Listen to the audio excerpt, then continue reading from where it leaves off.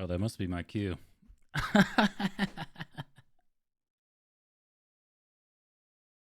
It's me. That's right. Get your bills out of your pocket.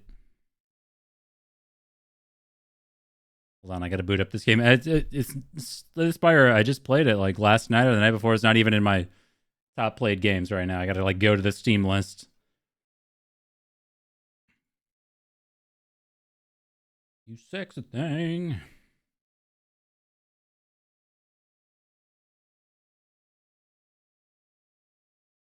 Yes, sir. All right, getting things situated. Yes, this is the second stream in the day. I did say I was gonna be back. I did say it, and I meant it. What the hell is that cursed emote? Oh my god. X420 so lol. Oh man.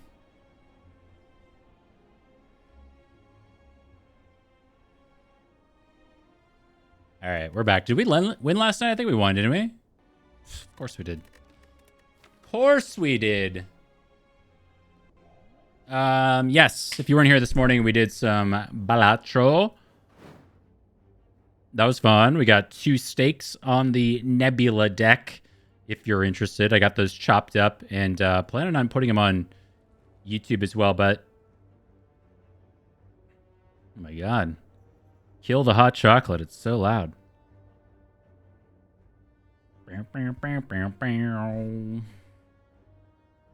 I got those chopped up for YouTube, and I have everything but the thumbnail ready to go for a YouTube video tomorrow. So got that edited down, got that encoded and exported. Oh my goodness, it took forever, but it is done. What up, robot? Or maybe it's French for robot.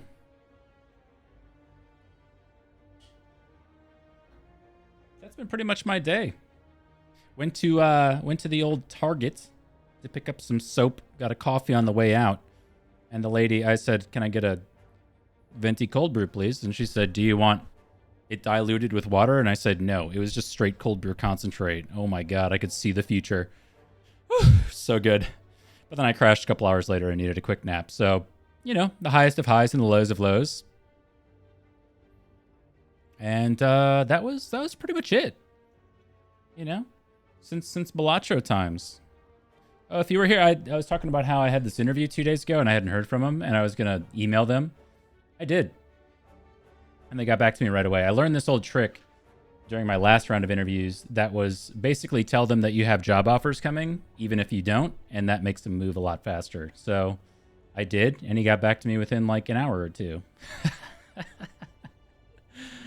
Oh, when you're hot, when you're hot, when you're not, you're not. What can I say? Learning the tricks of the trade. Emo like bird. Thank you so much for 11 months, my friend. Happy 11th Burb Day and Bill Day. Thank you, thank you.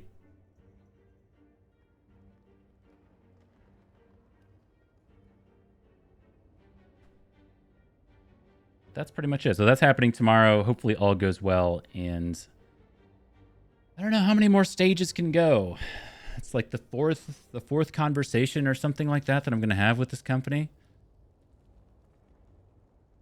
When will it end? Usually they go like 4 to 6. They might throw in like a presentation or something like that at the end. So I'm hoping that like it'll either go to offer after this or maybe presentation or something. I don't know. I can't imagine. I'm running out of like chief ding dongs to talk to, man. It's like, hey, we need you to talk to director so-and-so. I talked to director so-and-so. We need to talk, what's that guy's name? He's like VP of market strategy and business development. Okay, I'll talk to VP of market strategy and business development. Talk to him, it goes fine. Okay, we need you to talk to VP of, I don't even know what his title is, sales and support or something like that. Okay, I'll talk to VP of sales and support. Like, who else is left? Who else? How many, like, honestly, this is my problem with a lot of these jobs. You end up talking to, like, it's really like 4 to 8 people. Some of them move a little faster than others, but it's like you just regurgitate the exact same information over and over and over again. Like, can I just record myself giving these answers? Because y'all ask the same stuff at every single company. So frustrating. What are we doing here? Hexaghost? Of course. We don't see the Guardian anymore. Guardian is in hiding. Put him on notice. But it gets so exhausting, man. These paths kind of suck, don't they?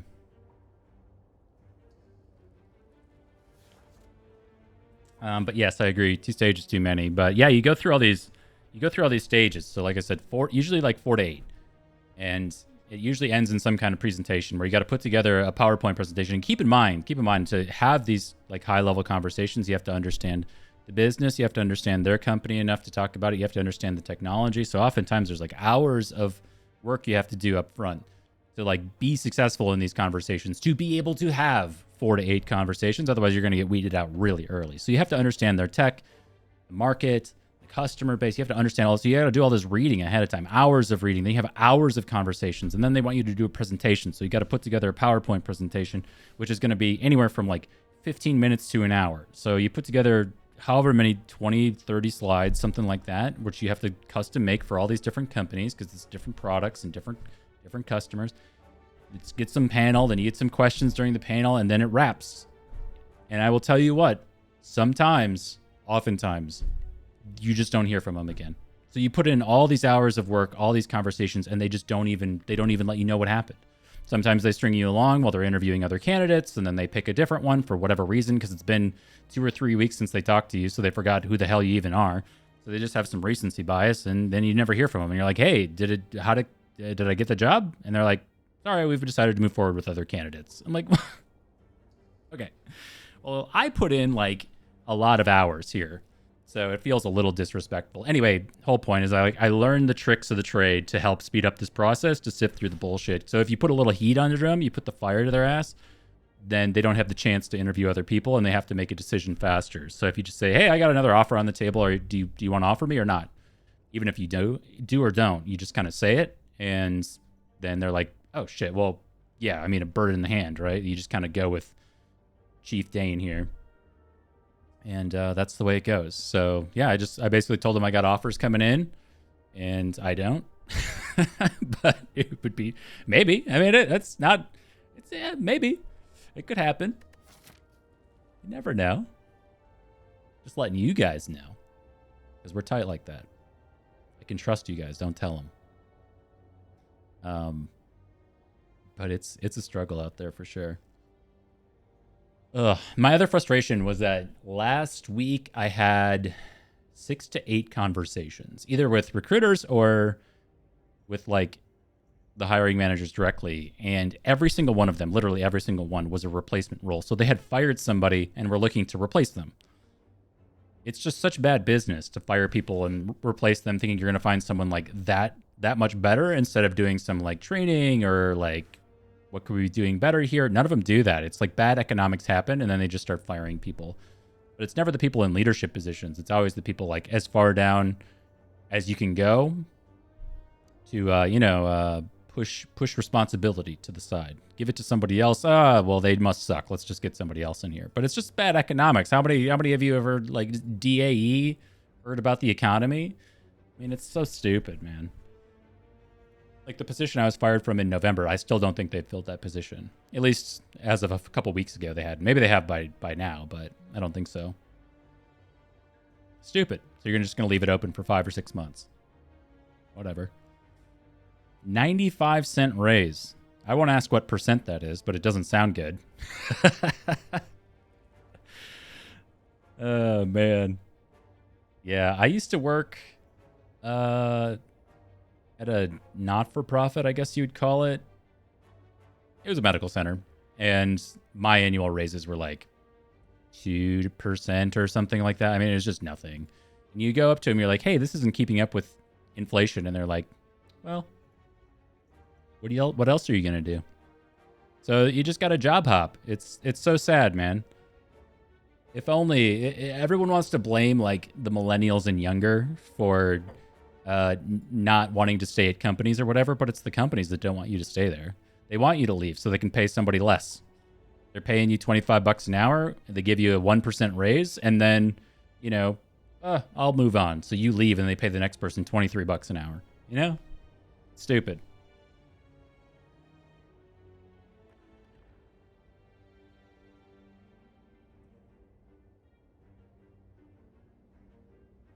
Keep up with the market rate, not inflation. So true.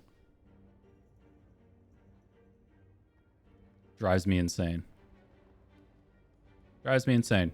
Meanwhile, my rent's going up 10%, you know? Like, oh, okay. A grocery bill from like compared to 2 years ago, it's got to be like an extra $80. It's crazy. We used to spend like $100 a week or so, maybe a little more, and now it's like close to 200 for I think less stuff, the same or less stuff. I mean, it's wild. And then the products are smaller too. I've noticed the shrinkflation on a few of those things. So I guess I just eat less. I mean, I don't know. Anyway, woes of being, I don't know what, alive. It sounds grim. I don't know. Not alive, whatever it is. Part of society. We need more. I was talking about how I watched one of those van life videos on YouTube, and then they just kept popping up in my YouTube feed. And I didn't keep watching them, but you know, in hindsight, it's like no wonder all these people were trying to like live in a van and drive around, because your van payment won't go up, but your rent payment sure as shit will. I mean, your insurance will maybe go up or whatever. I mean, gas might go up or whatever, but like, you're all paying for that stuff anyway, so why not have it be your primary residence, which has a mortgage, right? So we're gonna talk about like say most people probably do like hopefully like a 5-year auto loan or something like that. So you got a 5-year mortgage, and then you just keep up with your insurance payments or whatever. You just kind of park somewhere, so you probably got to pay to park somewhere. I mean, it's not convenient. I wouldn't do it. I'm not saying I'd do it, but I understand it on a greater level now. You know, like, these people were the smartest people in the room. When all these people who got vans in COVID and everybody laughed at them. Little did we know they were the smartest ones in the room. If you didn't already have a house, now everyone's screwed. I overheard a neighbor of mine.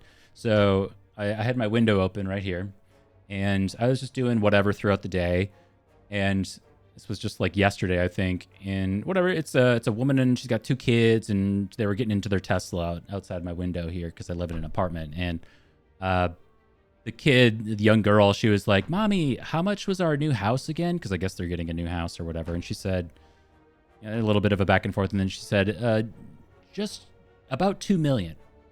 And my mind exploded, like about 2 million on a house, and she lives in my apartment complex. I'm not buying a $2 million house. I can promise you that. Like, there's no way. Like, I'm just like, what is right now? You're buying a $2 million house right now? Damn. Can I ask what your mortgage payment is? That's wild. Can I ask you about PMI?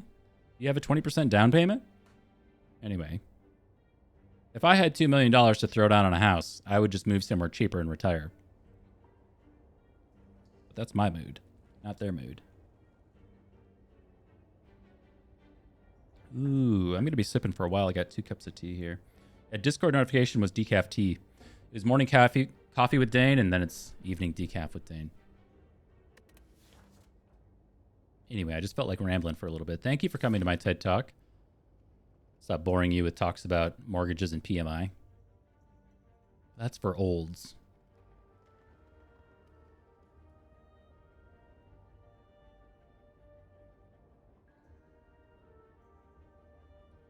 I make you win the Powerball.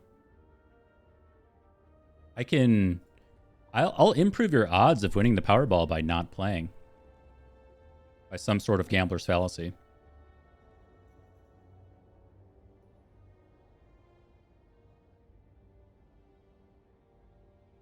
How sick would it be? Okay, so hear me out. How sick would it be if the Powerball got to over $1 billion? And I'm just thinking about when I lived in Minnesota. I think the population in Minnesota was like 5 million or something like that. What if you won the Powerball over $1 billion, taxes come out, and then you just gave everyone, you split it with everyone in the state? Everyone gets a little bonus. It's not a lot. It's Is that 1.23 billion? Okay, I didn't even know that. Okay, so it's over or over $1 billion right now. So you live in, let's say you live in like New Hampshire or Vermont or Maine or something like that. You live in one of these smaller states, or like Wyoming. What if everyone in Wyoming just went in and was like, we're just going to split this. If we win this in Wyoming, everyone in Wyoming gets a check. Everyone's going to get like a couple $100. How sick would that be? Most of them come out of California just due to like the number of people playing. And California being, is it the most populous state? It must be. But everywhere else.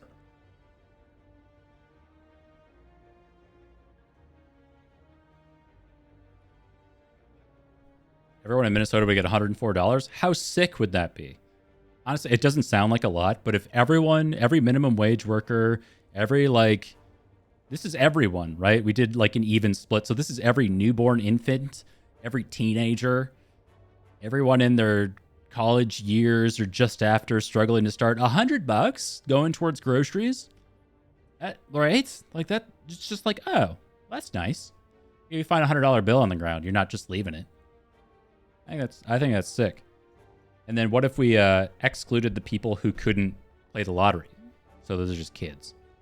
So no kids, nobody under 18. Then everybody gets like, $120 or whatever it is. I mean, that seems fair to me. Sure. Why not?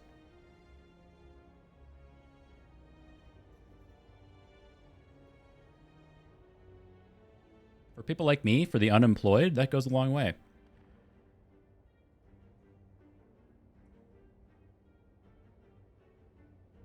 And for Panth, that's like, think about this. $104, that's like 104 hours worth of your current raise. I know that's a little sad to think about, but that's pretty substantial. That's a couple weeks. That's nice.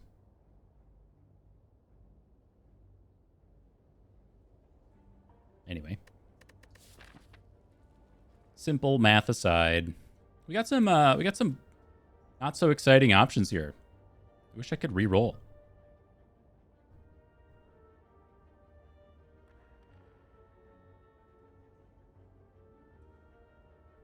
One of my goals is to play a little bit faster. When I was editing my YouTube video earlier today, I was like, shut up and play the cards. To me. I'm thinking to me. There's nothing about listening to yourself ramble on about stuff that you've already talked about. I don't want to listen to a podcast with me. I've already talked about it. Yeah, I already had these thoughts. I want new ones.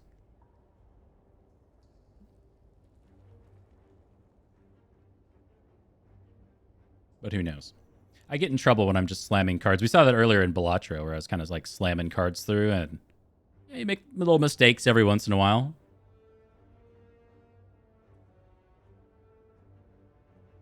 I rang for a new thought, and you arrived. Thank you for being my one and only.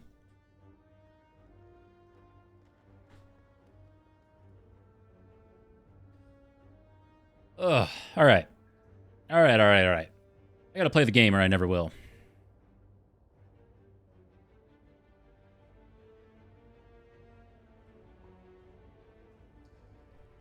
I'm just kind of hesitating here because, like, if I had an easy option, I would just pick it. I think the option that I'll take is transform a card. Really sad start, but it allows us to potentially go on this like 5 combat path, which ends up being 6. It's only a single elite, but our other paths just aren't that exciting.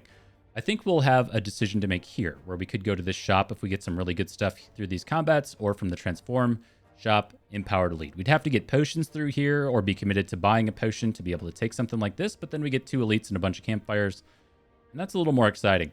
The downside of this type of path is that we have 1, 2, 3 events, and that's awful. I'd almost rather just take the extra combats to get cards. This path allows us to take just a single event right here, so it's something like this. Right? If we are feeling good and confident with our potions and stuff, maybe we try to take 2 elites like this by jumping that campfire. But we'll see what we get from this. Oh, my Lanta. That is a terror. I mean, defend for terror.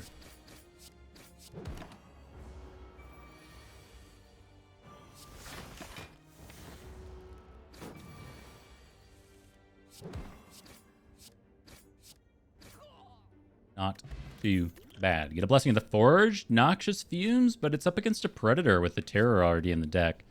We just take Predator. Now, unfortunately, we got a bunch of cards that want to say plus.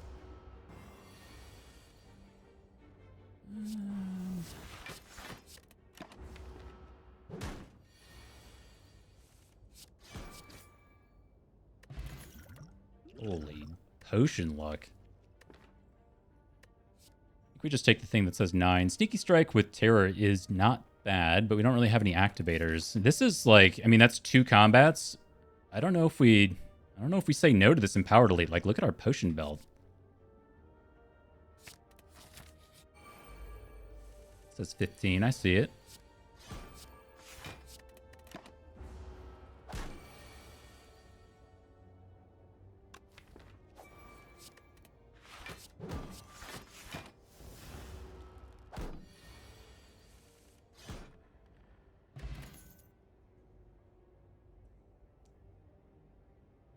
I do love Crippling Cloud. I think the deck's going to get a little heavy. We transform to defend. Maybe we just take this backflip for some, like, Sentry Insurance. I mean, it's just a great card going into the later portions of the game. I mean, I really do value taking out an early Empowered Elite, and the deck is strong enough to do it. Maybe we go for that. We take this extra Campfire. And then instead of this Elite over here, we just take a bunch of Campfires because we've been very fortunate to end up in a situation where we just have cards to upgrade. Right? So maybe we do that.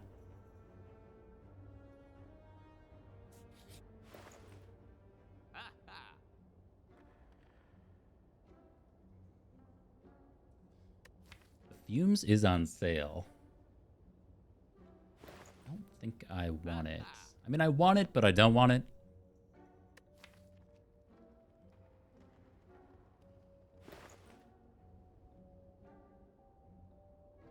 We could really think about removing another defend. We've added a backflip, transformed 1 into a Terror.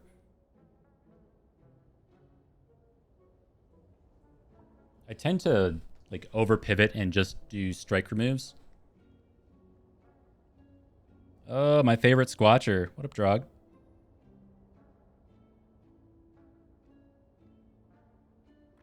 We have exclamation point Spider now. If you haven't seen the Spider command, it's one of my favorites. I put it in the bot. I put it in the bot because I'm always looking for the copy and paste of the Spider. It totally breaks Twitch, and I don't know why. I don't understand it, but you can copy and paste the Spider and go troll other people's chat with it.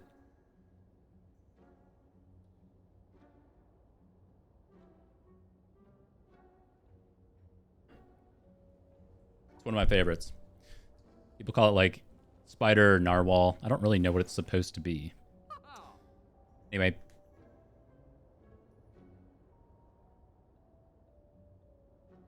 I was talking a lot about card quality when it comes to Noxious Fumes. I think maybe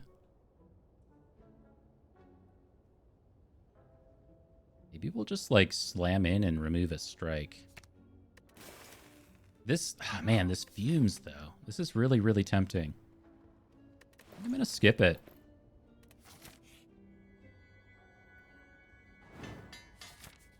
Yeah.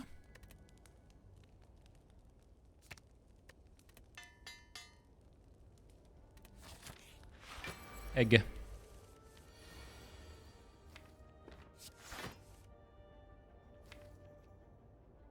Okay.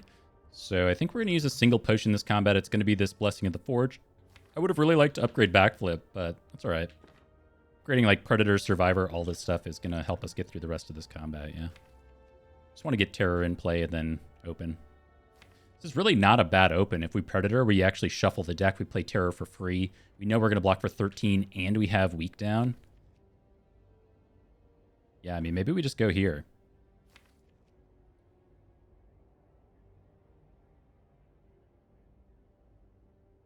Or we, like, play Terror next turn, potentially. And then end turn and go for some other open. The bad bet is if we don't get Terror, then it's just kind of sad.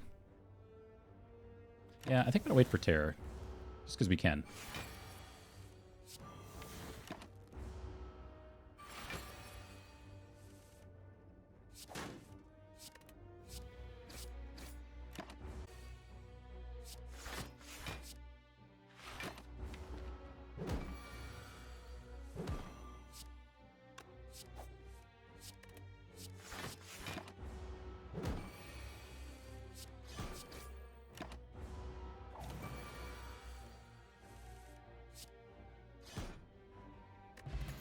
Clean. We get a Tingsha, second Entropic Brew. Okay. Accuracy. This is spec accuracy, but we're like for sure taking shift cards if and when we see them. The Tingsha is just kind of sad. Love building into a Tingsha. I think it'll do stuff. We have Dagger Throw and Terror. It's possible we build into that. And Grand Finale is here if I really wanted to do the Grand Finale thing with Dagger Throw and Backflip. I mean, I don't, but it's here.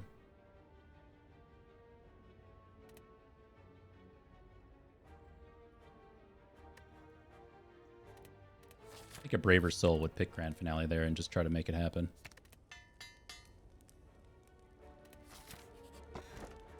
Ooh. Don't say mum.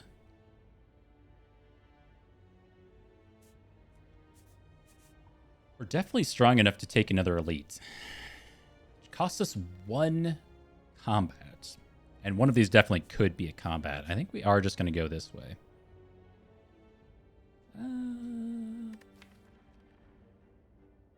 Free adjacent remove. The thing about removing a bunch of cards going into Hexaghost is that it's not actually that good. But we have card draw on Backflip and Predator.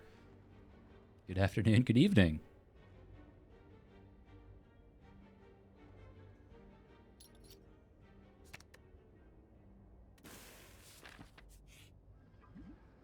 Nope. We no longer participate in Scrap Ooze. Ooh, interesting. Show me Terror. Yeah, boy.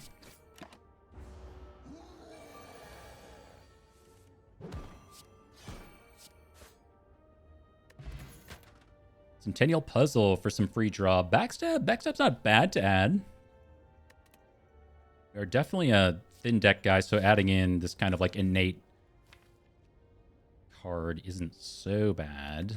If we were closer to like, I don't know. We're close to doing some kind of like discard infinite, and then we have Tingsha right here. So adding cards is kind of weird, but we do need something to get through Hexaghost. I don't know if we quite have enough just in the deck. Now, Backstab definitely doesn't get us there, but it's a card that exhausts. So I don't mind adding it. We upgraded to defense, so I think we're just upgrading like Dagger Throw to say plus. Really nice to get it on an even number as well with something like Terror in the deck, so it rounds appropriately.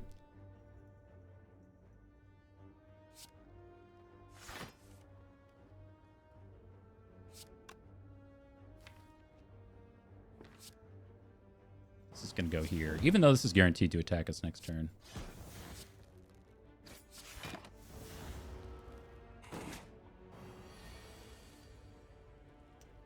Yeah, I was a little worried about this. This is 32.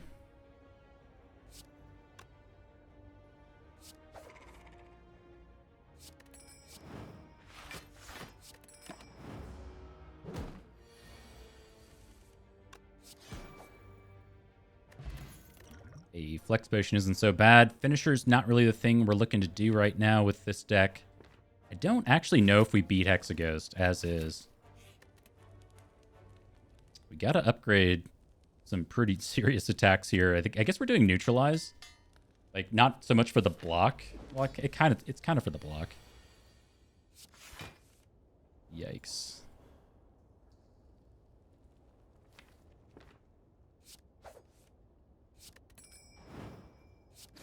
A little nervous.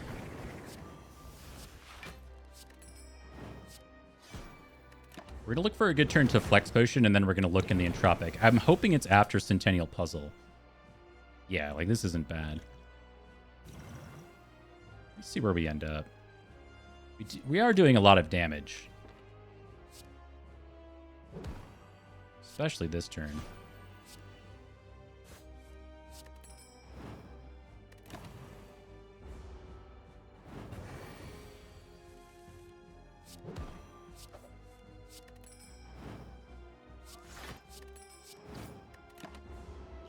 I guess we don't need that.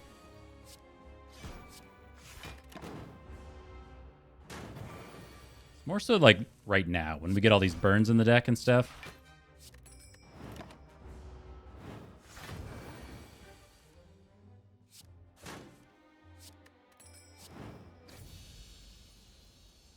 Very good. Malaise, Nightmare, and Alchemize. I think Malaise pairs pretty well. It says Exhaust. We've got a bunch of like upgraded block cards in here already. Helps us beat like a Book of Stabbing, something like that. We do have the Mummified Hand. And I really like Alchemize Plus with a card or a deck like this that's drawing a bunch. I just think Malaise plays so well. I'm just going to take it.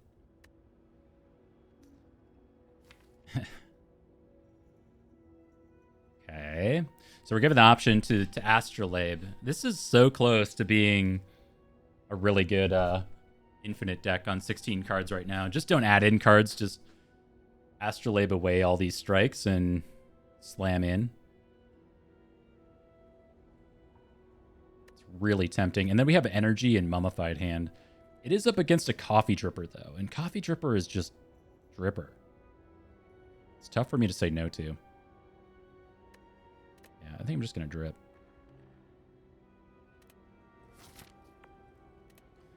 A Collector is the boss here. We came out of Act 1 doing okay. The fourth energy, more than anything, really enables pickups like an Acrobatics or something like that, so we can start leaning into the Tingsha thing, start drawing back into more impactful cards. That is ultimately why I like it. Now, Act 2 elites are not going to be terribly kind to us, just because we have Coffee Dripper, yes, but we also I don't think we deal with like Slavers or Wounds very well being on a 16-card deck, so that's something we have to be cautious of. We got to get an advantage from somewhere. What are the discard infinites for Silent? There's a lot of different ways to do it, so really what you're looking at is getting down to a thin enough hand where you can cycle your discard and draw through exhausts or whatever. So basically you can hold 10 cards, right? So you got to kind of think on those terms. But to answer your question very directly, it's really about getting cards like Reflex or Tactician with Acrobatics, so you can cycle through and draw a bunch of cards, fill your hand to 10 and cycle back around. You can mix in like Eviscerate into a combo like that, or you could even, I've had infinites that just use Neutralize as a damage source, because all you have then, you just need to go draw positive and energy positive.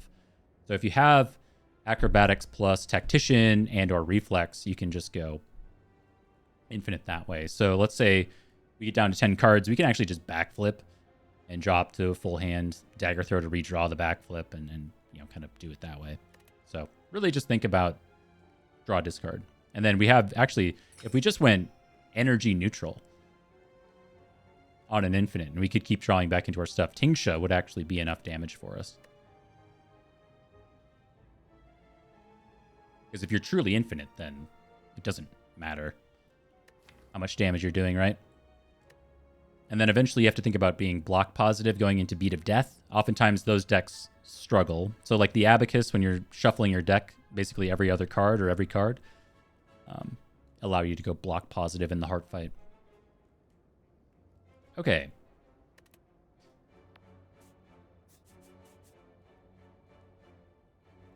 Yeah, Eviscerate can do it. Actually, Sneaky Strike can do it as well, because it refunds itself. So if you're drawing and discarding. Anyway, so our biggest nemesis this act are going to be like Chosen. Chosen's a pretty bad one for the Silent. We do have a lot of skills that we play, but we're just going to kind of slam in and see what we get. That Dagger Throw is a damage card with Tingsha. It's pretty sick. Taking one for puzzle.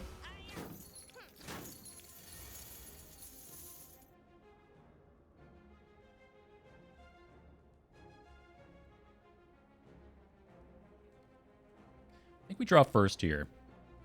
So we got 0 in the draw pile. So if we shuffle right now, we won't draw any of this stuff, which I think is just good. We want to get back around to Predator, because with Terror, that's going to do 30 damage on its own. The only thing we'd want to redraw here, backflip itself, and maybe this Defend Plus. Yeah, it's always a damage card, except when it isn't. Now it says plus plus.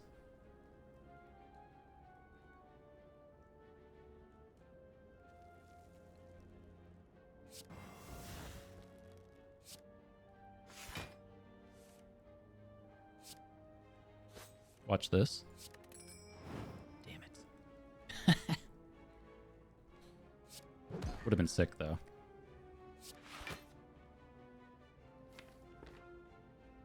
I think not drawing Malaise is maybe more damage.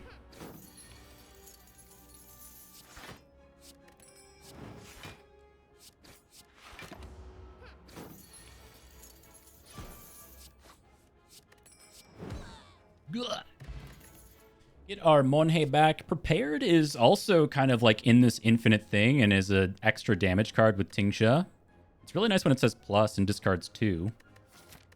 I'm going to keep going. Like, we're very close to making this thing pop. Okay, Chosen is like one of our biggest enemies. I already talked about it, but here she is.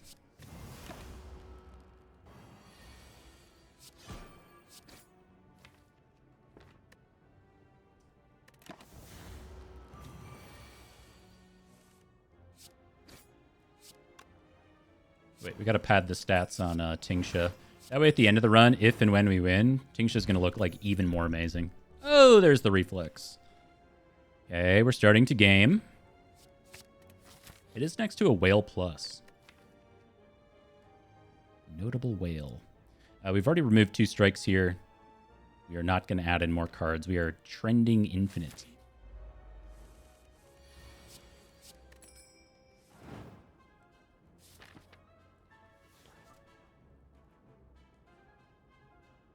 I'll say 53. That's very rare.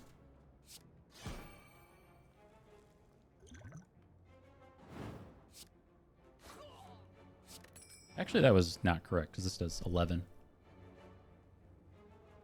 Oops.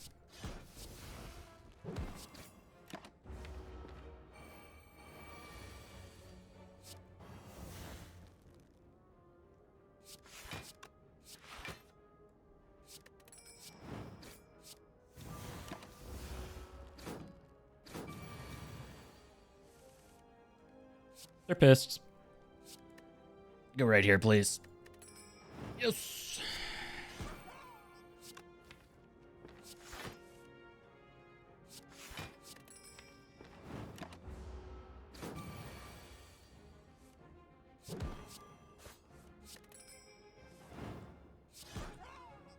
The deck owns.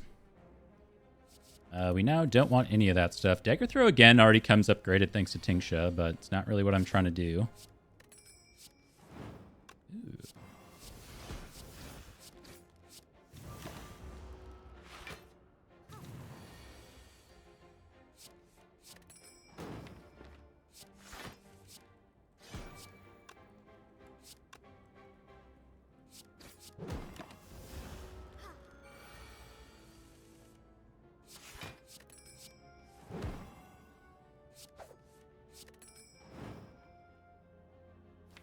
So close. What's also nice is we don't have any setup relics to worry about. We just like smork in. Getting a Blessing of the Forge. Blade Dance, I mean, I really like it, but I don't think it's what we're trying to do right now. I think I'm being a little bit greedy with these, the lack of card picks, I guess. Gremlin Leader. Pretty poor turn 1, too. If we upgraded this, this would do 15 plus 9, 24 damage. We could kill you, so we wouldn't be guaranteed to be attacked next turn, but it does cost us our Blessing of the Forge.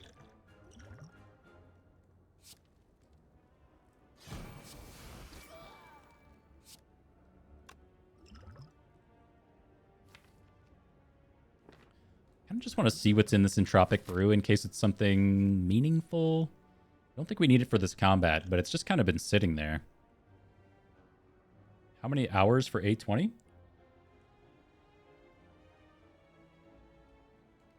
You mean to get to Ascension 20?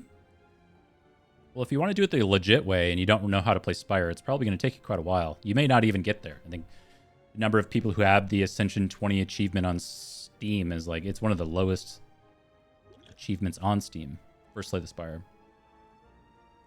So if you're looking to start from 0, you just picked up the game and you're trying to get to Ascension 20, odds are you probably won't get there. Harsh but true. But if you're looking to grind it out, I don't know. It's been so long. I have no idea. 100? Couple hundred? Maybe? Pick a character, stick to it. Maybe it'll take less time. It's hard to say. I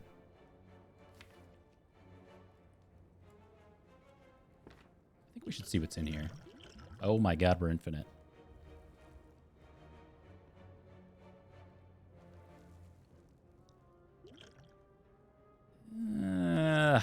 See, now I want to save this power potion for the collector.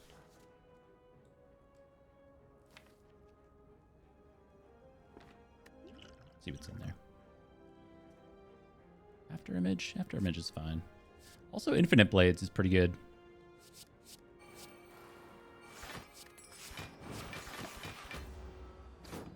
That's right. We have this mummified hand. We have no powers.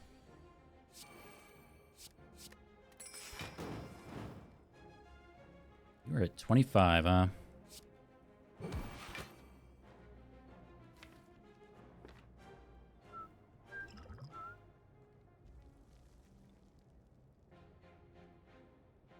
We don't have a good way of doing 25.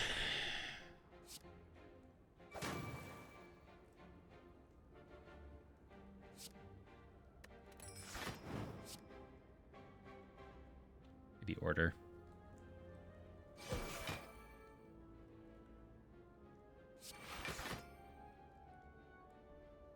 And I guess we're just taking 9, right? Could do this, take less, take 10, excuse me.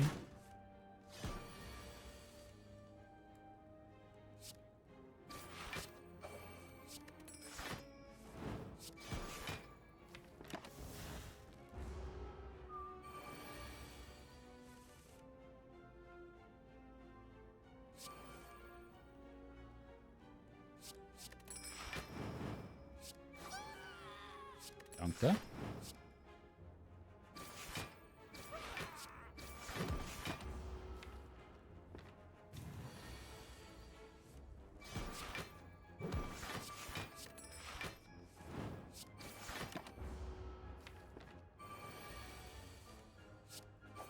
All right, not too bad. What do we take? 10? Whoa, bug. A little ice cream. Blessing of the Forge. Kelk Gamble is here, man. Kelk Gamble with... I mean, just that all this stuff is upgraded and it's so sad. I mean, I love a Cloak and Dagger. We should probably take this Calculated Gamble. Hell of a damage card with Tingsha. Yes. Transform 2 on... The thing is, if we get rid of all of our strikes, we don't actually have any damage cards. And then maybe we just, like, dodge this next delete or something, or look to remove 2 cards. Dagger throwing backflip for 2 strikes? I mean, that's incredible. Something amazing? Yeah.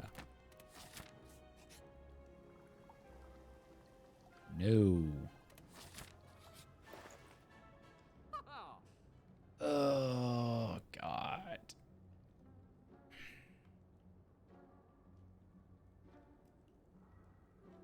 Okay, this shop is tough. The shop is particularly tough because we need plans or the plans effect to make our lives a lot easier. Medical kit, long term, we're talking like Act 4 elites and the hard fight. Medical kit enables us to get an infinite going if we're kind of straddling the line, and then the preserved insect is preserved insect. But on top of all of that, we also need to remove cards.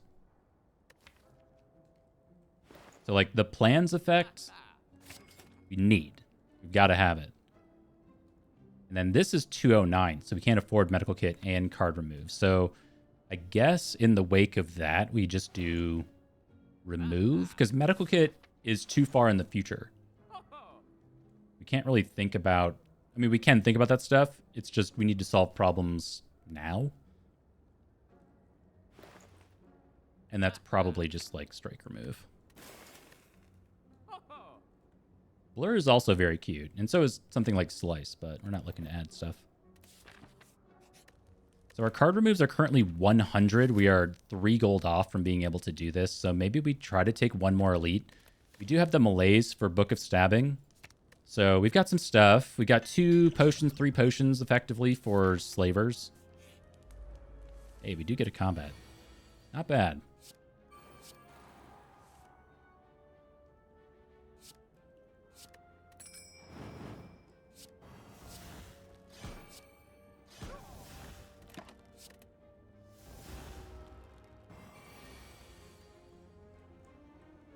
Don't like you, lady.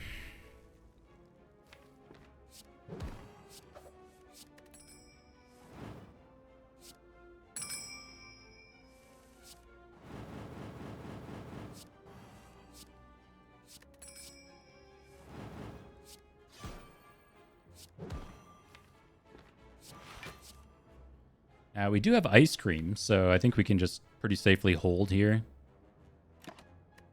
I guess like single backflip for some draw.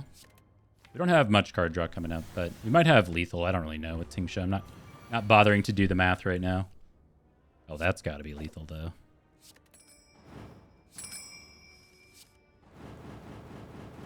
Yeah, buddy. Blur Plus. Now that's a quality block card. It is up against a footwork, and we have... what's it called? Mummified Hand? I think we just take the Blur, though. It's crazy. Hey, Slavers. So Slavers is always going to be one of our more difficult combats.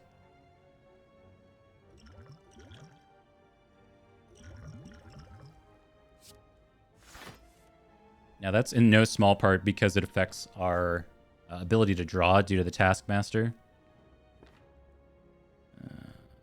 Sure. That was pretty freaking sick.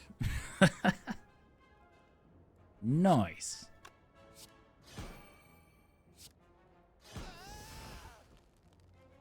Freaking sick, brah. Okay, I don't have plans in play, though.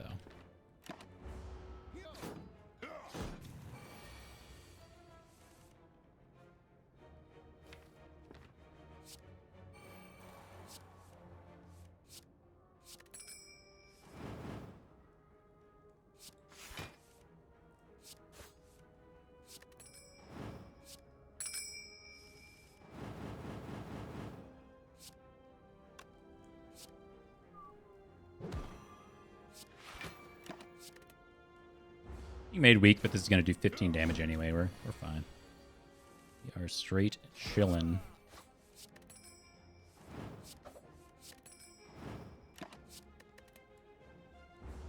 Yeah, this run is honestly just kind of like fun to play too.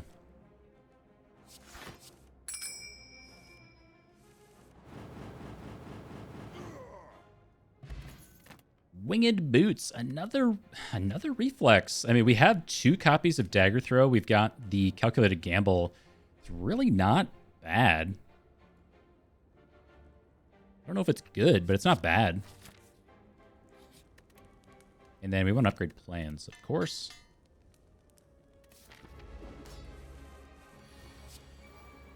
What a draw.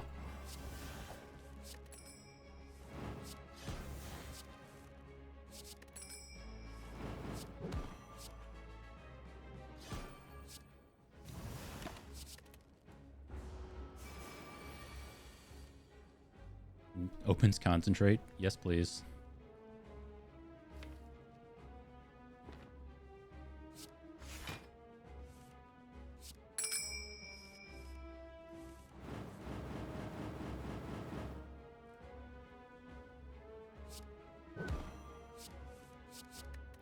Gamble me? No gamble, huh? Oh, it's in the discard.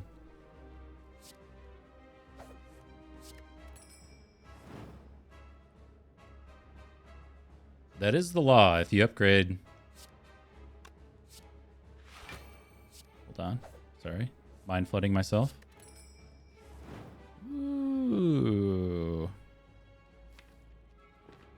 You upgrade the plans, it summons the upgraded the upgraded plans, aka Pyramid. So we could keep going here. So this is what when you asked earlier, like, how do you go infinite? So this is an instance where we don't have energy positivity. We have a lot of card draw. We don't have infinite card draw. We're close with Gamble Plus and these reflexes and stuff. But you can just see that we don't have infinite energy or a way to get infinite energy. So Sparkle saying, just find Concentrate. That's a way to go energy positive. So those are the kind of things that we're thinking about now if we want to go infinite. So we need card removes, and then we need some way to go energy positive. So Tactician, Concentrate, something like that. Are we winning? I don't know if we're winning yet, but we're having a good time doing it.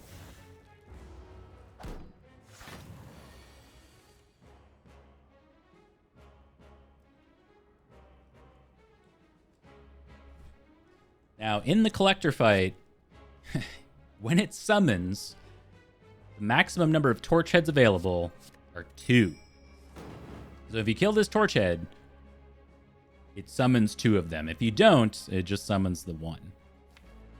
Cannot tell you how many times I've made that mistake. That comment is mostly for myself. Do it way too often.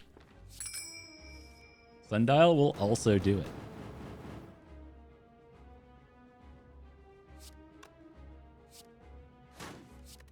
I get blur. And we also have this ice cream sitting here.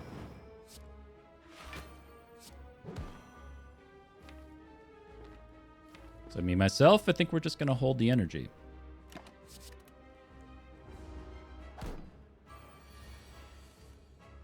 Yeah, I mean, I think you were right, though. I think you got on the nose. The tactician, or excuse me, the sundial would be sweet, because then we wouldn't have to have an extra card in the deck. We'd go energy positive on the relic bar instead.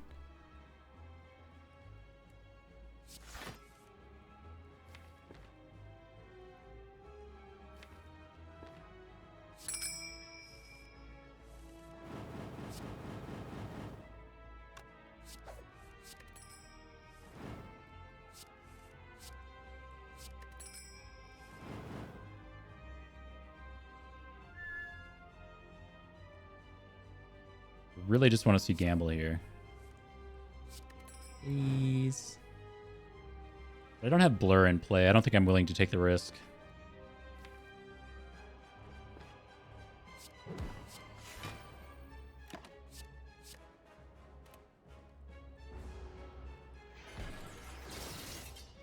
You mean outmaneuver is the card.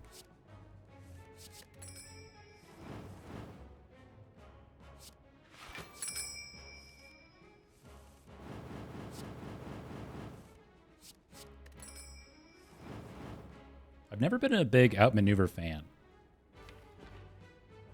I don't know why. Other people love it. I don't know. It just doesn't do it for me.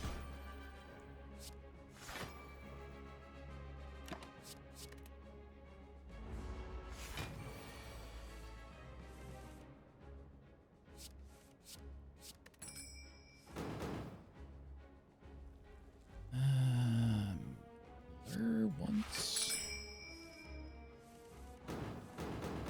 What was it referred to as, like, linear energy scaling or some shit? I don't know. It, like, kind of made the rounds for a while in the Spire community. They were trying to get all big brain with without maneuver.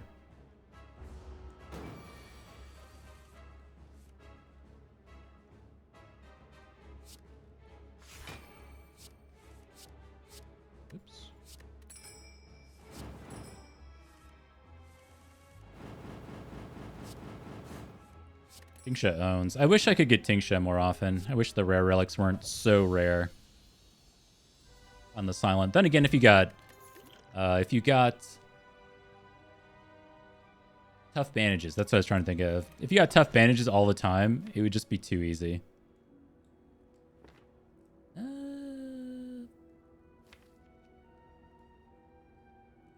Maybe we Black Star with these wing boots. Pandora's box is cute, but it's only 4 defense. We got rid of all of our strikes already. It would be a way to remove all of our defense, and we have 2 backflips and a blur and a survivor. So it's really, like, it's not good, but it's not the worst thing. Ring of the Serpent being -1 card draw on turn 1 seems bad when we have a backflip in here. Or not backflip, a backstab, excuse me.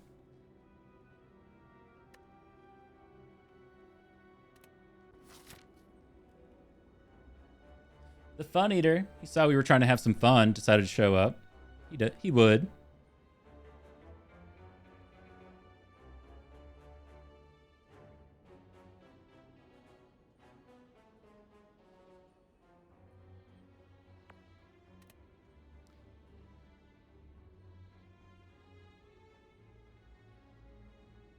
Okay, there's all of our Black Star value towards the tail end. We can get 1... This is 1 jump. This is 2 jump. This is 3 jump. If We want to do it that way. We do not have an early shop. We would have to go to this one. It removes 100. Getting 2 removes isn't the worst thing. We're probably just going to start here anyway, so maybe I'll just do that. Our upgrades are pretty simple, if anything. Getting our reflexes upgraded is like okay, just so we can stack our hand faster. What up, Revron? We were gonna connect last night, but I don't know when nighttime is for you. We'll have to pick a time. I have a follow-up question. I think the question I was gonna ask you, I have solved for myself.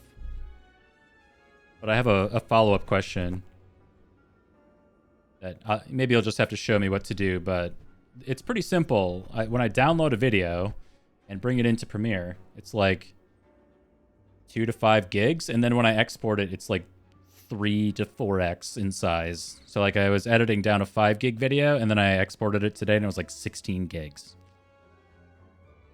What the hell? How do I make it not 16 gigs? Oh, you didn't get online? All right. It doesn't make sense to me. I think I read something once kind of on why it was happening, and I was just, it didn't make sense, because it's like, I'm bringing a video in, I'm reducing the time. It's a 2-hour Spire video that I'm cutting into an hour and a half. I've removed 30 minutes of time, and yet somehow, some way, it ends up being bigger. What the hell? What's the deal? What's the deal with that? A little suboptimal.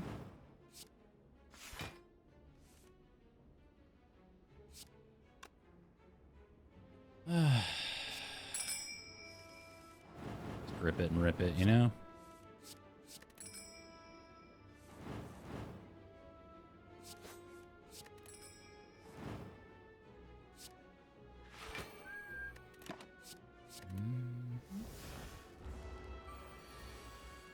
I mean, I get that YouTube. So Twitch. Let's say I'm downloading from Twitch. I get that Twitch probably compresses and encodes the Christ out of stuff for reasons.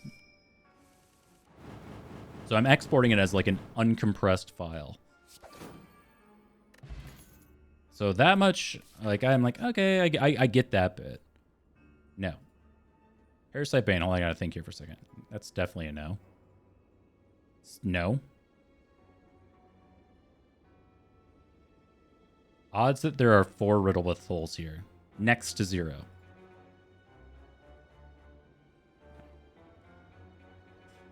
Alright.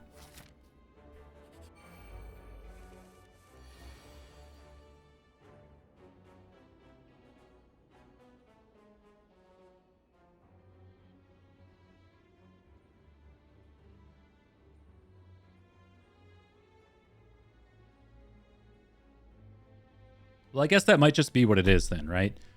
It's just an uncompressed video. I'm not used to the file sizes. But it's like I download Helldivers 2, and it's... Actually, I don't know how big that one is. Maybe that's a bad example. Most video games are smaller in size than my hour-and-a-half Slay the Spire video that I uploaded today. How is that possible? Like, conceptually, I don't get it. I get that I might be a bit of a monkey when it comes to technology, but what the heck? That's crazy.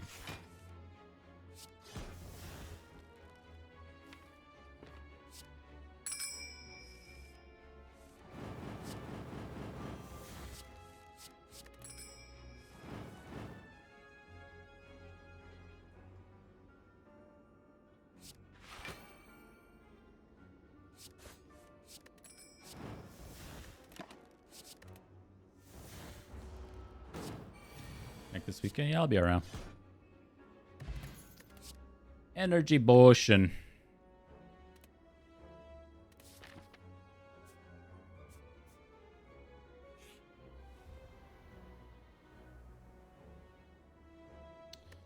Free card removes pretty sick. I mean, we would like Dagger Throw to stick around, but We're not losing either of those. In theory, if we're infinite, terror doesn't matter either. If we're using Tingsha or any other form of damage, if we're truly infinite, having some kind of multiplier just speeds things up, and it's largely irrelevant. It helps with things like Time Eater that we're going into, or whatever. But it's unnecessary. But then again, it says exhaust and 0 on it, so we're just going to yeet the dagger throw.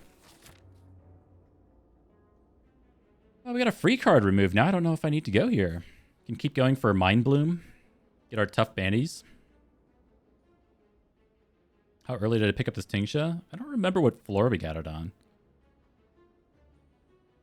I think it was from the first elite, like the first empowered elite we did. We pivoted to do the empowered elite, and then I think that's where we got our Emerald Key and Tingsha as well. And then we did... Which one of these was from the chest? I don't remember.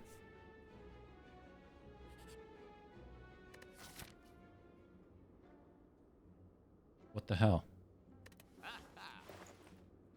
God, this song's so fucking good. Floor 7? Oh, it says on the mod right there. Floor 7. Reading the mod explains the mod or whatever.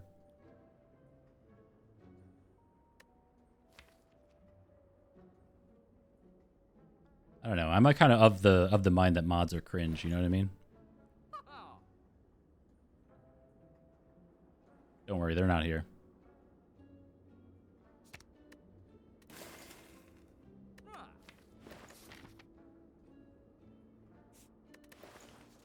I'm solo modding tonight. Oh, you just noticed too? I don't know. Who reads all this stuff? Data's for nerds. Isn't Apotheosis insane? Not really. Most of the deck is upgraded that we care about. We're going to get a few campfires. We have to recall at one of them. We're just, I mean, like, what would you upgrade here? The reflexes are nice to have upgraded. You don't need them, but they're nice to have. Backflips maybe help, but again, we're just trying to go infinite. So the way that we go infinite is by removing cards and then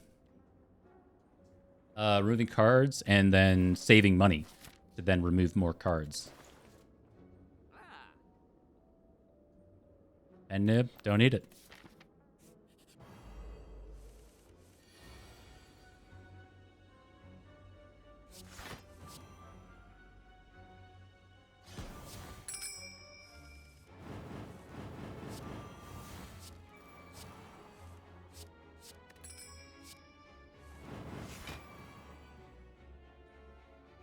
I think, given the combat, we're just going to do this. We could think about, like, regen potion here just to clear up the spot. I don't think we're going to take damage this combat.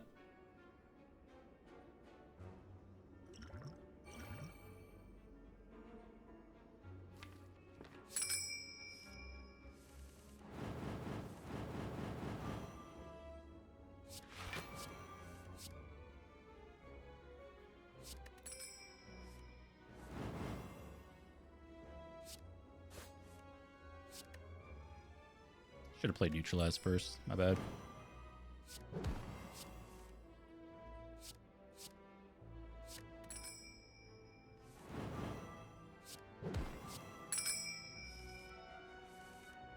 See how close we are? So close to infinite.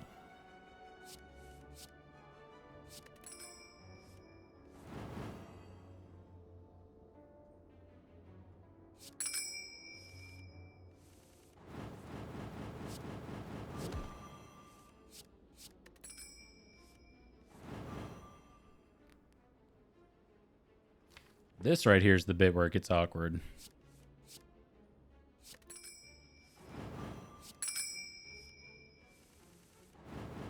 Imagine getting the falling event like this, and it's like, oh no, gonna remove your dagger throw. Oh no, don't remove my cards.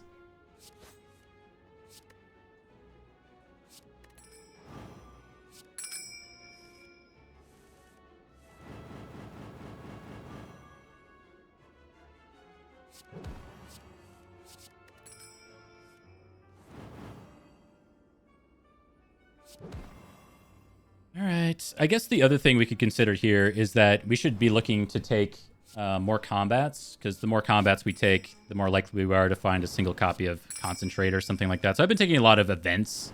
That's probably just incorrect.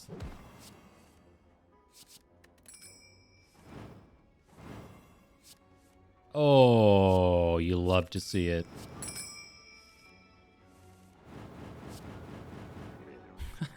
Oh shit! I drank the regen potion. I didn't even take the 5.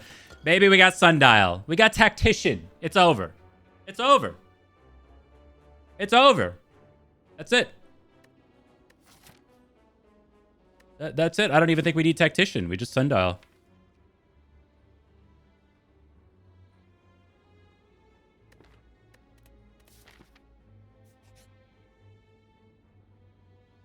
I mean, does this even matter anymore? It's a little cocky. This fight is scary. And we don't have a great turn 1.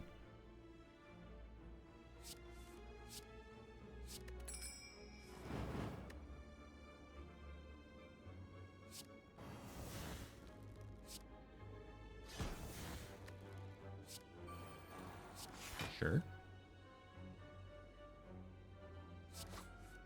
Oh. Well, we take Centennial Puzzle here. Like, taking 1 is not so bad. We draw that stuff with 0 energy, which is not meaningful. So I'm going to take the 1.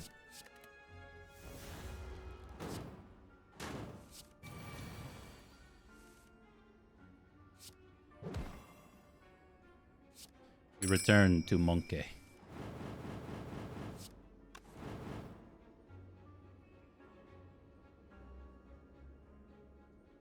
I mean, this is okay. So remember when I was talking about the medical kit at that earlier shop and why it's so impactful? So if we could get rid of all these burns, we would be back to being, you know, pseudo-infinite or actually infinite. With ease.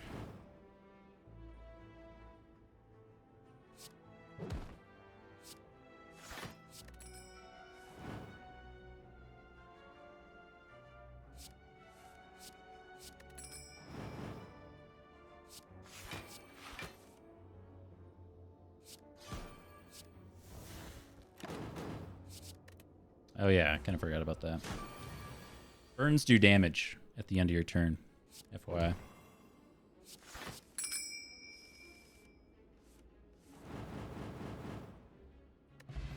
Devu Doll for 1 strength, sure. Deflect is a way to go block positive, but we don't want to add cards into this deck. It's not what we're trying to do here. So I guess like the next question is, like, our upgrades, do we take like upgrades here over elites? I don't think so with Black Star. I think we just slam in, get a bunch of relics, and try to win on the relic bar. Dude, we got ambushed. What the hell? Okay. Dolly's Mirror is here with this calculated gamble in the deck. I am awfully tempted to do that. I just feel like, do we need it? Probably not, but it sounds really fun.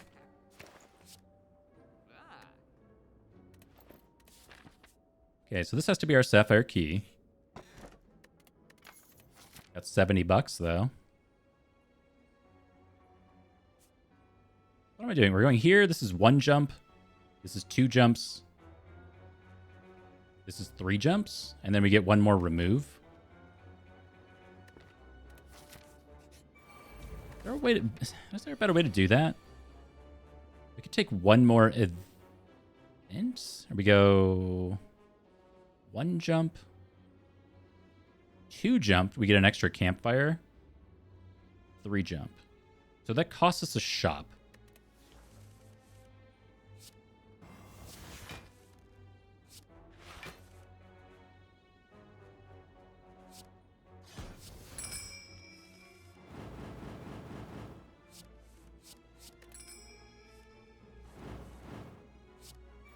My dial is being sunned.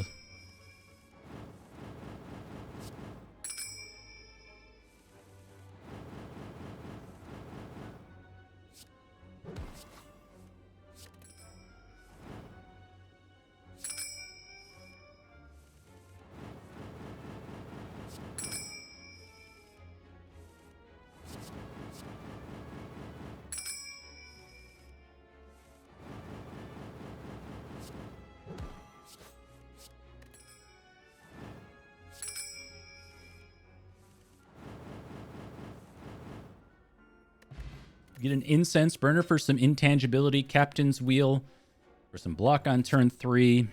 Another copy of Reflex. No, we don't need to add cards. No, no, no.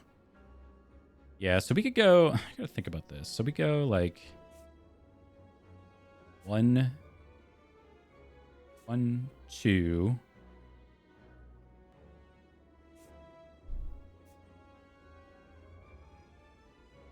Good night, Sizzy.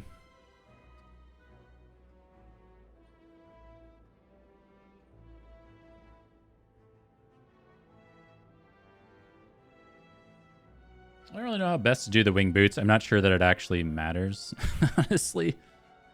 It's like, we could go 1, 2, 3?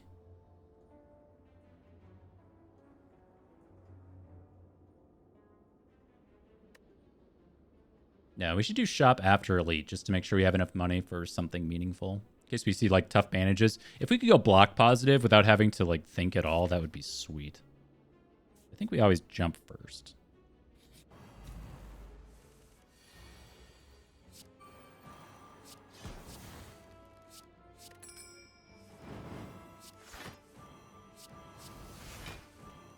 I would say that it's certainly not solved by any means. We can brick, it's possible.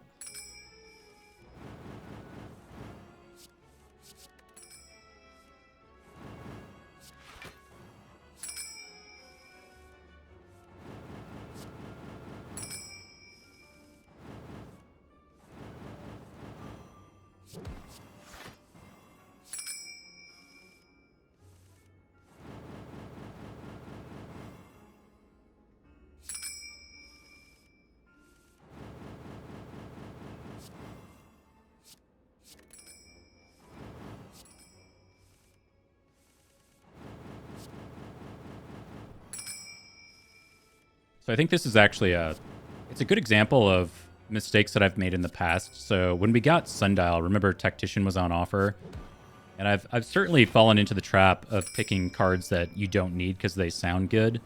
Like, oh yeah, of course we want Tactician with what we're doing right now, and it ends up actually being functionally worse, which is kind of interesting, right? Because it seems like it's just so good. Like, why wouldn't we want to do that? Let's get rid of you.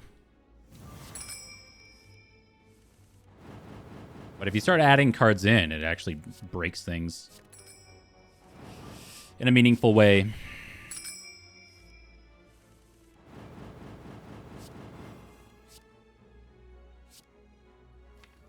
Well...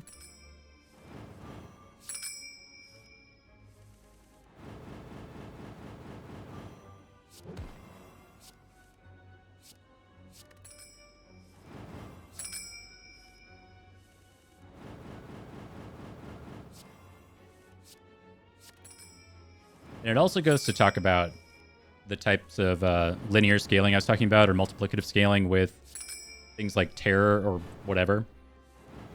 We drew both? We're not supposed to draw both. We want to discard one then, right? So we can draw it again. Not that it matters. Blue Candle's actually really good. Concentrate we don't need, but hey, we got like the thing. So Blue Candle allows us to play with Sender's Bane for 1 HP, and then we don't have to draw Sender's Bane again, actually making our Infinite significantly easier to set up on turn 1. Or it makes it faster. It might be relevant in some combat. I don't know which one, but, you know, maybe one of them.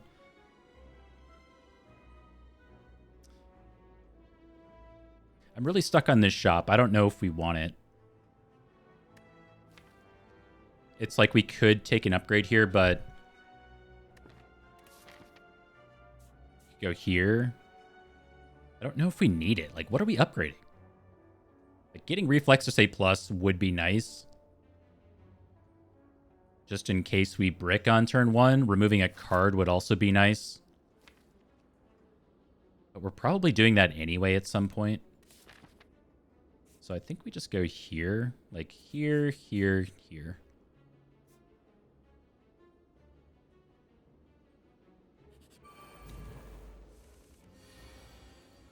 Oh yeah, we can use puzzle too. That's a great call out.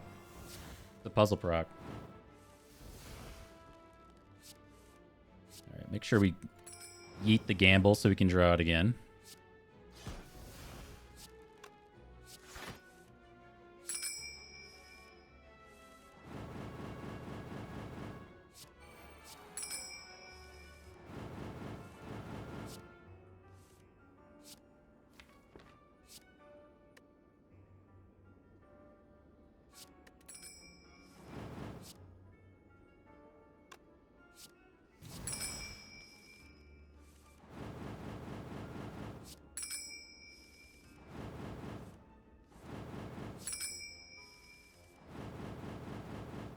So if we're given the choice to like remove a card versus pick up the Abacus, I don't really know what we're going to end up doing.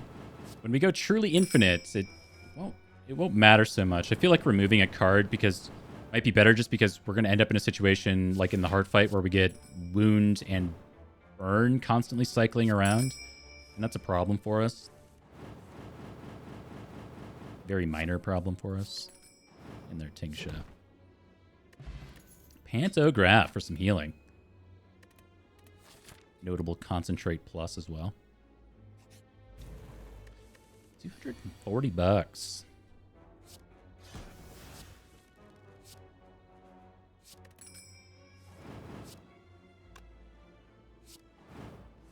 Got Pantograph anyway now, right?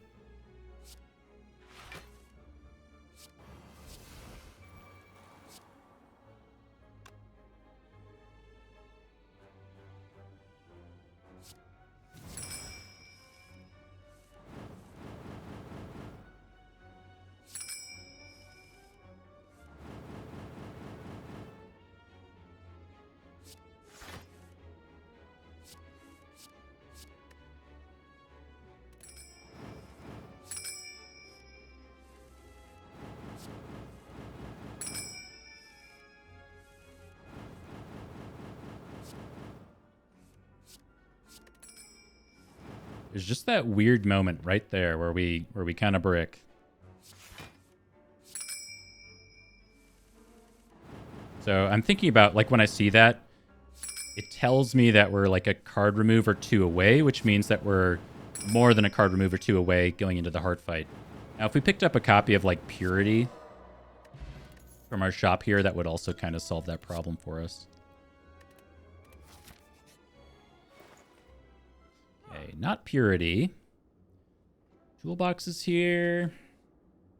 Nothing too meaningful. I think we just remove a card.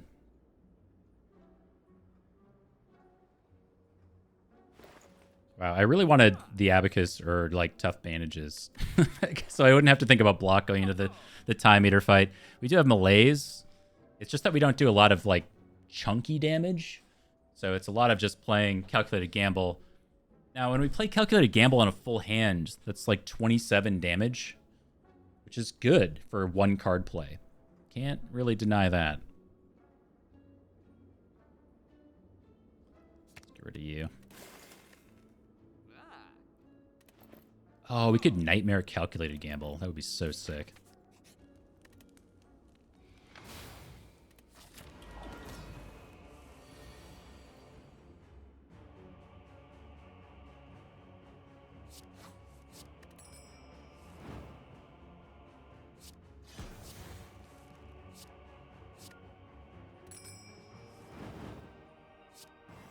Panacea. Call it a day. It's an idea.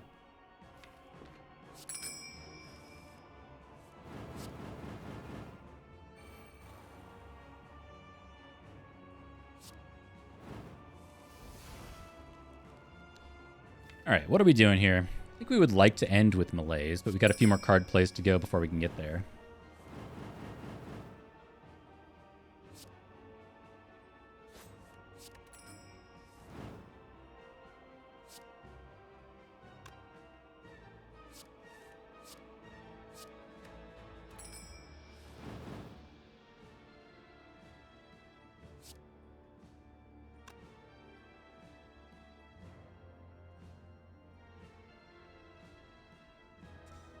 Or head rippling me? I think that one of the worst attacks is just like getting the slimes in the deck.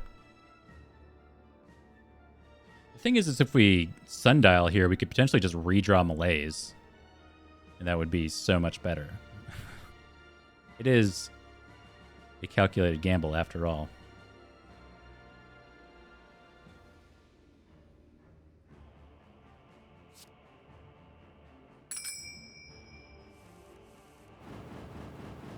I'm a genius.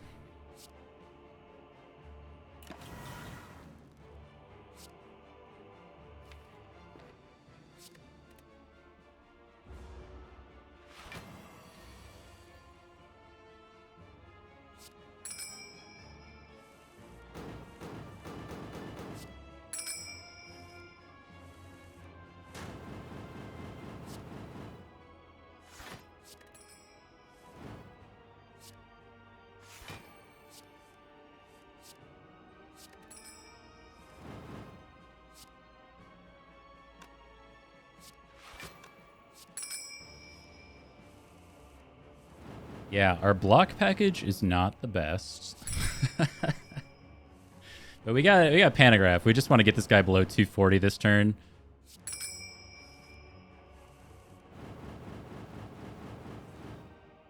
And then do our thing. So like 3 card plays here is probably fine. We take some damage, but whatever.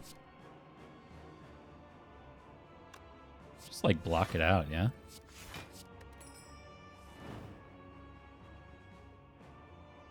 I always forget. Is it below 50%? Below. So we got to get below 240. I've made this mistake before. Unfortunately, we don't have a good way to do that. Other than like taking some damage, which is fine.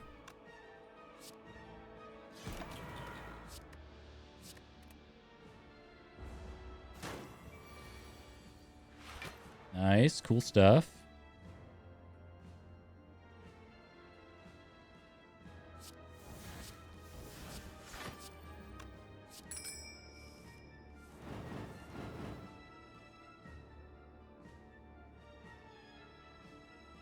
I don't think we ever do that much damage, but at the same time, I think we just want to like play cards and stack block.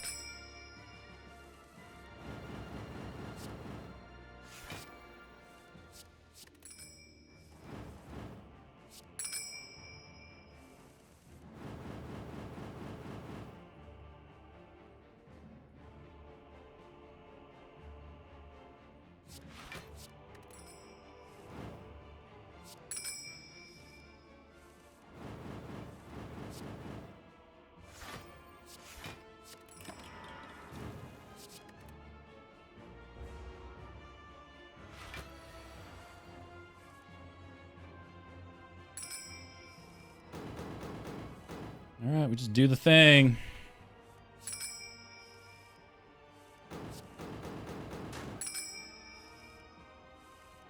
They call it calculated gamble, but I ain't counting shit. We're slinging cards.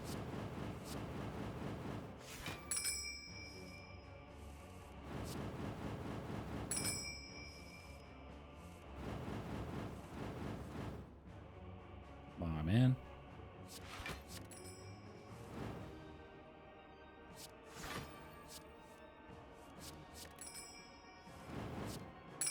Please, Spire. I'm just trying to stack the Tingsha stats. Stack the stats. All right, well, I mean, I think most people would probably have said that Time Eater was going to be one of our more challenging combats and made pretty quick work of it.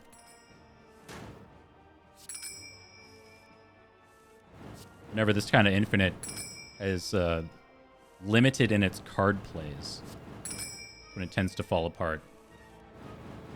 The real question from this point will be, do we go block positive in the heart fight? We should.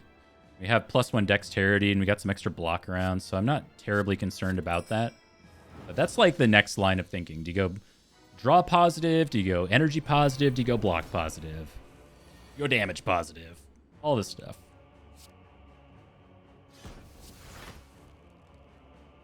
Be pissed about it, see if I care.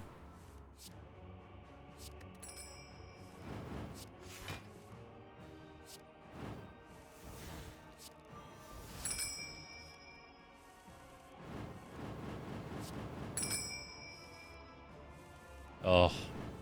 And the dollies on the calculated gamble just turned this into a dream run for me.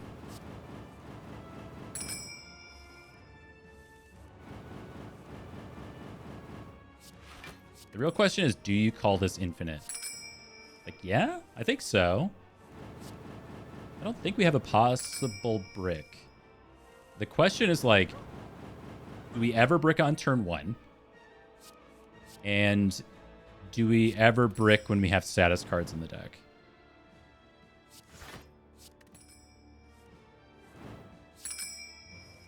Because that's kind of all that's left.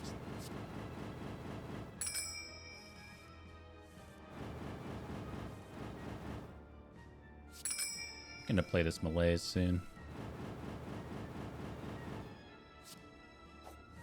Like, that turn's kind of awkward, but we're still doing all right. We will get a chance to remove one more card, right? It costs 140.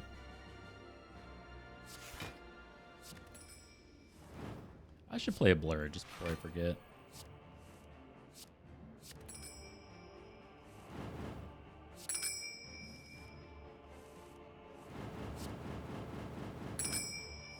So we're probably looking to remove...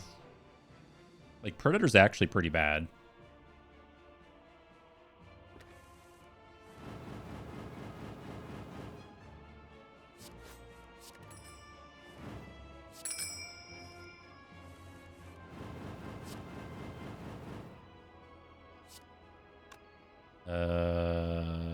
Right. I think I had meant to play malaise before that happened.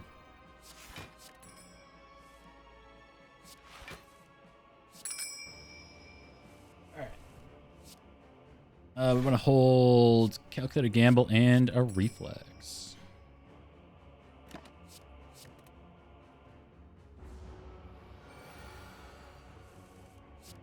We can actually think about burner, just in case, if we want to do that. It ending on 4 is actually not terrible. I think maybe we'd prefer it on... Maybe we prefer it on 5. That way turn 1 is never just, like, getting bodied in the Act 4 elites.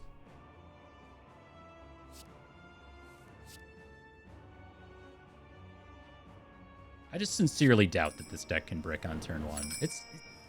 I don't know. Like, even with the Blue Candle Centennial Puzzle, it makes it much more difficult to brick.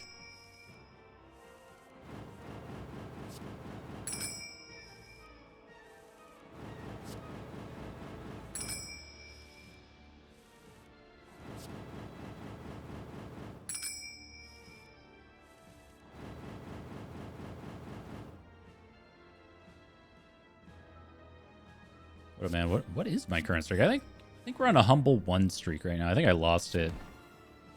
We're rebuilding.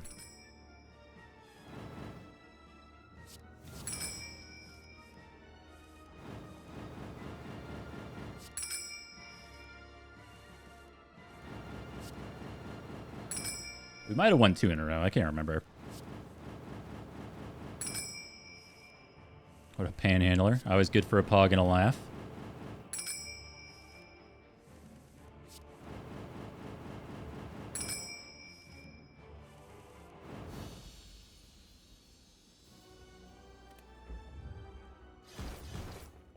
Very cool. I think we would still take a Purity over a card remove in the shop. And then our upgrade target is almost certainly just a reflex to again like help prevent bricks. Don't think we brick, but a little insurance. Okay, no Purity. No nothing. Nothing's really that interesting, so we just take our remove.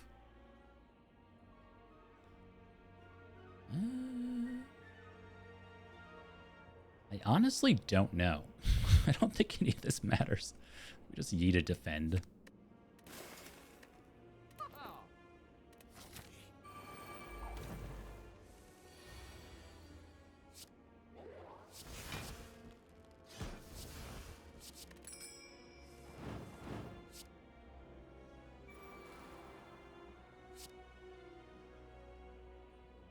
Ooh, that's a 0. Yes. Get more nervous about this stuff towards the later portions of the game, but not really for any good reason.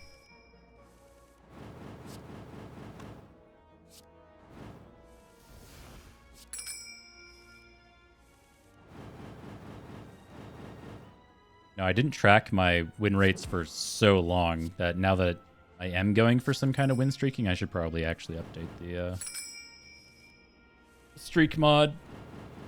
See, I was more concerned, or command, I was more concerned about upgrading the spider command.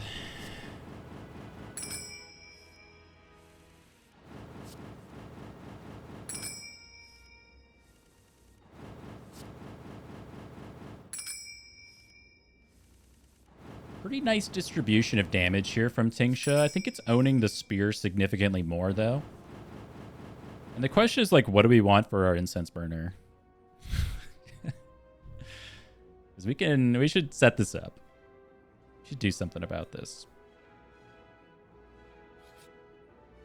And I think we just killed spear and then work on the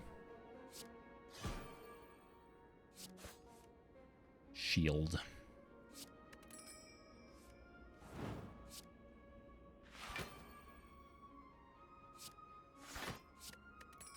So if we want burner on, I gotta think about this. We want burner on like 4, 5, 6, because then we have boat for turn 3. We've got this for turn 2. Yeah, so we got to go around a few times, but that's all right.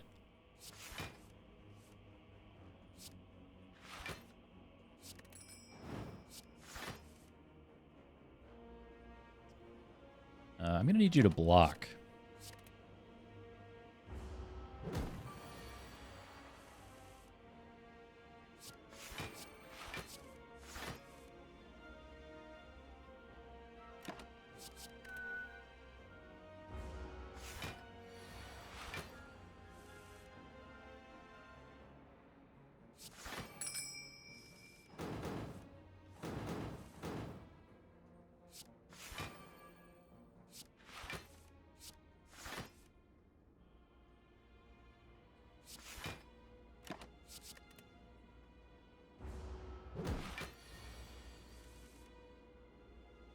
Two. I don't know, man. Like, can't lose.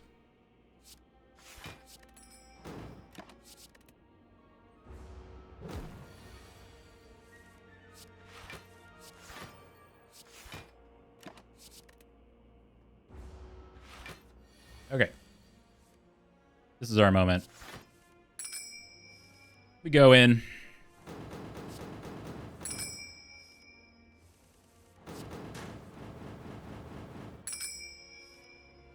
3,300 damage.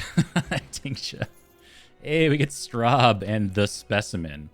Yo, collecting rare relics as the day is long. Alrighty. So we've got this, but we also just have Beat of Death.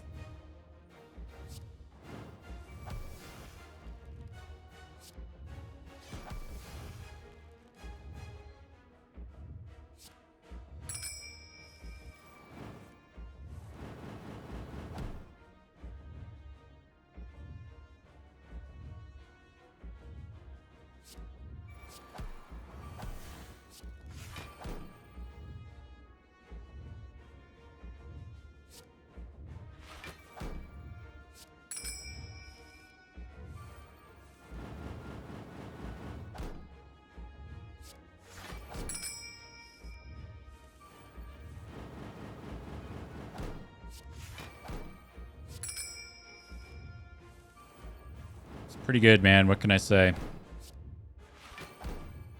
I believe. Sure.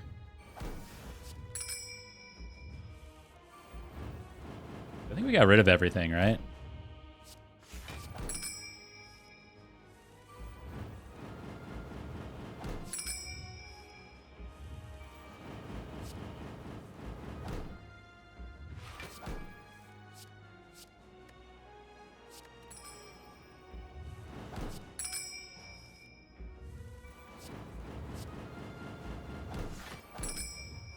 Yeah, it's infinite block for the rest of the fight if we want it to be.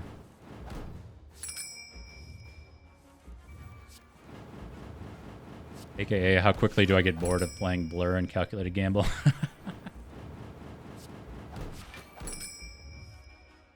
I mean, because next turn is solved, so we don't really have to do anything. And then the following turn is solved adjacent. It's just going to be so much easier to do now than trying to wait. Because, like, when we're frail or whatever, right? Sure.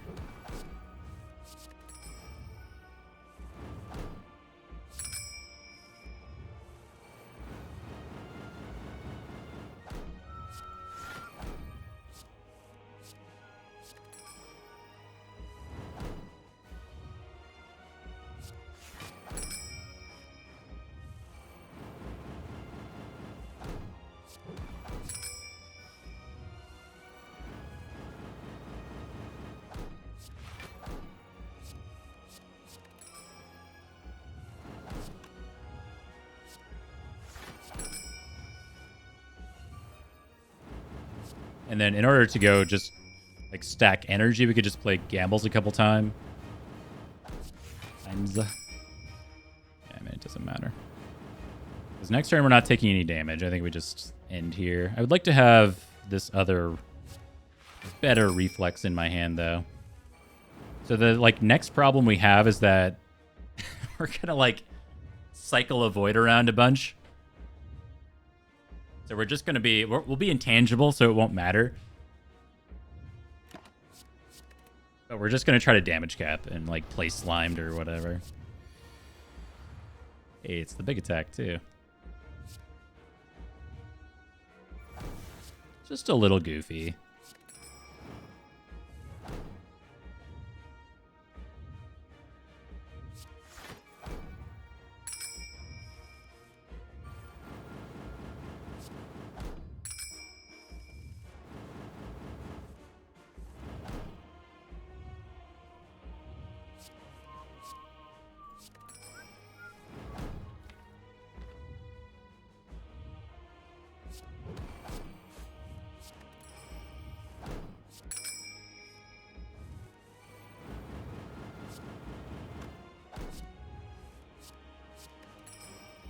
Neutralize.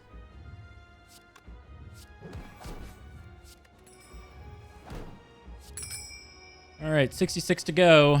I mean, if we ever truly bricked, we've got potions up here, but yeah, no, we're not really at risk of bricking.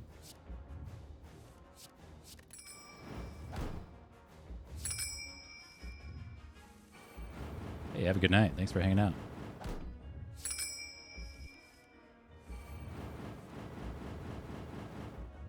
Okay, this is an ideal end for us. So we have prepared, reflex. We're going to say that's good enough. We remove dazed and void. I guess we'll play this.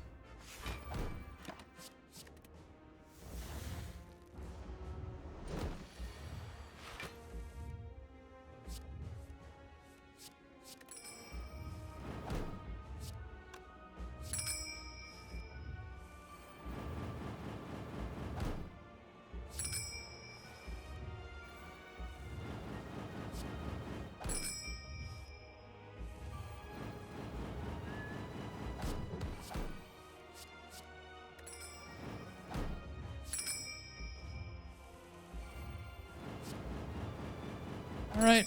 Still got block for days. We're not even playing block cards right now, really.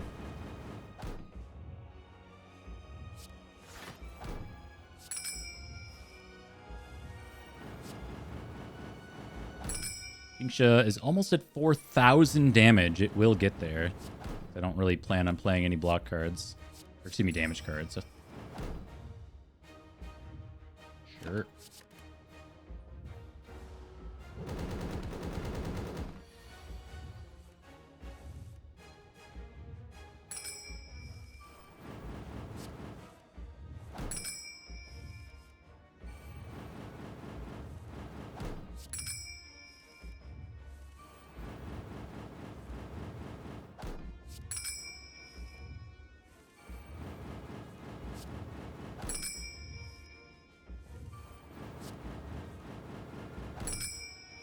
This is it? A 4,000. Only 51 damage per turn. 174 per combat. It'll go up a little bit here. Yeah, let's stack the stats. It's going to neutralize.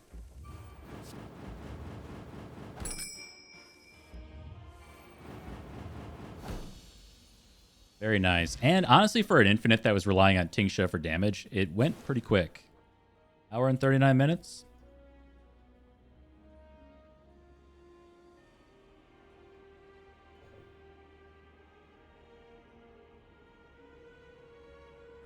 Now that is a run of Slay the Spire. Remember, in Act 1, we were offered a copy of Grand Finale. And I said we had like Dagger Throw Predator, and I think some other stuff going on. And we had removed a bunch of cards, and we started with the Transform.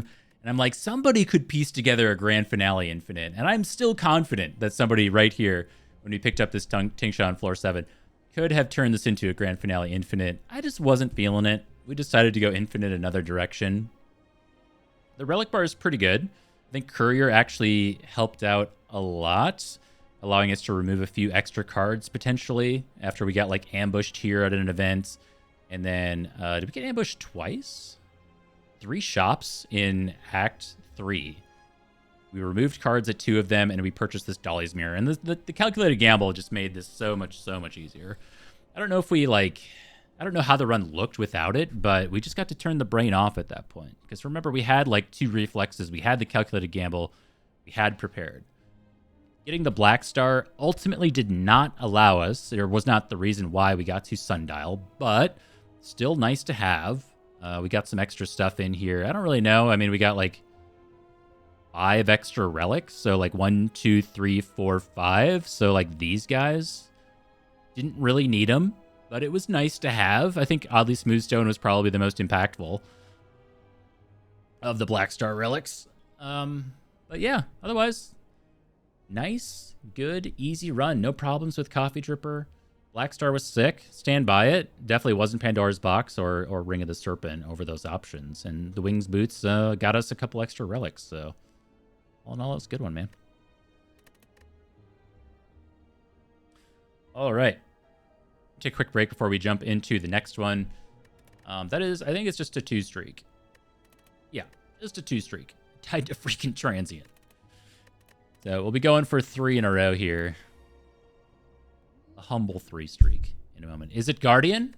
Of course it's not Guardian. We don't see Guardian anymore. You're back.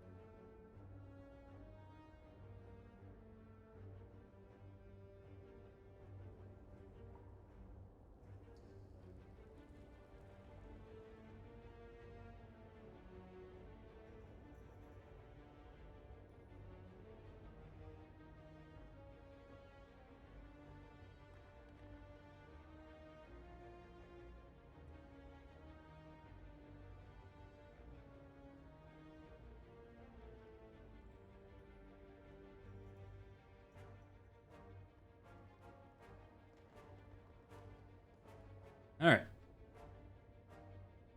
Thank you for hanging out.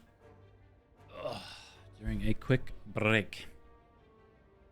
My best silent streak record. The answer is I don't know. So I resisted streak culture and keeping track of that stuff for many, many years as I was streaming Spire regularly.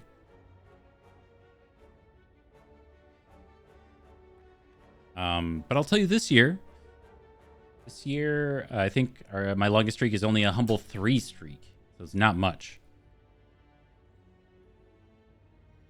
But I think we can improve on that pretty easily. Just based on, like, how well we've been doing this year. Yeah. It's been going well. Started the year with, like, a 75% win rate, which is kind of crazy. I think that's above the norm for me on the silent. So we had a great start to the year, and then I lost a couple. And then I tried to, I don't know, had a few nights where I was just like fatigued and I wanted to stream, but playing Spire at Ascension 20 on a tired brain is just like such a bad idea. So I feel like I've thrown a few of the 3 streaks just from being tired or whatever. Spire is not forgiving, you know, like a few very simple mistakes and suddenly everything changes, particularly like when you get to Act 2. You make a couple early mistakes in Act 2 or a mistake on an elite in Act 2 and suddenly like the entire game has gone on its head. So it doesn't take much.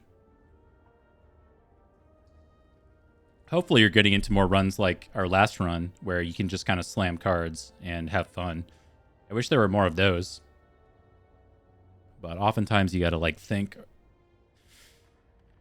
I think one lesson I've learned in more recent months, if I had to like point to one thing that's been contributing to my win rates, both positively and negatively, is I basically just stopped going for poison almost entirely. Runs that I've lost have tried to lean into poison more, whereas runs that have won have almost entirely been physical. There's always the burst catalyst run here and there, but I think those have been extremely few and far between for me. I don't think we've had like just a catalyst win this year.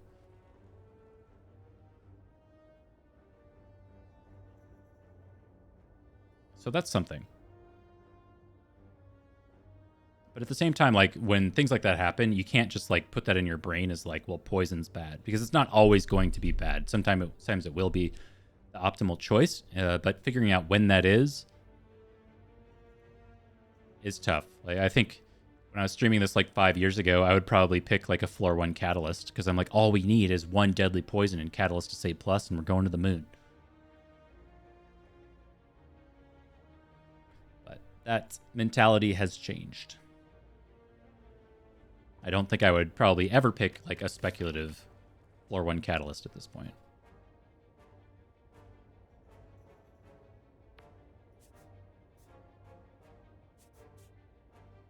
Okay. We've got some interesting paths. We have this very early shop. What we're going to end up doing is we're going to pick this rare relic for 6 max HP. It's just the best option here.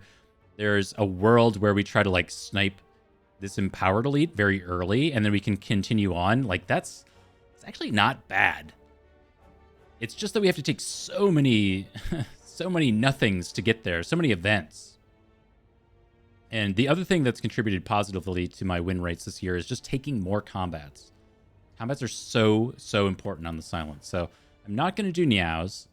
I'm going to get a sweet tungsten rod on floor 0. Yep, that's the wrong button. And we're going to feel good about it, because this is going to allow us to potentially, like, we could have played 2 strikes there and 1 defend. This is 2 defends and a strike. Crazy. What a relic, man. Now all we need is 1 after image with a Shiv deck to negate Beat of Death. Like, we can think that far in the future. Floor 1 Predator again? Yes.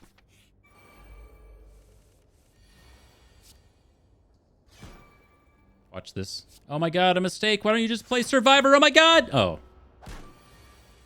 Oh, that was so close.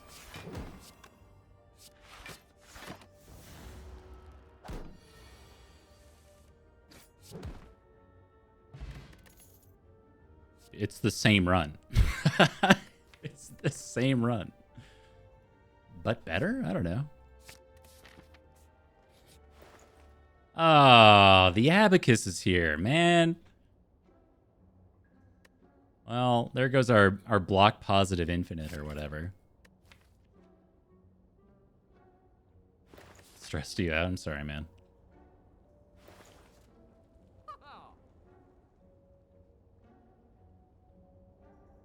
I mean...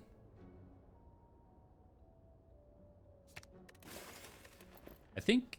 I don't know. I'm really of two minds there. It's just that we have this rod and stuff.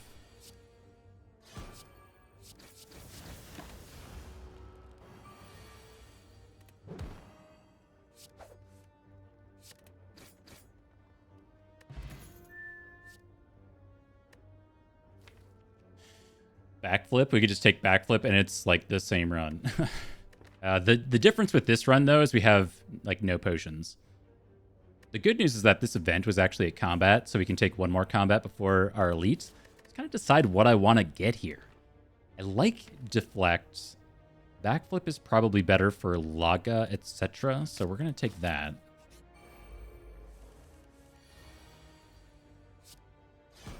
All right, we'll take our first bit of damage here. This guy has no idea we're poor as hell. Haven't you heard about the recession going on?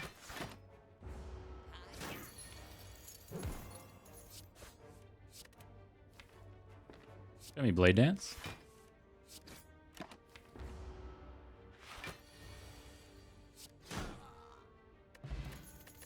Snecko Oil. You shouldn't have. Prepared is here. We could just do it again. We could run it back. Yeah, give me prepared. Notably, we did not transform Defend into Terror, though. That's kind of a big one. Knob.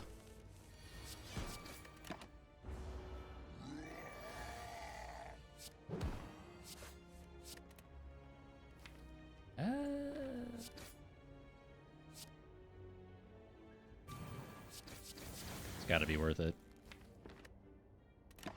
Might have to, like, Snecko Oil next turn or something. Yeah, I mean, that's terrible. Oh, that's not better.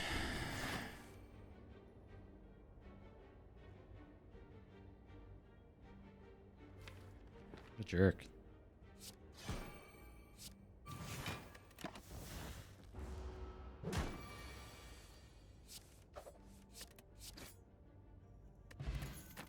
An Art of War. Deflect is back if I want it. Sure.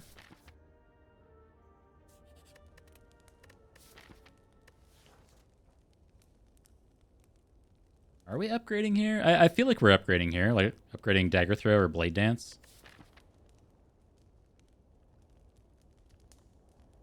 Probably the Blade Dance. It's +4 damage after all. Something amazing. Blue Candle. Ugh, not amazing. This one I'm going to keep, but this is like... this is the last run. Okay, do we want to combat before this elite? We've got 50% potion odds, so I think we do. Deck is strong.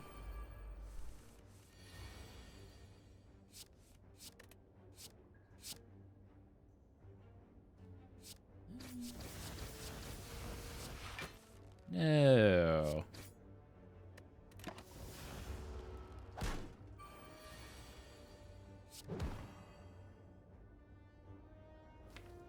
Immediately punished for not hitting this guy a single time. That was stupid.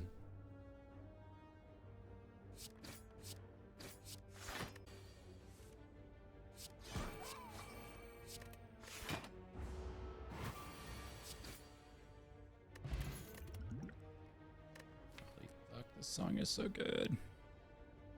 All right, Eviscerate here. This is kind of like a different way to do this infinite, though it's not even close to infinite at this point. I think we take it. Nice chunky attack card at the very least. And we got this Gambler's Brew to potentially make it free.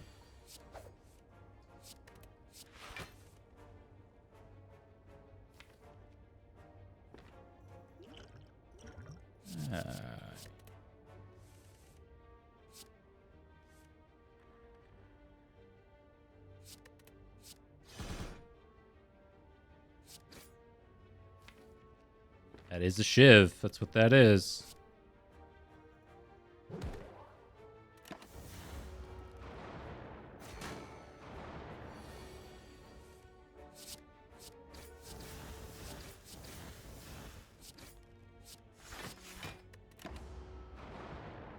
Show me Predator. That'll do.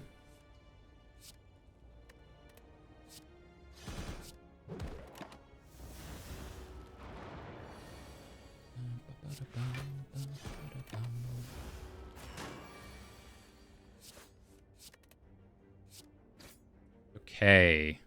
We can choose to shuffle all this out. I'm going to choose not to. It would have helped us concentrate to get a strike. I don't think it's necessary, though.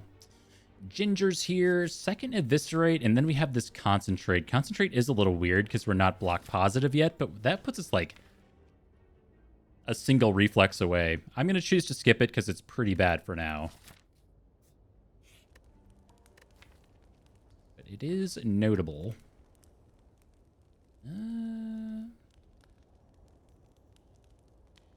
How are we feeling? Like, we'd like to have prepared, say, plus, so we could get Eviscerate to be cheaper more regularly.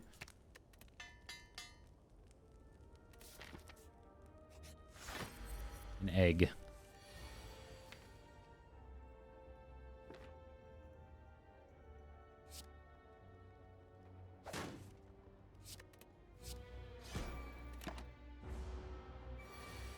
This is a bit spooky for me.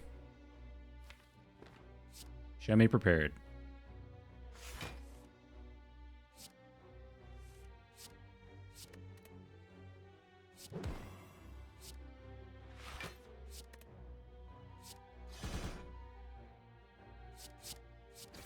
Okay. Only taking one there. We're like halfway home. And not doing 20 damage seems also spooky. I think we got to take the 14 here.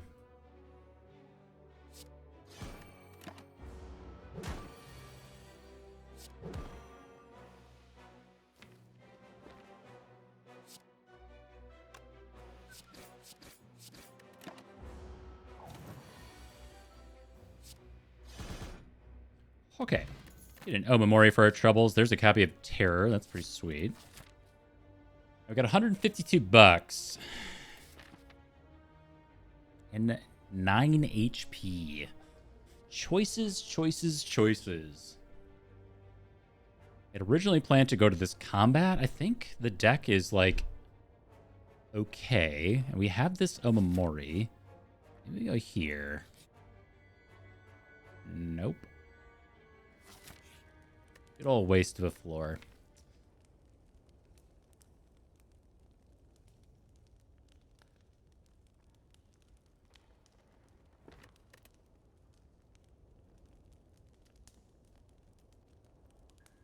Like 9's got to be enough, right? Tungsten rod with liquid bronze. I mean, it's got to be enough.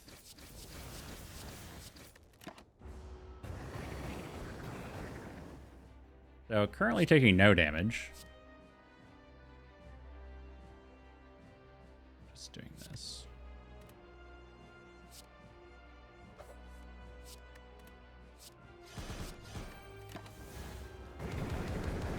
Just to save liquid bronze, I bet we can get away with it. Ooh.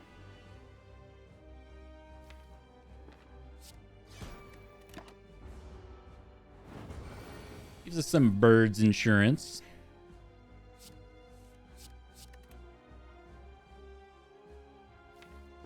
Bird insurance. Insurance for the birds.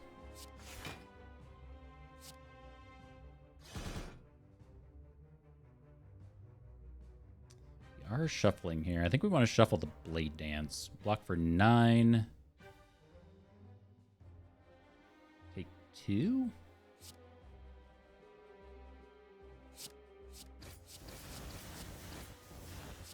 Shuffle this garbage out. Ooh, you're not garbage.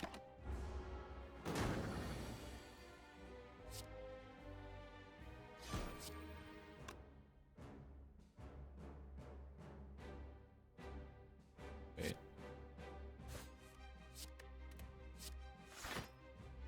Okay.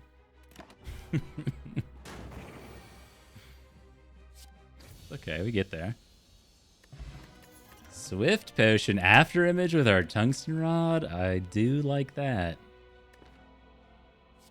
Yep. Yeah, I was afraid of that.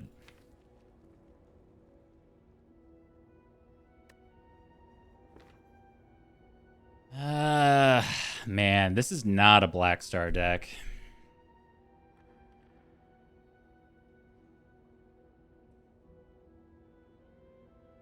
Really don't want to Snecko with Deflect and Prepared and Terror Plus in here.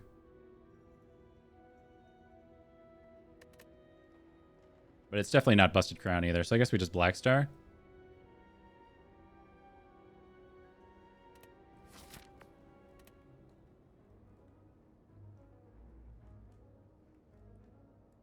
Scared of Thieves and Avocado. I'm just scared. Just in general.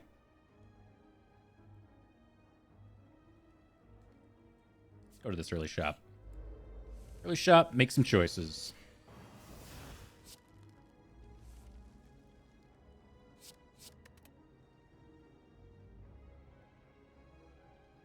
What happens with the Eviscerate draw if you've already discarded with Snecko? The Snecko effect randomizes when you draw.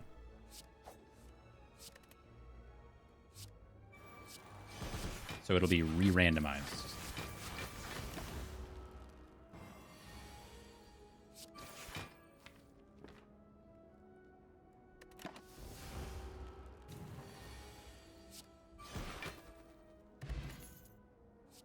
We're so back. Ooh, and a bag of prep? Bag of prep is sweet. We do that over a card remove, though. I mean, probably. It's crazy good.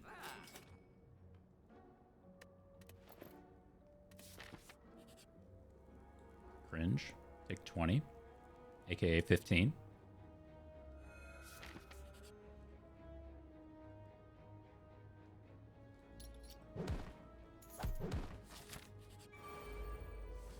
Alright, thieves are here.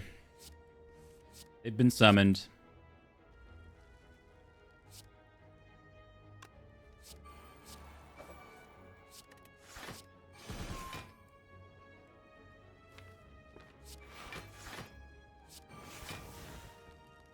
The order there. Damn it.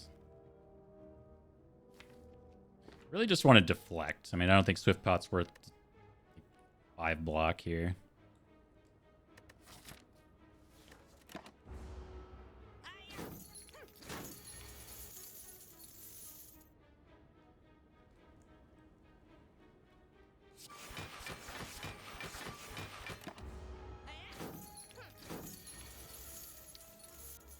You piece.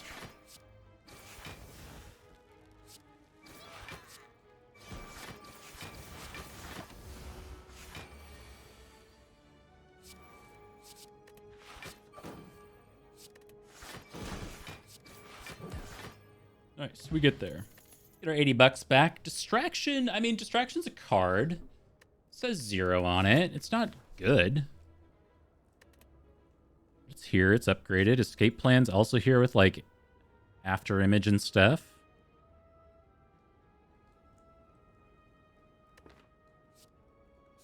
Take Escape Plan. I very rarely take Escape Plan now.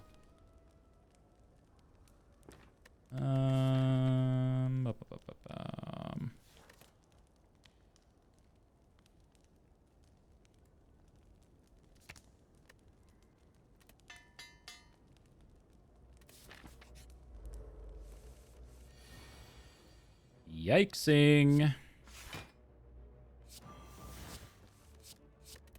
This fight's significantly worse in my IMO.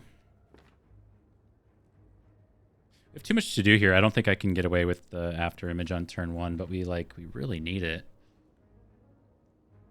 And the other bad part is we are super inefficient with our damage if we do 60 damage there. So we're ideally doing 41 somewhere else, which is also extremely awkward.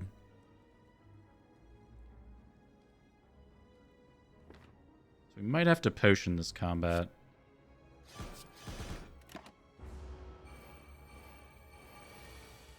I guess we could have done some here, somewhere else. I don't know.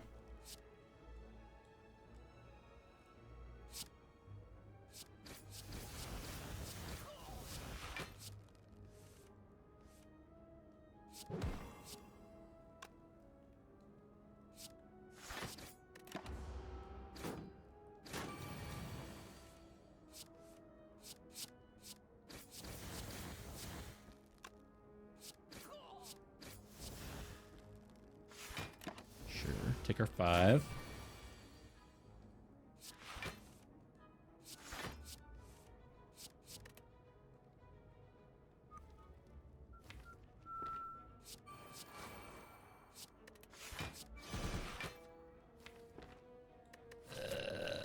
I think we could have taken one less there if I played after image first, but whatever. Help.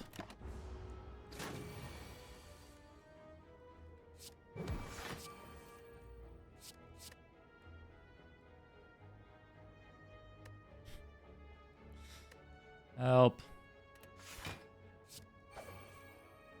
It's not enough.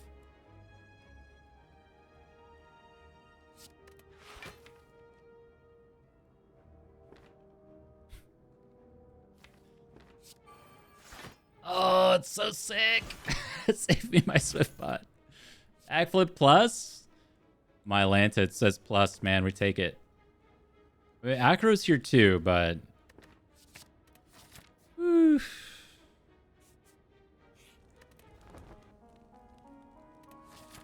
Something amazing. Egg. Snecko. Now we get to live the Snecko experience if we had actually taken it.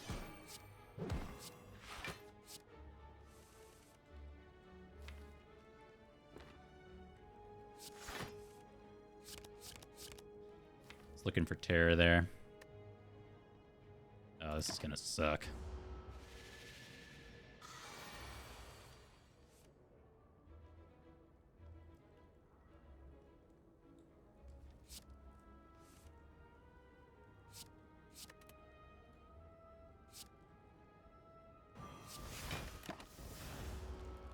It's right before my elite, too.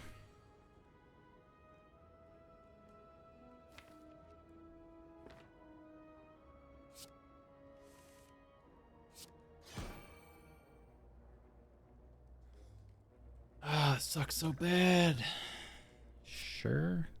I don't have the after image in play, though.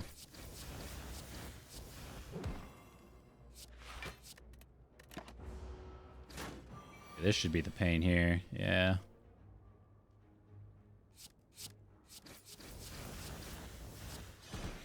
All right, we're out.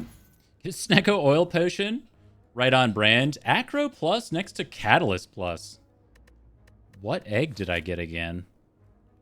I mean, we take Acro plus. You just do it. The book. We are not good at the book. I guess we have this liquid bronze, though. Something. Oh my god, help. So we're trying to avoid wounds.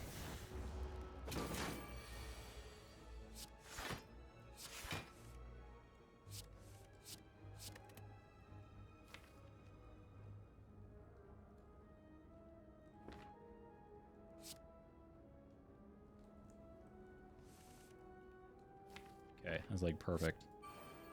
Well, not perfect, because then we're drawing the predator, but...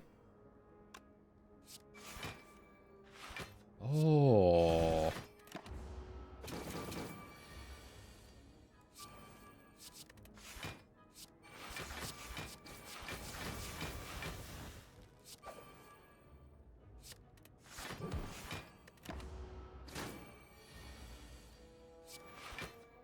comes the pain.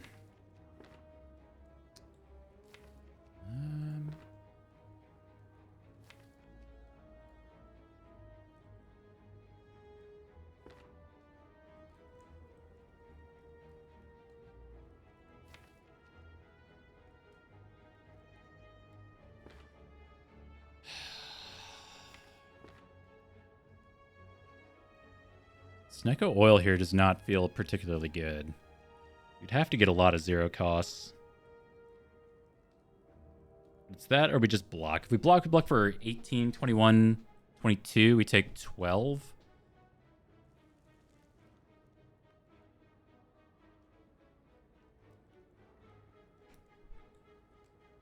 Plug? Wow, that is lucky.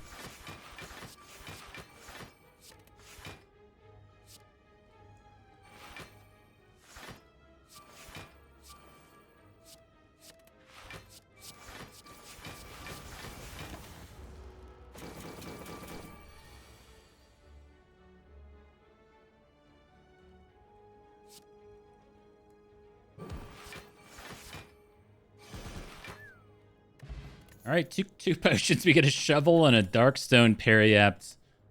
You shouldn't have. Really, really shouldn't have. Well, we get the Reflex, and we have well-laid plans here. We don't get the card removes. But, I mean, you got to take plans when you see plans. And then we have Reflex. Was this Flying Knee? You know... On sale prepared isn't bad either. It would need to say plus for me to be excited about it, but it's not the worst get, considering how much garbage we have in the deck. Really just want to cycle through the starter cards. It's basically comes down to, like, do you want to pay for a copy of prepared? And the answer should be no, but it's on sale.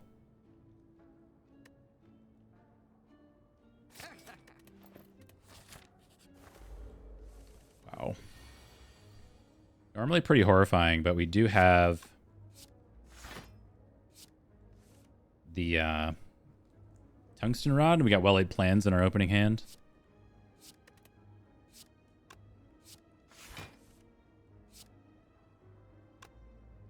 We're just always doing this.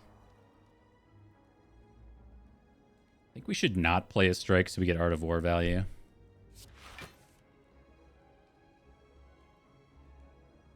This is not good. 70% potion outs. I think this run just hasn't had the same level of potion luck as we saw in the last one. That's all right. It happens.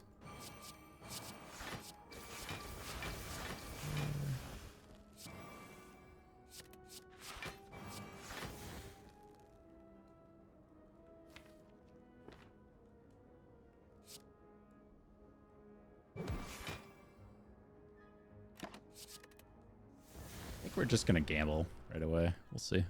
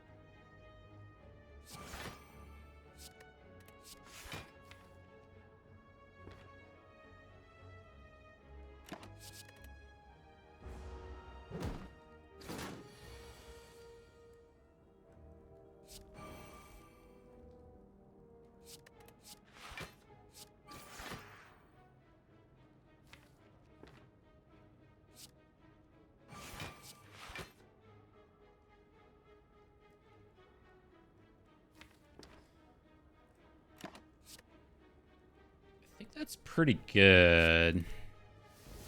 This is a lot of block with After Image in play.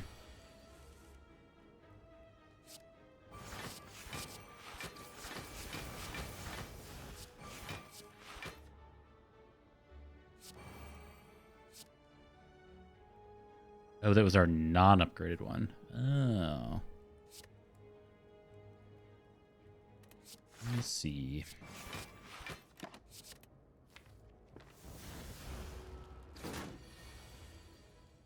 I'll go ahead and say it. This collector has been extremely kind.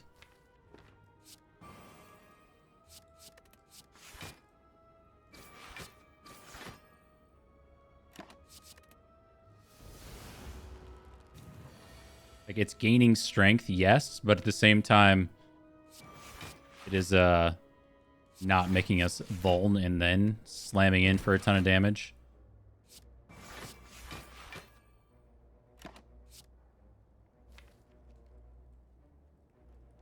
How much is this? This is 30 on its own, so we just win next turn.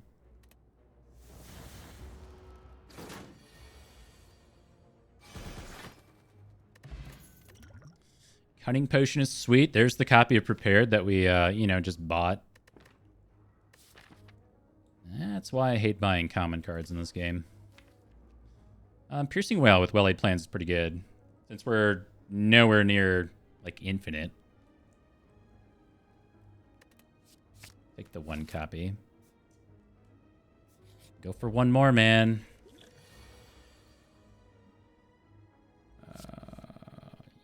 Yikes.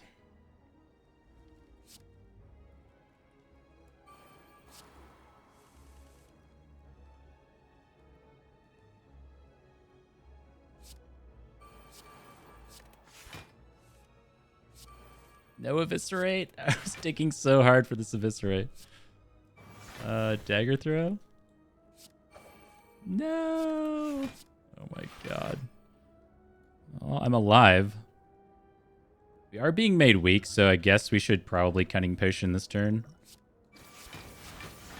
Yeah, like one more strike there, too. Would have saved us 13 health. There you are.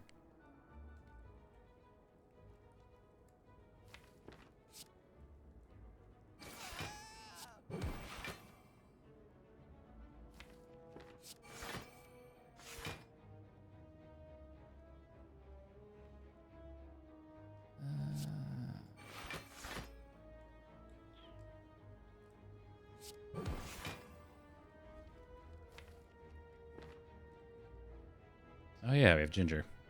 Good point.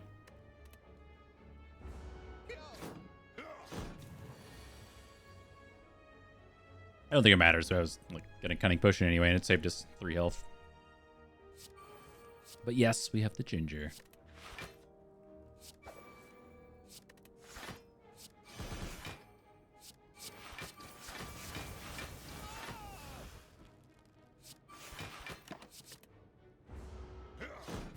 Alright, we gotta do better than these relics.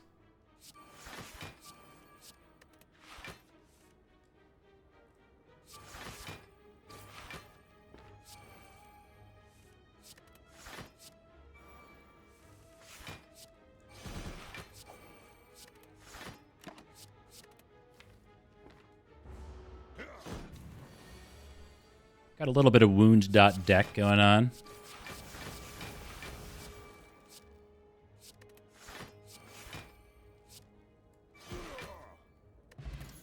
Juzu Bracelet, Thread and Needle, and a Distilled Case. That's the second copy of Catalyst Plus.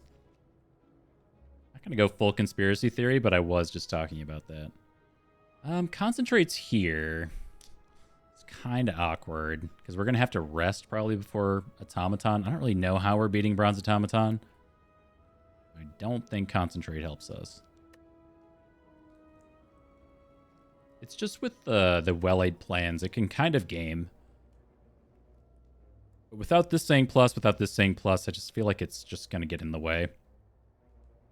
Games with Acro and Backflip, maybe it's good.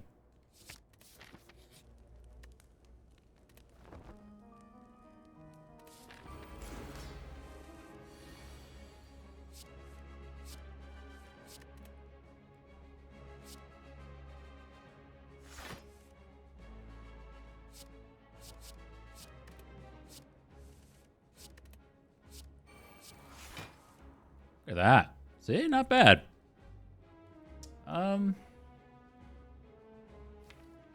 So we do want to apply Terror. That's a part of it. It's just that Neutralize costs us an energy for next turn.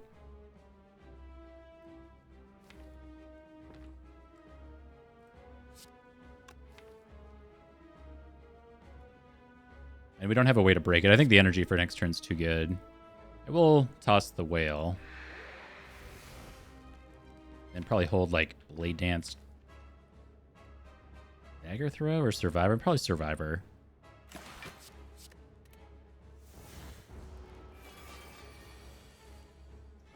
You are stealing my stuff.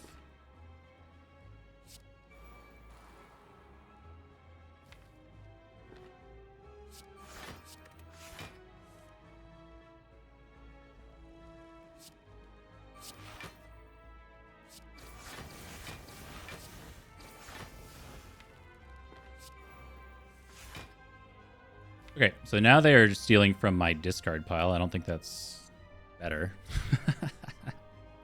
I mean, it doesn't really matter what we do here. I don't think we want to shuffle, though, because we want to redraw the Terror, hopefully at a later point.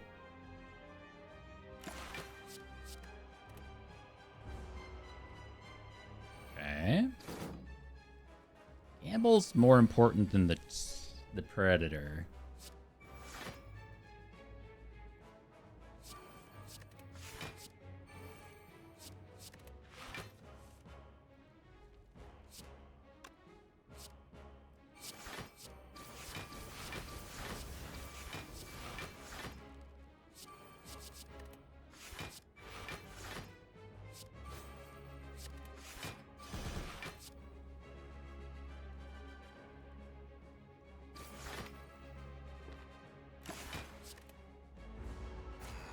We're getting close to our Hyper Beam turn, but that was like a really nice example of what the deck can do. We're not breaking through that artifact well at all, though.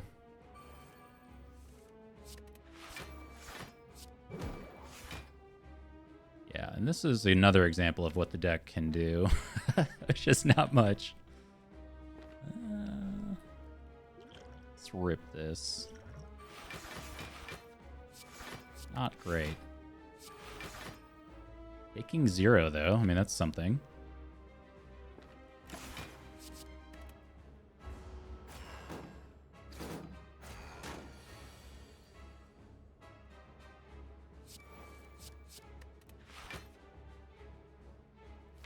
If only we had a single copy of Blur. That might go pretty hard, too.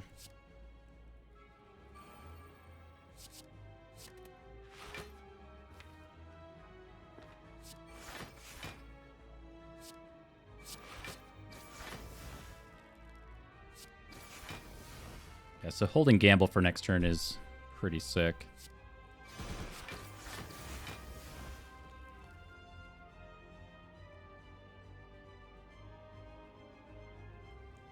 We want to shuffle here is kind of the question. We just wouldn't draw this copy of Prepared, which I think is totally fine. Yeah?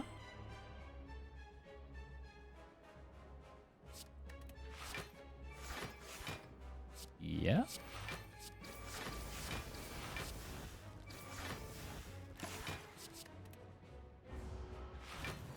All right, Hyper Beam. Let's do it.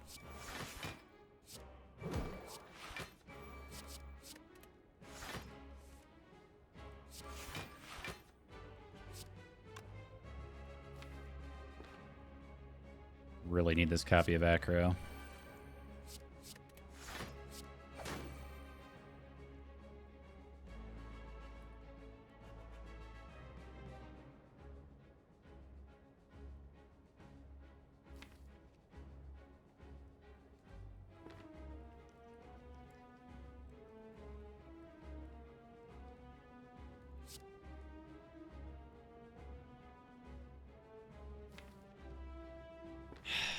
I don't know if I live here.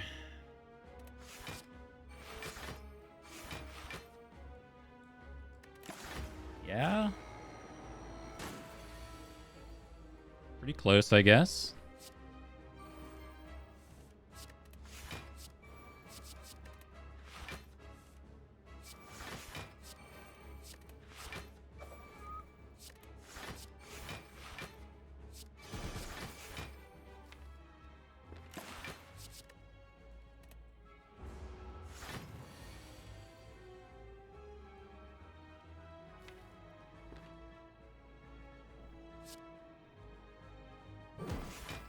So kind of like, what's the good news here? The good news is that we're applying weak. We can get rid of terror. That's also very good news. We don't have to keep drawing it. This is full block, right? We're at 17. This blocks for enough. Yeah. And Gamble is not really gaming, which I'm kind of surprised by. I think we're too far behind at this point. But we'll keep going. Like, we're not blocking 50-some damage whenever we see that again.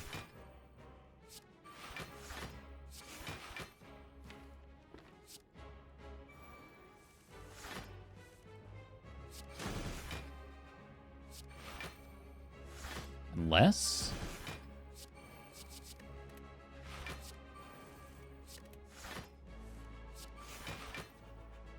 Okay, so we're full blocking. We're able to Predator here. Pretty good.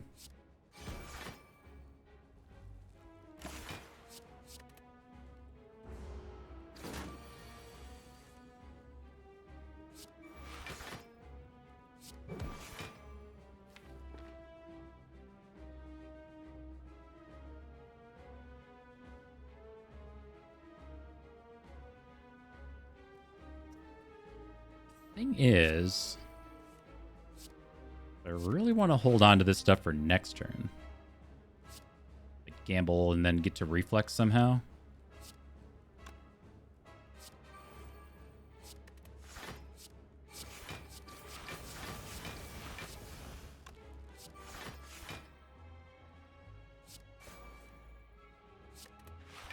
Okay.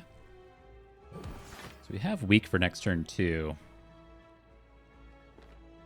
I think the only way to win is for us to either get reflex, acro, and or backflip with our concentrate, and then just draw good stuff.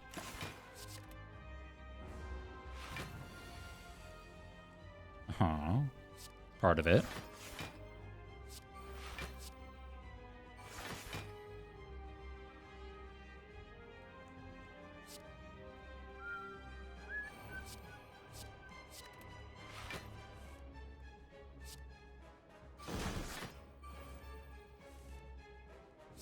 Just draw good stuff, please.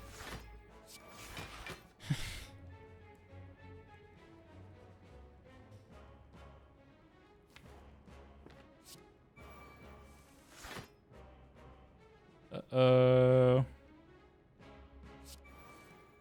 Well...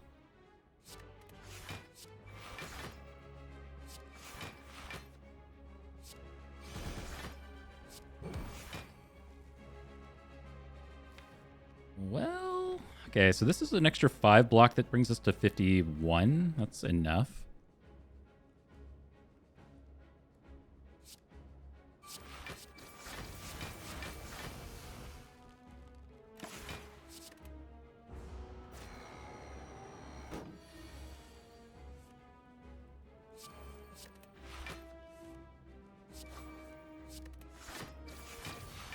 Woo! Okay, okay. We make it through. Nothing like a little 1 HP Bronze Automaton fight to get the blood flowing. Yikes, man. That got so close. Oh, ugly.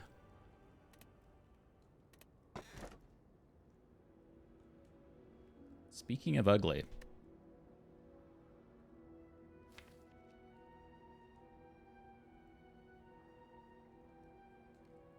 We gotta just, like, dome it up.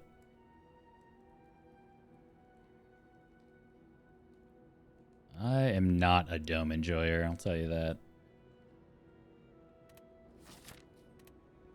Time Meter. Time Meter, this is a different deck, man. Gonna need you to pump the brakes.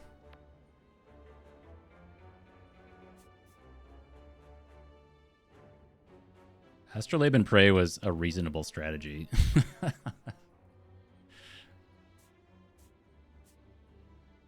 Oh, man. What are we doing? What are we doing? Early shops aren't particularly good for us other than just getting a card remove, which, you know, isn't bad. It's like we're getting 2 elites out of this act. We could potentially push for 3, but we also really want card upgrades. So I'm looking at like this. Oops. Changing colors. Something like that. This ends up being a hard pull.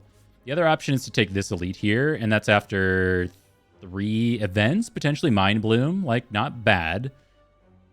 We might... maybe that's the right way to go, because we need to win on the Relic Bar at this point, because we're not really winning with this terrible deck. And the early shop is bad, like I said, so... that would still put this at a hard pool.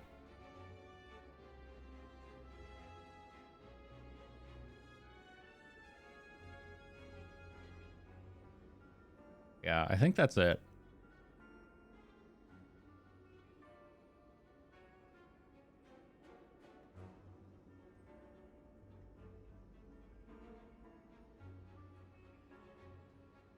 See how it goes. Got a lot of nightmare combats, too. What the hell is this guy doing?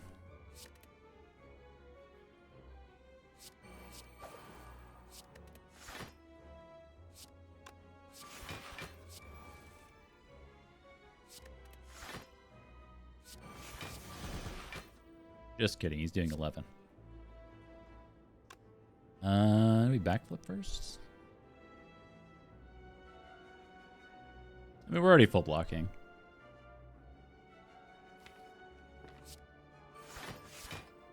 Ooh, hello.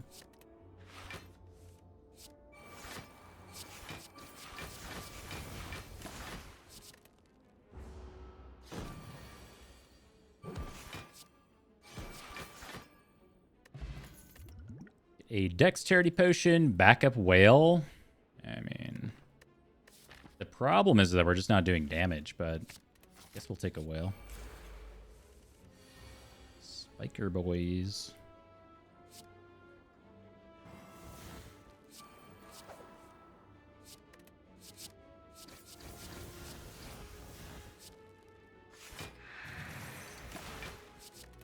Shout out to Well-Laid Plans for somehow being bottled. What are we doing here? I should have put Terror on you, right?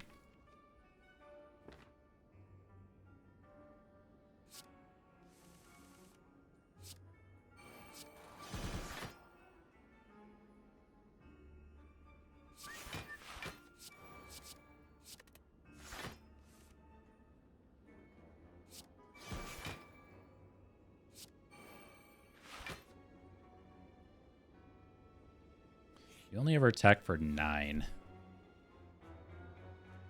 think we hodl here.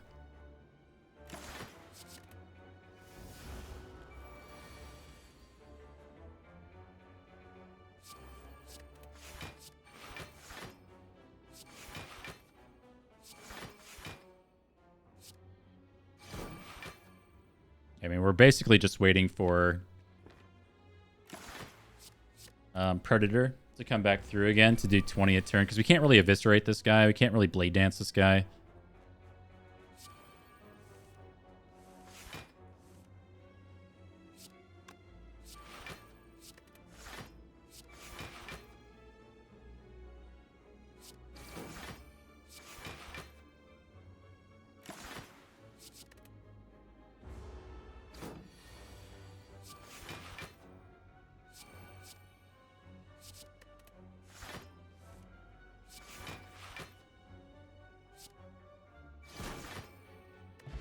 Oh, shit. God damn. So stupid, man. Oh, I could have just blocked it.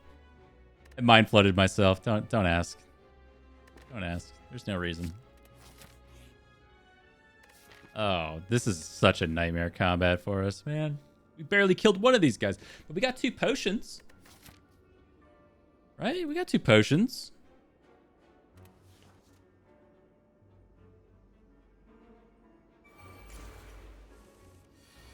It's usually what you say, you know, that's what you're looking for in this combat. Wow. Sure. We yell at him first.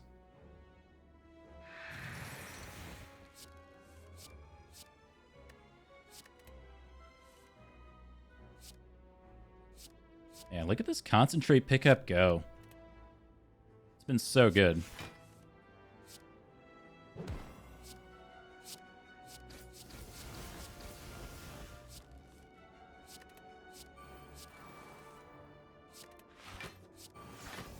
However, you know, an astute viewer might have noticed that we didn't really move the needle this turn much. we don't have well-laid plans in play. All right. Just getting like a free backflip not plus isn't exactly exciting. All right, second whale.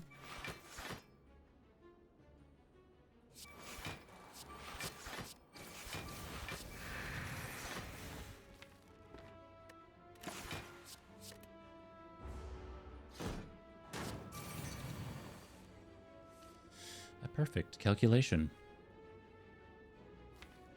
We just rip it here. Get that starter deck out of here, man.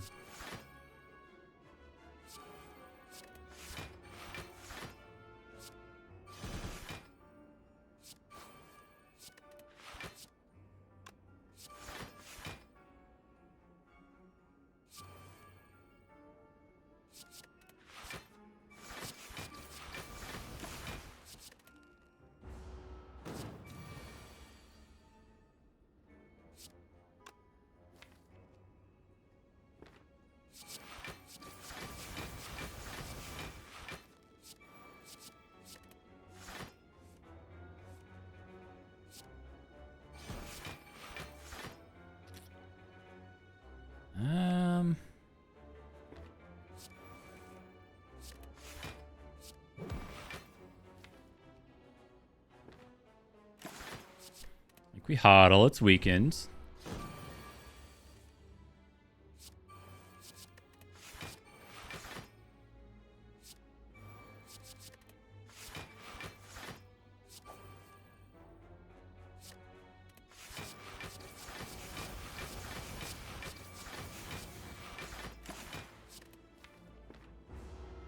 Oh, that was the scythe.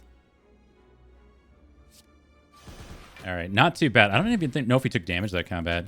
Get a stone calendar for our troubles. Not exactly what we're looking for, but now we don't have to see stone calendar from our next combat, so I see that as kind of a win.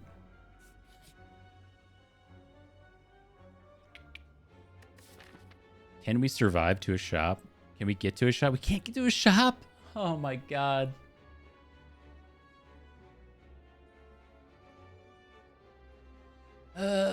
This is like the perfect Omamori situation. But we don't have a shop. What happens is you take the rare relic and then you immediately get ambushed at like one of these things. It's not my first time playing this game. I already know.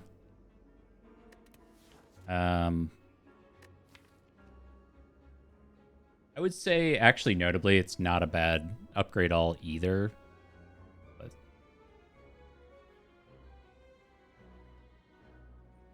I get a little scared of that option.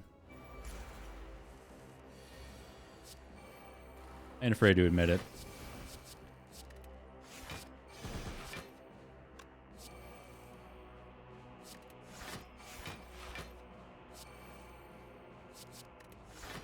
Come on.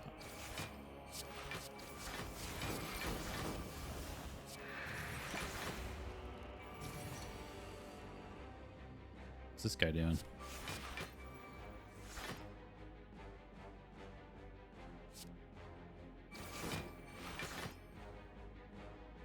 He does 10. So if we block for 6. That works out, doesn't it?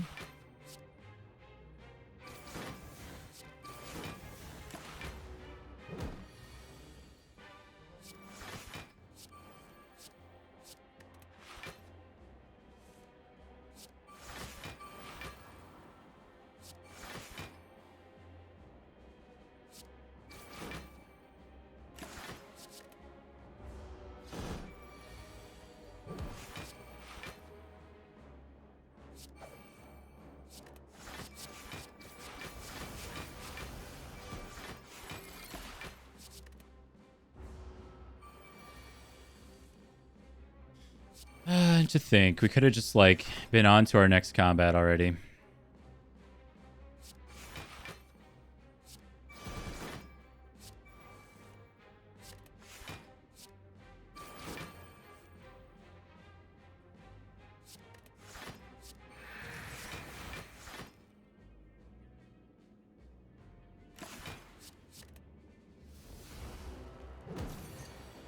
All right, this is going to be a good one. We're due. We're due for tough bandages or something. Again, we just got rid of a rare relic, so what could possibly be worse than Stone Calendar and Shovel, which will probably also never get used, and Ginger. That's Rod's sick. I'll give the game that. I'm not gonna say we've like completely whiffed, but has not sparked joy, you know.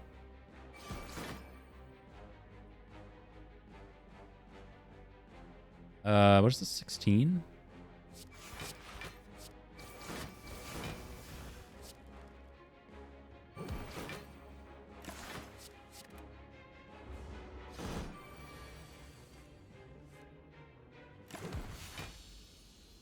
Had the stats on Stone Calendar. Turnip, sure, man. Get in the pile. Again, not exactly what we're looking for, but you know, what I'll say is we don't exactly have any dexterity scaling or anything like that, so it's nice to have. We have dexterity scaling. It's the best relic we could have gotten.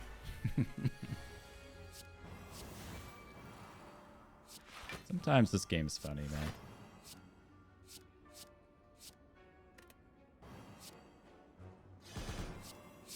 Order. Order.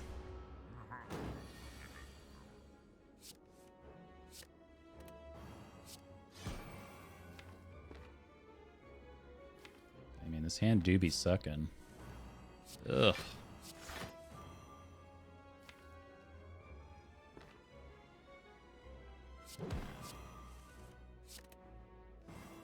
Gross, man.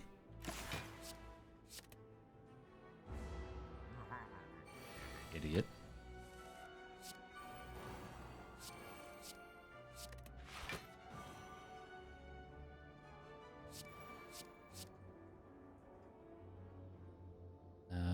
Sure.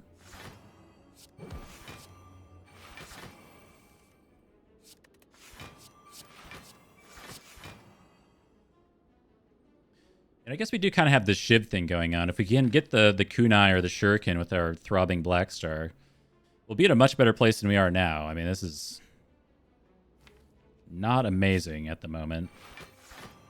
Show me Eviscerate. Nope.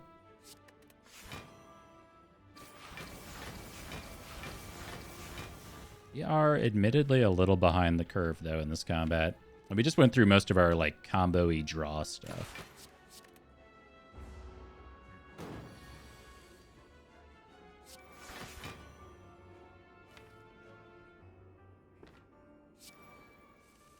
It do be throbbing.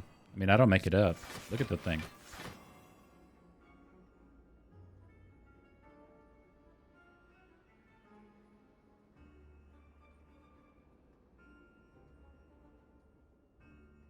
It's Ambrosia. I swear I've seen you, like, before. You must hang out in other Spire channels. Name is familiar.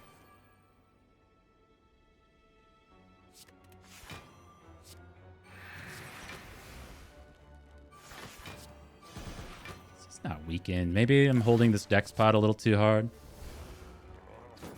Woo!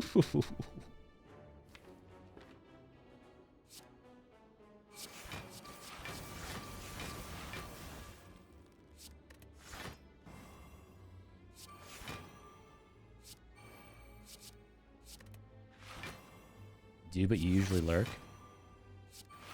Well, nothing like a good throb comment to pull somebody out of a lurk, you know?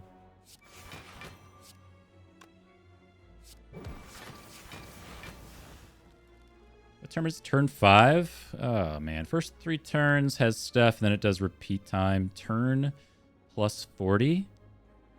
5 plus 40? Is that right? That can't be right.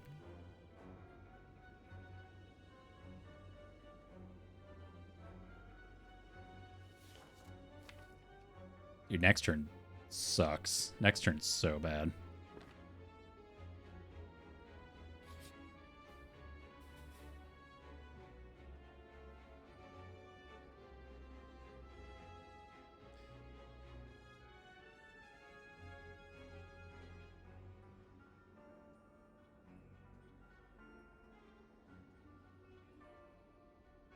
So it's 50 damage? Is that right? AKA 37 damage, so we're full blocking, I think I did that right. I guess not, but it works out. Yeah, send it.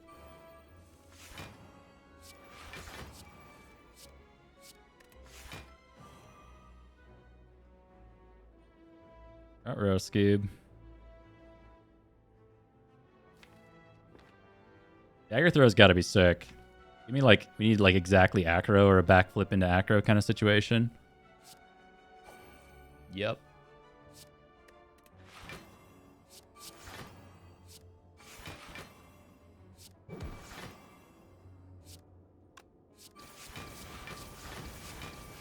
This is gonna hurt.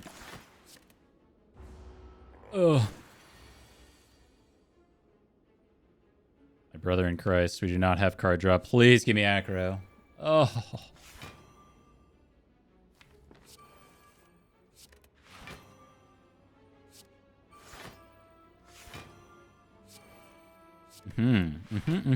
Yep, this is it. Now we're doing it. The deck can game, I'm telling you. It's just, it can take a minute.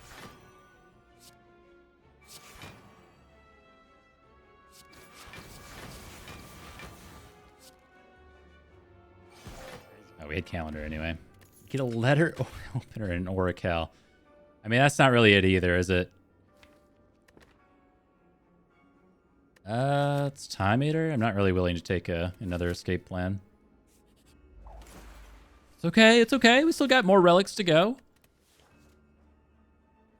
Nothing to panic about yet.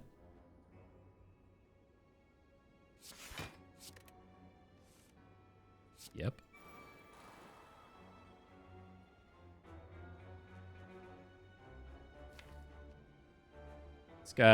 This guy's a mystery. He could be doing any number of things. Well, we know he's debuffing on turn 1, but I mean on subsequent turns.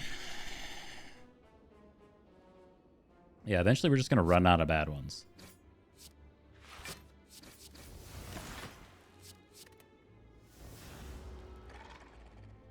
You idiots.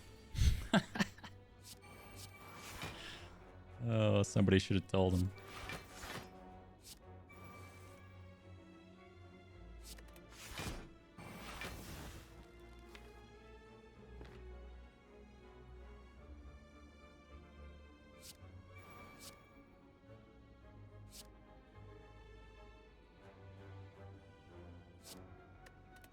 So what can you do? You can do like 5 damage on turn 2.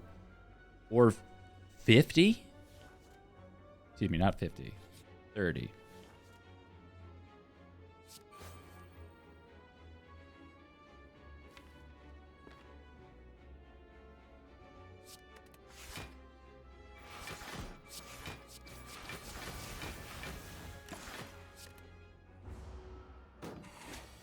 Small.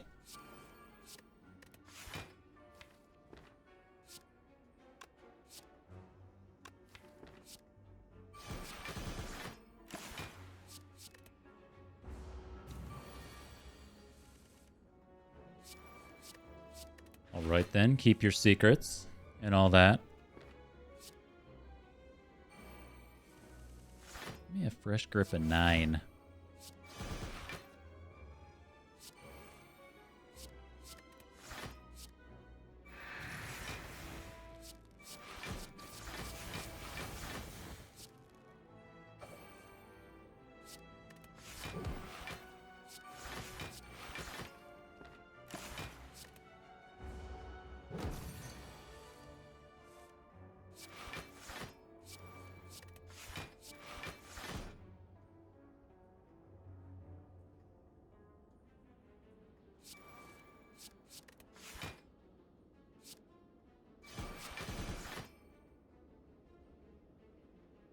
We just get there? I think we just get there. Actually, I didn't think he was attacking that turn.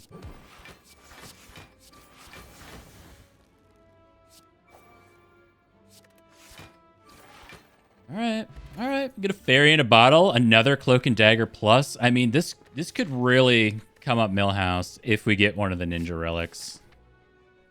We have to believe at this point. Alright, this man is the boss of many mysteries. I think I need to take a quick break to refill my water here. Give me just a minute.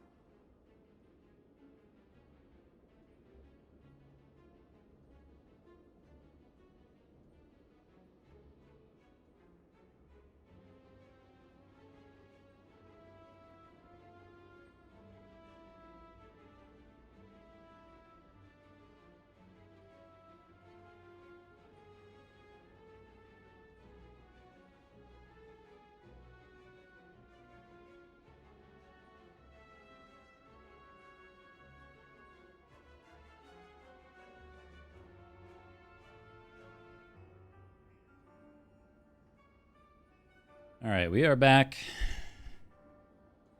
Try to finish this one off. Let's draw first. Can only ever multi on turn one.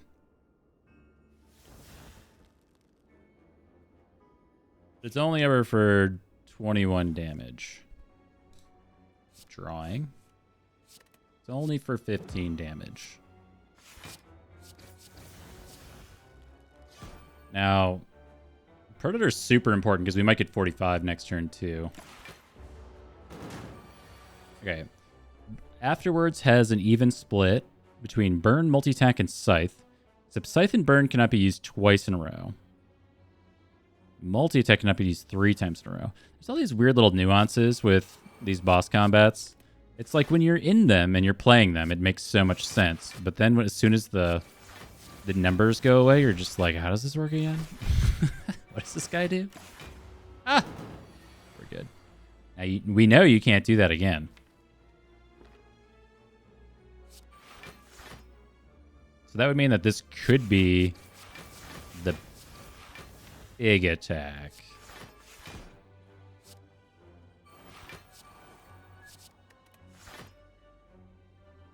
And that would suck.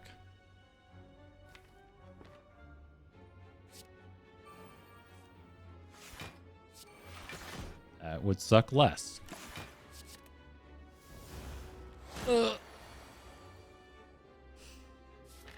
Okay.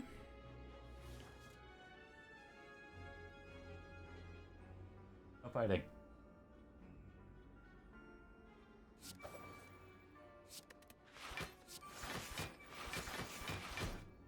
Boys are crazy. Okay. Even split. Scythe and Burn cannot be used twice in a row. We know you're not multi-tacking. Or excuse me, scything. So we do that.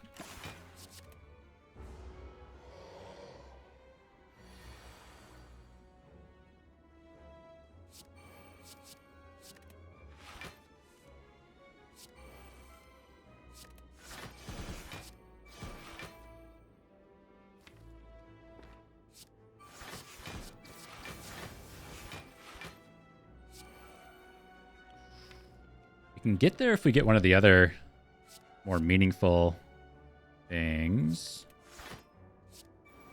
No?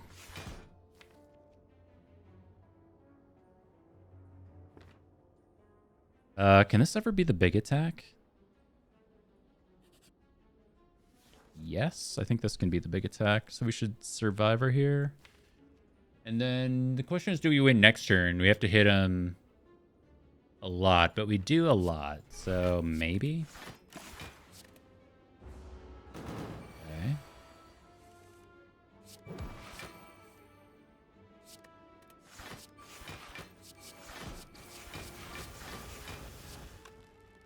Three more.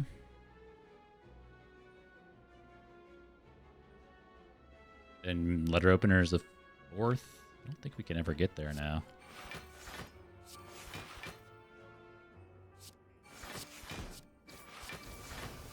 We're so close. What am I missing?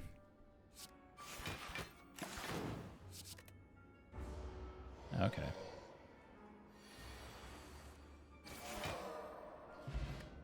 Unceasing top and a mummified hand. Finisher's like, I mean, it's fine. It says plus. We've got well-laid plans. It's just not great.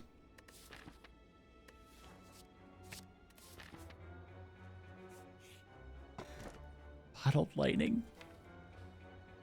All right, man. So bottled acro is not like the worst thing. Bottled gamble's not the worst. Skyfish.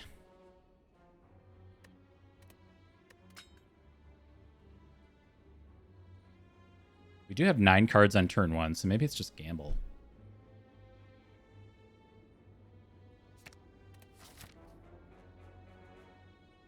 All right, the question is, do we ever rest here? We do have the fairy in a bottle.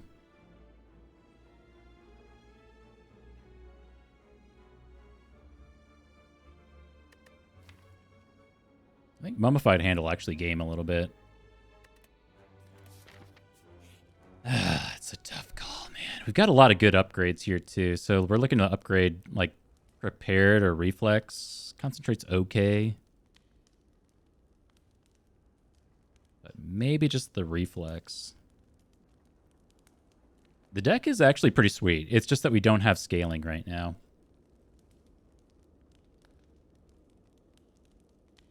Like, our form of scaling is not taking frail and not taking weak, you know? So it doesn't... Yeah, it's close to doing something.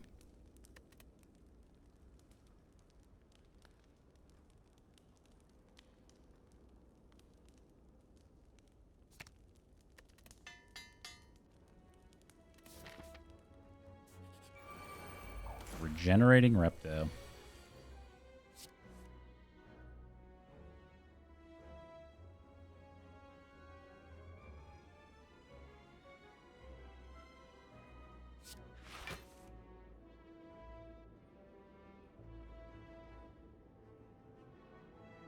I think we should probably take a dagger kill here. Then letter opener gets him, and hopefully we get some powers to play. Ew. Sick. Less meaningful, but okay.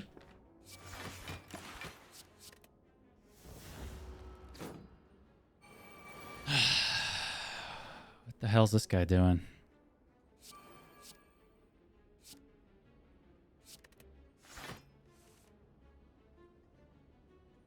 Okay, we're going to feast on these letter opener procs. They're so good for us.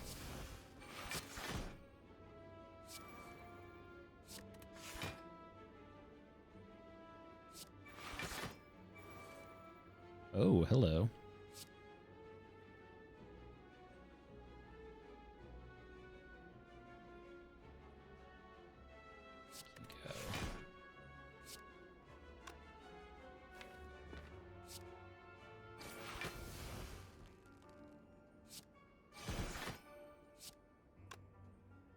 I mean, I want to redraw this, but it's too good if we just get this Blade Dance right. And then we get an extra letter opener proc if we want one.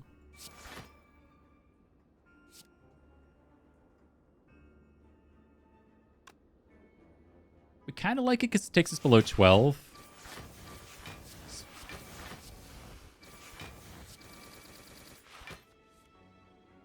Holy unceasing top of the gods. I didn't even think about that. So sick.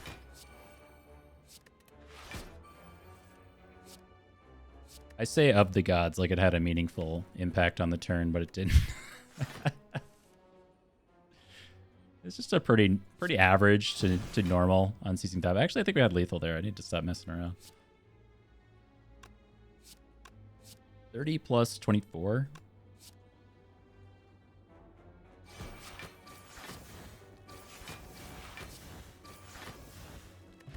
Lizard Tail, a Vajra copy of Prepared Plus. Whatever. I mean, that's not it. Omamori. Hello. That's pretty sweet, though. Take a Warp Tongs. I mean, honestly, like, a late Warp Tongs with a deck like this, I think goes pretty hard.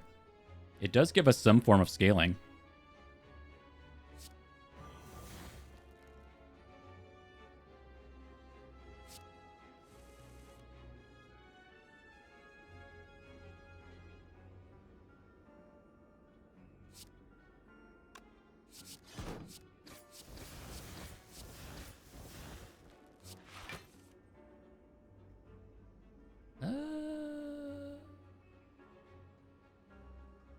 I don't know how we're killing you yet.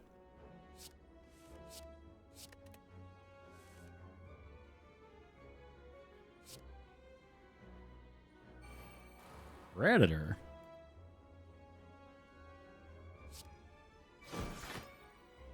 Just 45 damage? Well, j'ai pardon for not doing the math on that. Damn. I think I was supposed to play this first. Oh well. It's fine. This guy's never attacking us, let's be real.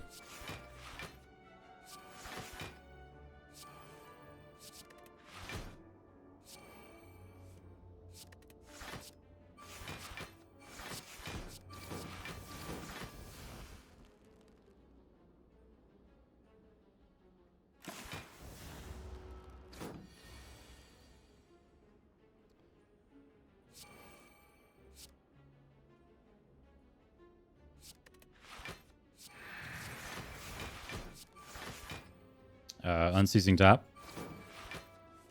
You miss 100% of the shots you take. Fruit juice. Kind of cute. Caltrops. With our mummified hand and doing nothing kind of games. We have to recall? Oh my god. We'll keep our options open. We'll go to this combat because we have the option of going to 3 campfires versus this one just gives us the option to go to 1. Nobody optimizes like I do.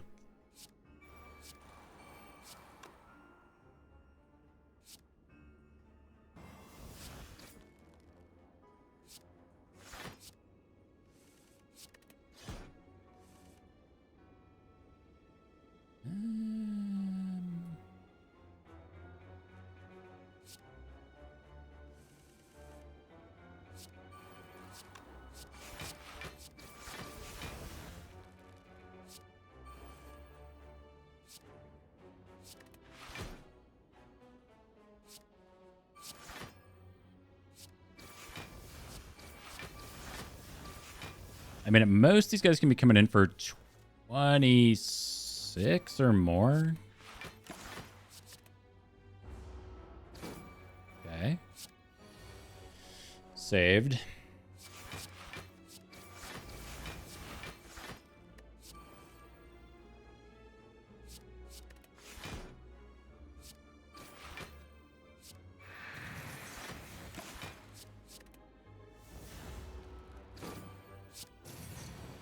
So this is going to be our last card reward screen, and we're going to have to somehow beat Time Eater with this do-nothing deck. And I just don't know, man. I honestly don't know. I don't know what we're doing.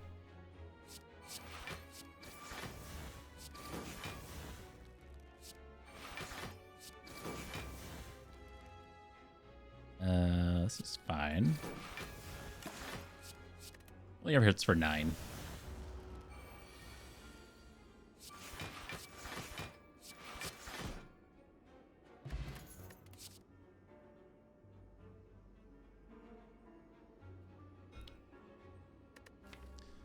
I mean, second plants plus kind of games with finisher.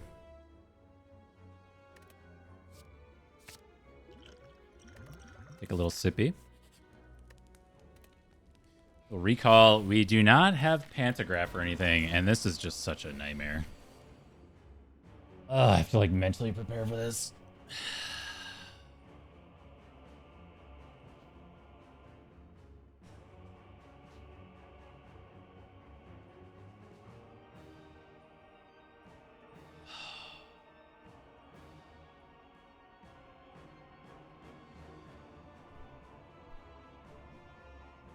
Okay. I think we want to liquid bronze this combat.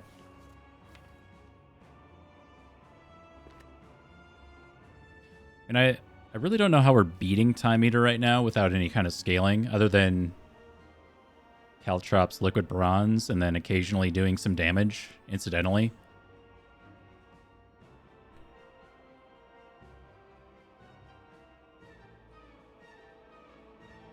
Got a strength here.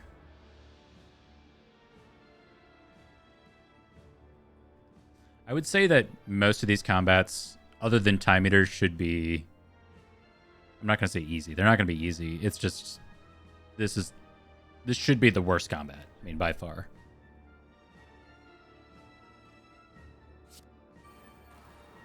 Sick.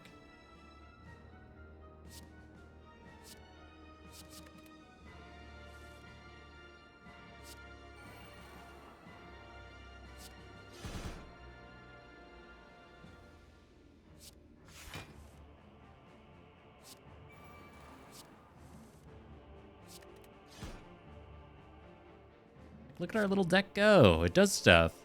Then we fight this idiot, and it feels like it does nothing.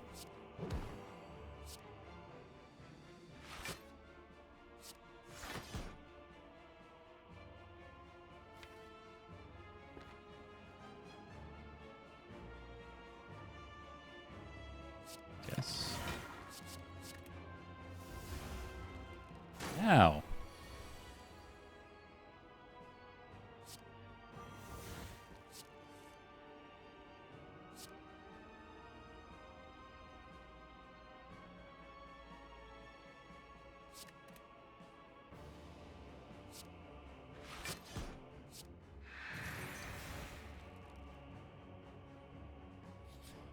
This is only ever 8 times 3. It's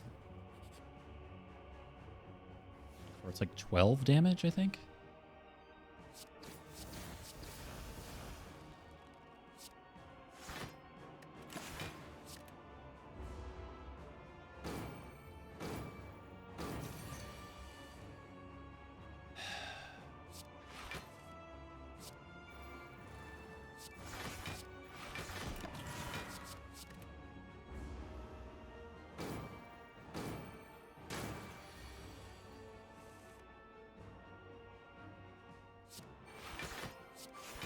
Why is this guy so angry, man?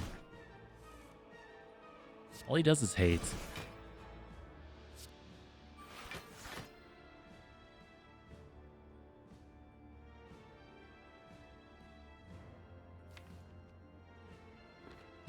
The good news is like we're almost there-ish.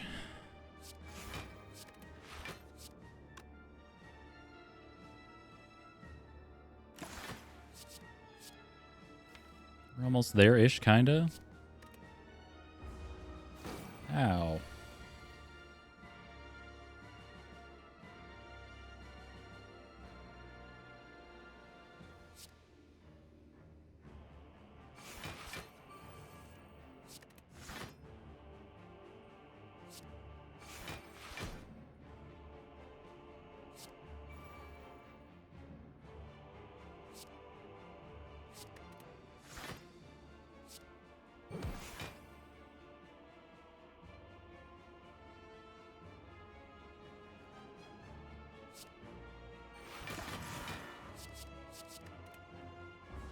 Mercy.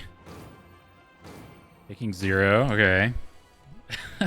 Dude, the Thorns is gaming so hard. I mean, maybe I was supposed to take this Liquid Bronze. I just see it being needed for like the Act 4 elites or something. Maybe it's a little greedy to hold on to it. I don't know.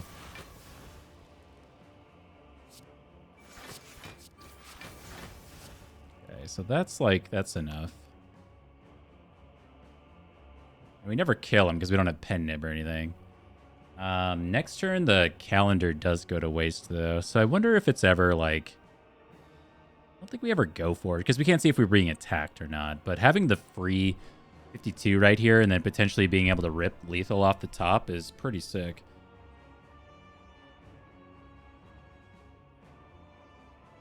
I worry that we don't have... weak in play. We kind of want to fish for the, what's it called? Piercing Well for next turn to get a reset on the strength. So we gotta like do this and then defend, deflect.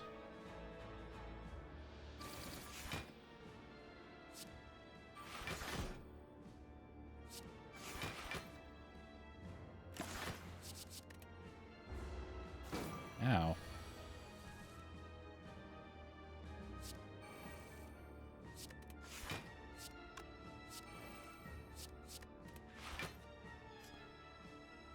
Not get it.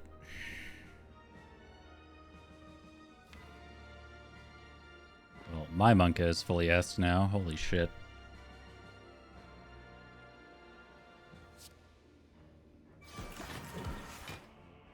How close we would have been. If we played like 5 shivs, they're 7 damage each, plus an extra... Was that like 9? 5 to 40, 45... I don't think we got there. It was very close, though. And we also would have taken a ton of damage. We're holding you. You.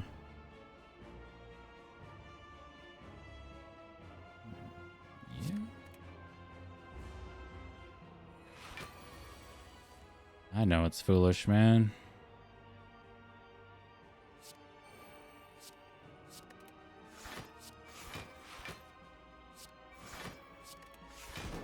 Unfortunately, this turn, he could be doing pretty much anything.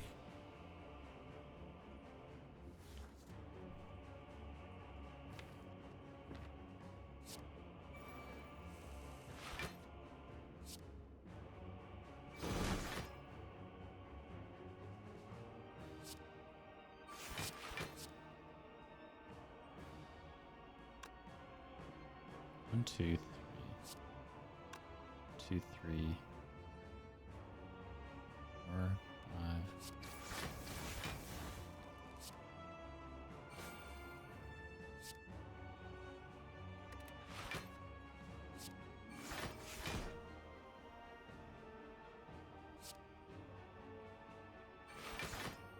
We get away with this.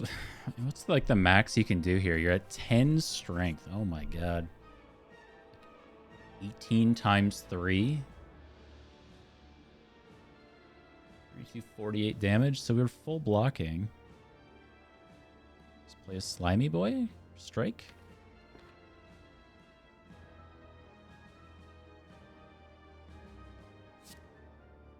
I mean, I guess we do damage, right? Oh,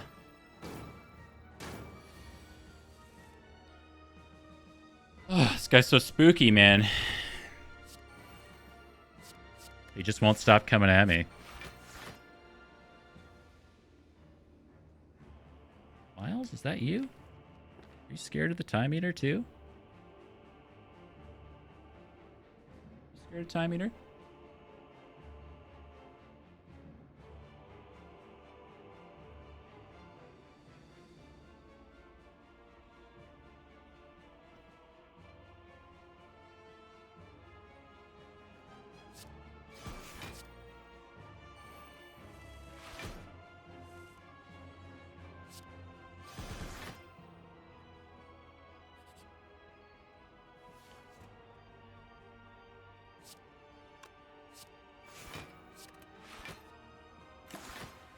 Okay, so next turn we basically just have to try to block. Oh, fuck.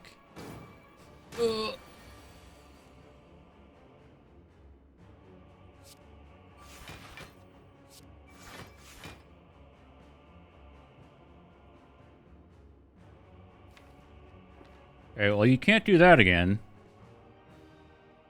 Right, you can't reverb twice, 3 times in a row. So it's either 32 plus what should be 12. 44 or nothing. This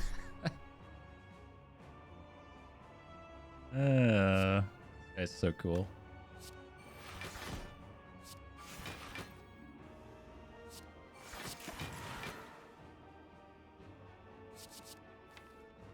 We don't have finisher coming up.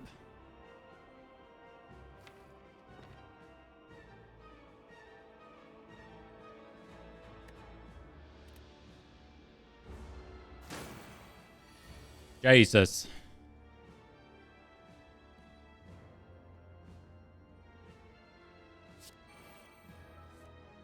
Okay, whale is nice.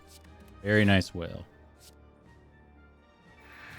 Can you big attack 2 times in a row? I don't think so. Cannot. Head slam cannot be used twice in a row. That was head slam. Please kill. I'm trying. This is all this deck does. I'm just thinking if I use this liquid bronze, I kind of greeted it a little bit.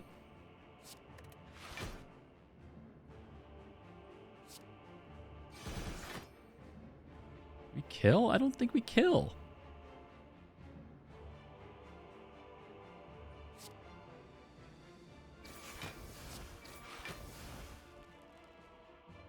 I think we have to pray for...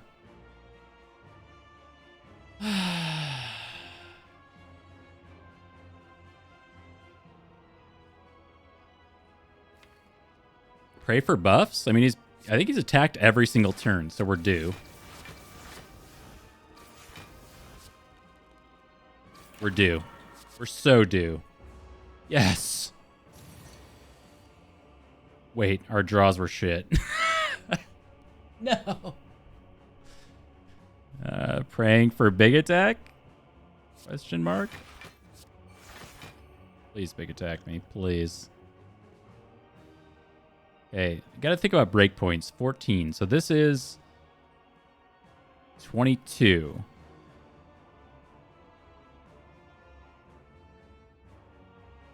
We could try for top here. It's kind of stupid. Unless...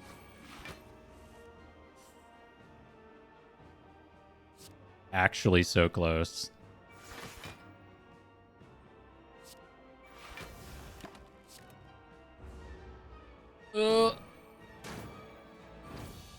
It was both?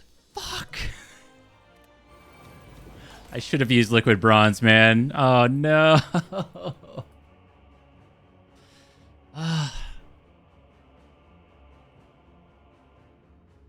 So bad. Oh, my God. I hate that. You can be pissed about it. I'm pissed about it.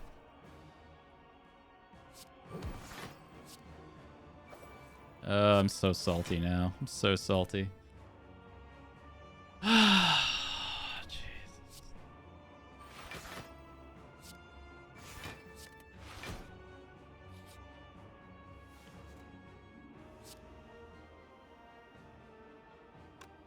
What is this? 26?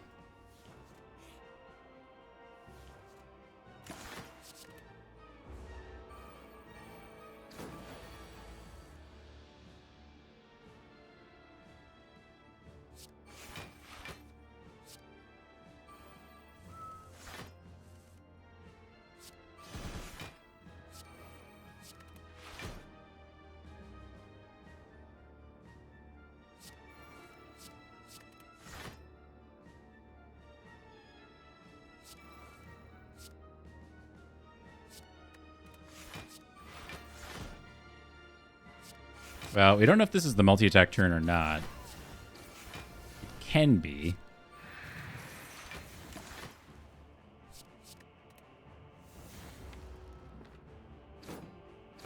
It's not. Okay.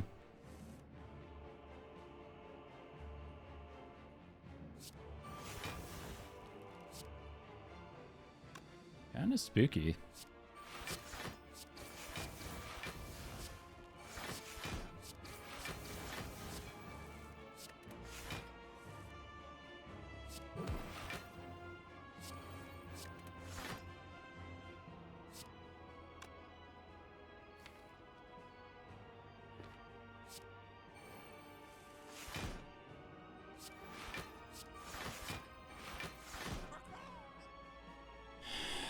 That's got to be good. That's got to be enough. It was a really nice cycle, though. God, I'm still... The salt has not worn off at all. I'm so mad about that time eater fight.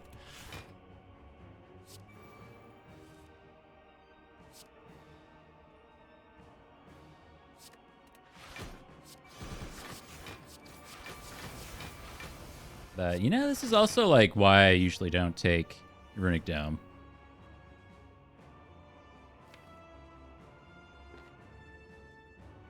Right here.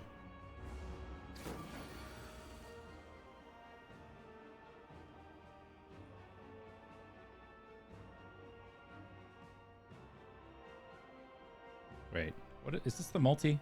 This is another big attack, right? Need to focus up. It was big attack turn 1, big attack turn 2, multi attack 3. So it's going to be big attack 4, big attack 5, multi on 6. So ideally, we actually want to hold this neutralize for next turn.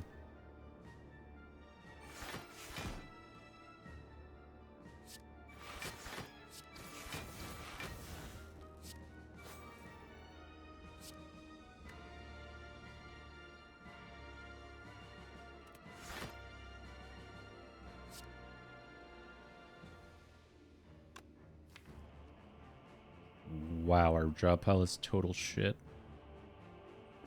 Okay, well, I mean, we got Acro, Calculated Gamble, Reflex in there, so maybe it's not so bad, actually. I just, like, I don't think I can hold Concentrate. If we knew we were getting exactly Acro, then I think we could.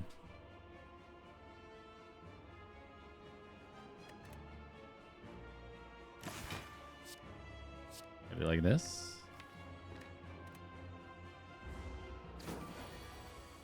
Which is the multi? It is 12 times 4. Okay, so 48.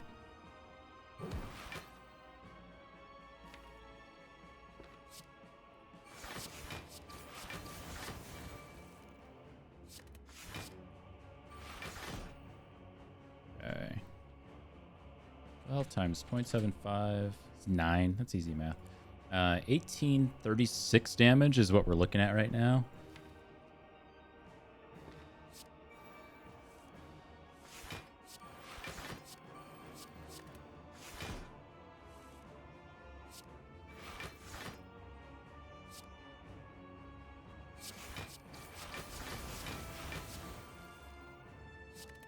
Can I get a finisher of the gods, please?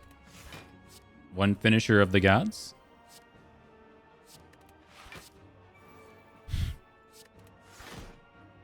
Guess not.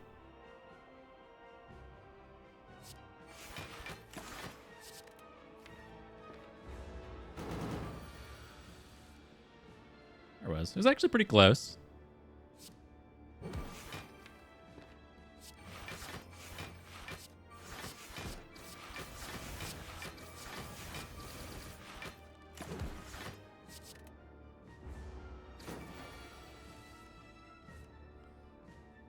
Okay.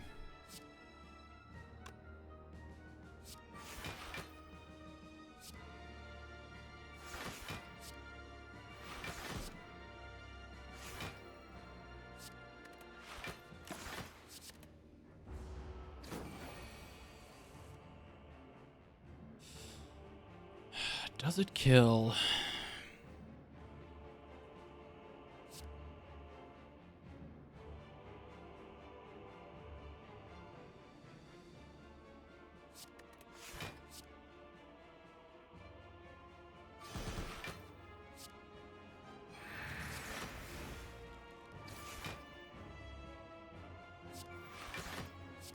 Give me a power.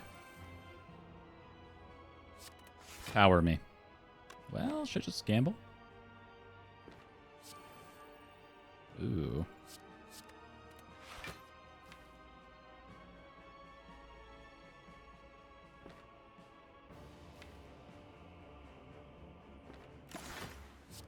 Right. Not getting these powers in play is kind of spicy. So how much is 40 damage? Something amazing free. Hey.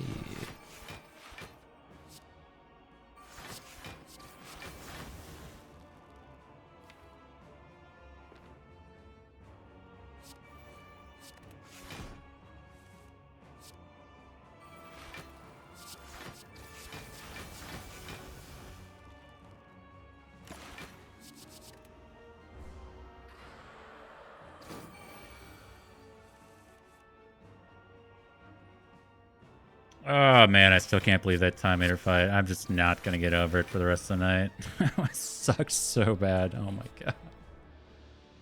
god. Ugh.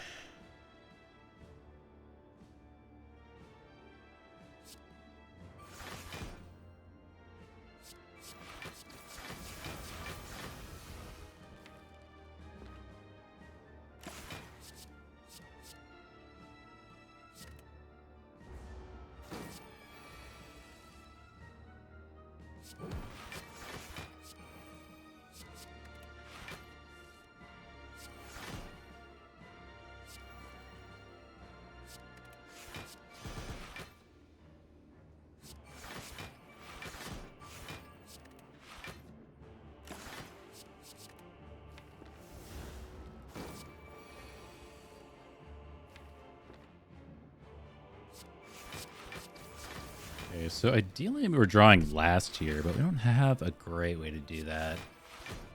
Yeah. Actually worked out nicely though.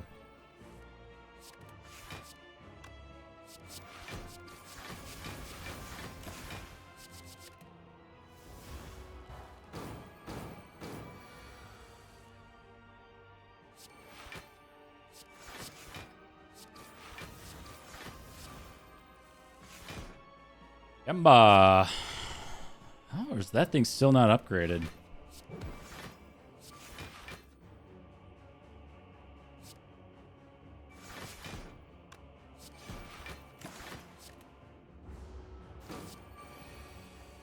Come on now, get me out of here.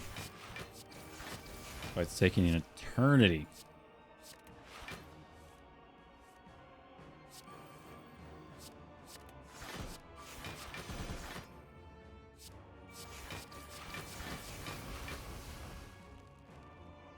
Uh, 63 damage. It's not enough. That's damage.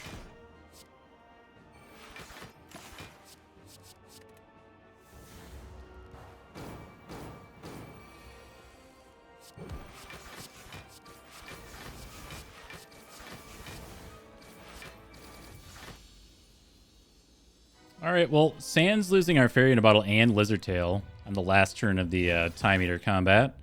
Not so bad. Awakened one was great. Like I said, Time Eater was always going to be our most difficult boss. We've got tons of money to go into the shop. Do we have a singular upgrade that we would like to get? So, like, After Image is actually pretty great for Tungsten Rod Beat of Death stuff.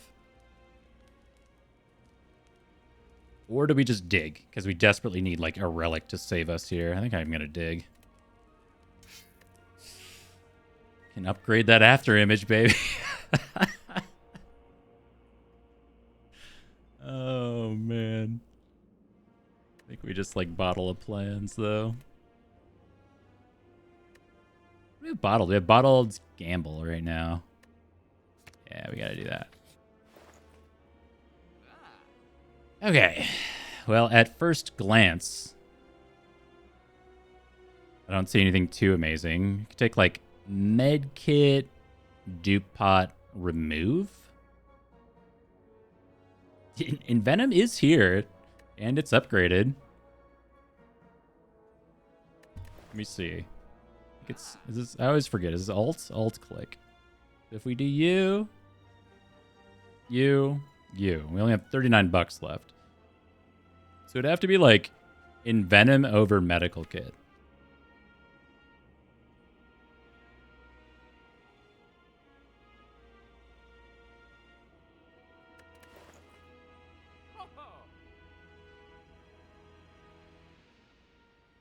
Or do we not remove a card?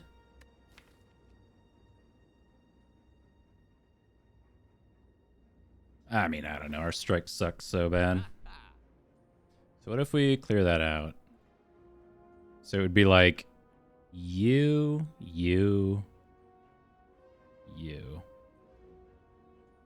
No. Yeah, I mean, it's pretty bad, but it's something. We could even dupe pot it. Think about that. Now, we're probably going to dupe pot, like, After Image or something like that.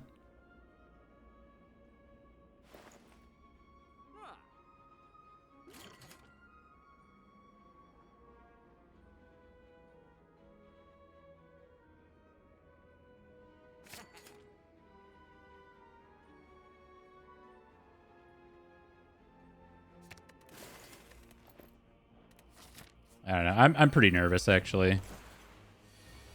Head kit is 2 removes. True. I like the way you think.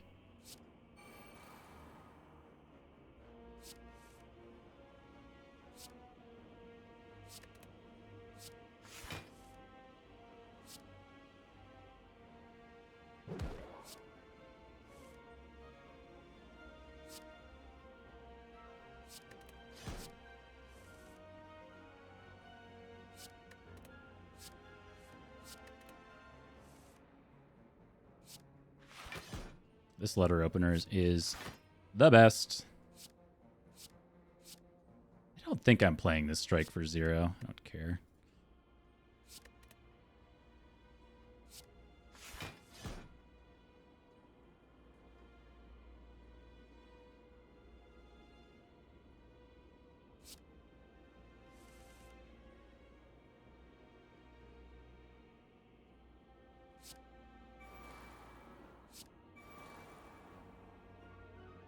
I mean, if we play everything, it's good damage. It's just that we have nothing for next turn. How much damage is this on turn 1? I'm used to just being able to see it. It's 12 plus 21, right?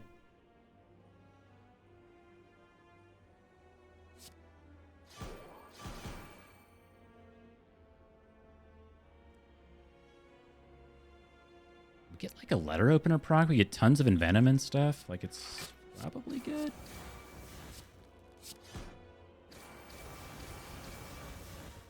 Oh, and we have top. Top of the gods.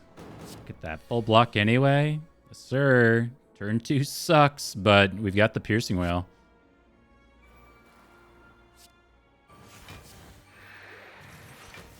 Yell at him. Actually, Order. I should have done Orichalcum stuff and played After Image last.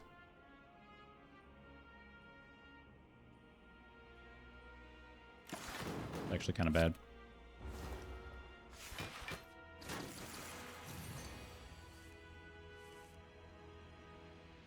Okay.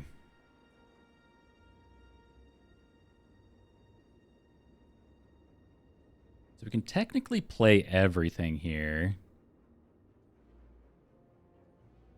Yeah, I know. I know Medkit's good, but look at Envenom go.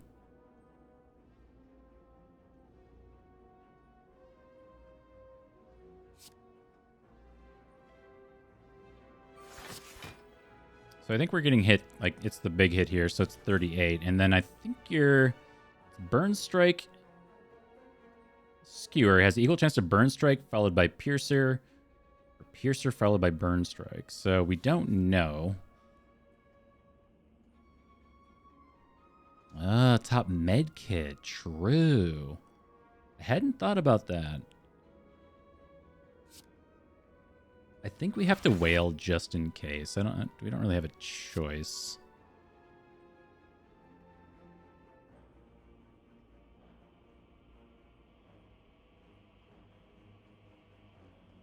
Old brief D&D friend. How did you find me? I know you. I'm okay. I'm okay. Hope all is well with you.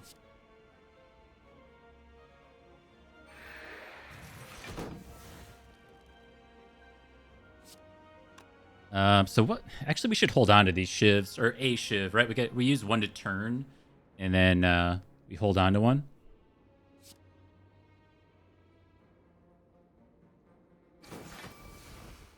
And I think we're still getting trucked here.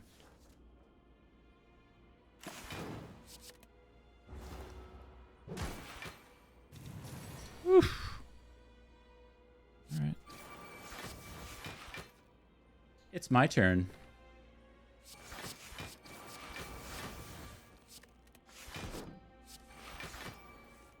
Yeah, I had wanted to get more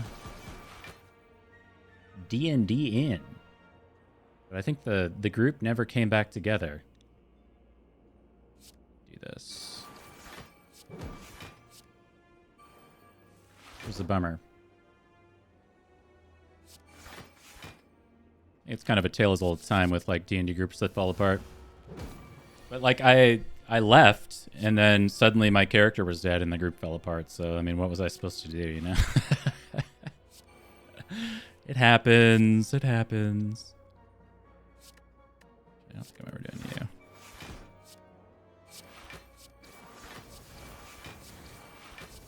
you. Yeah, I hope you're well. I've been chilling, you know. I got another group going, so at least I get to play some D&D still. And they're good. We're on a little bit of a hiatus with that group as, like, I think some, like, book is coming out or something.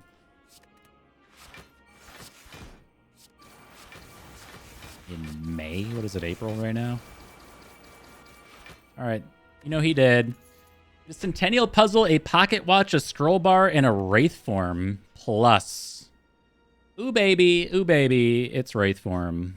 I mean, we don't have pellets or anything, but it do be saying plus. We got DuPont Wraith form now.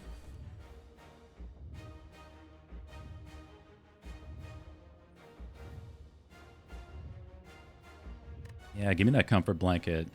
That's me every night. Or DuPont AI. I mean, we got options. Let's not forget you. The problem is that we're doming. The non-problem is that we have turnip and ginger. So I feel like if we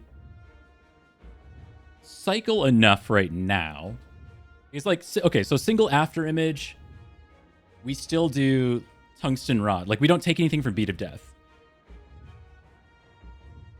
I just feel like DuPont Wraith form is now the play because it allows us to slam in a bunch of shivs with Envenom and hope that by the grace of God we somehow win in 6 turns. So we try to make it through the first cycle of attacks, get Terror down, hold on to 4 cards, and then through the next cycle of attacks we go in with DuPont Wraith form and just slam in with shivs and, I don't know, drool on the keyboard and hope that that wins. I don't think there's much more to it than that. I think that's the entire strategy. All right, we're not trying to big brain this. We just, like, smork in with Terror in our opening hand. The only thing I don't like is that we have Neutralize, and Neutralize is such a huge component of our initial block package that if we get big attacked, we still are not blocking well. Like, having a single Lizard Tail or our Fairy from Time Eater would have made me feel like this was just a win. But we don't have it. So I'd like to calculate a gamble on turn 1. However, I don't think we're allowed. What about Dupont Caltrops? Well, the problem with Dupont Caltrops, although it's amazing damage, is that it assumes that we can survive the multi-attack, which we don't. Like, Dupont Caltrops through the first maybe 2 multi-attacks is fine, but then we would have to win by the 3rd one. And I don't think we're mitigating Beat of Death and going block positive enough to block for even like 60 on the 2nd series of multi-attacks to make that a reality. And besides, it's like, it's Dupont Wraithform. Like, I don't know if we need to like overthink it, you know? Okay, so are we taking Art of War on turn 1? I think probably. And then what is our hold? We're holding 2 cards. The thing is, though,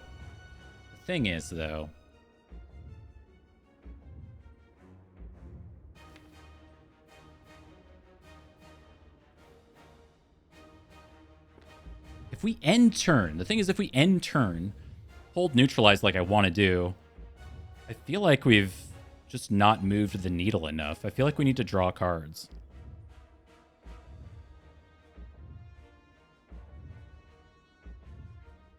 Like, ending turn 1, we did get 2 powers into play,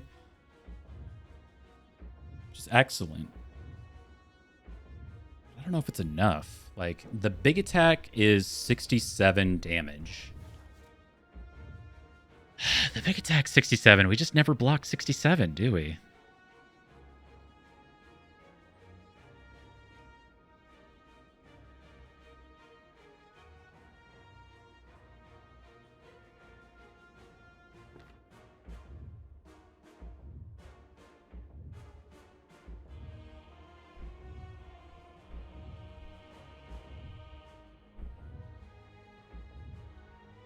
We don't have anything, right? That's Centennial Puzzle. Maybe I should have taken Puzzle turn 1. Kind of forgot about that immediately. Yeah, I know we have Turnip, and we have Thread and Needle, and we have Afterimage. But I'm thinking about holding these 2 cards, which are not, notably not block cards.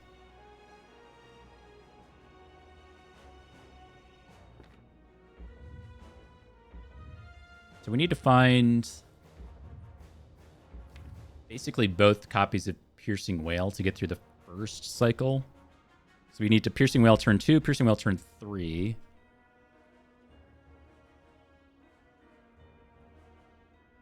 Who's there? It's just Leonard. It's just my boy.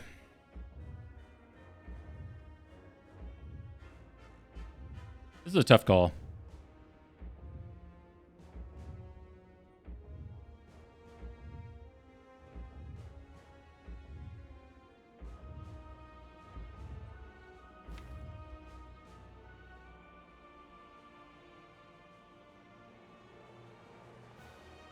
I feel like moving the needle's more important. I just do. It's the call. That's what I'm saying.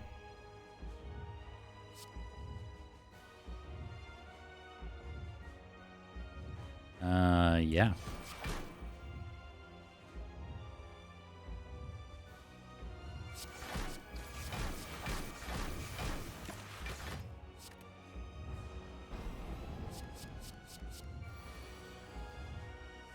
Okay, we don't know what this is. We did get a whale.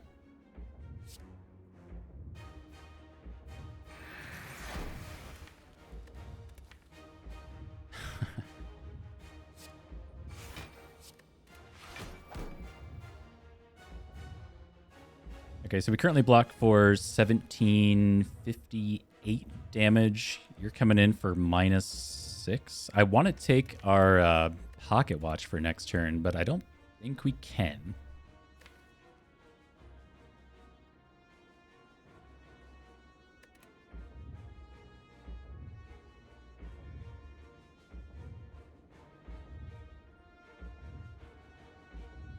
think we're dead if we don't play our defense, so... It is what it is. Maybe we're hoping for the big attack here. I don't know. Yeah. So we get the extra card draw from Centennial Puzzle. Okay, so we have the Piercing Wail for the multi. Which is excellent. So we are not dead here.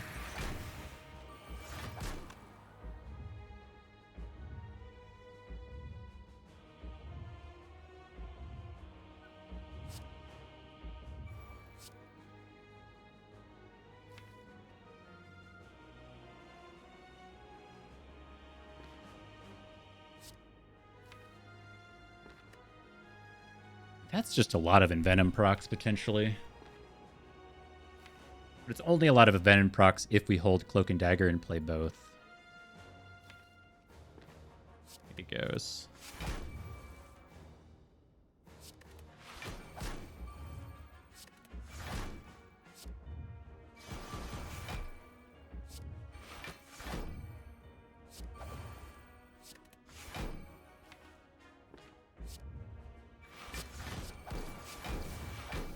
Six poison. It's happening.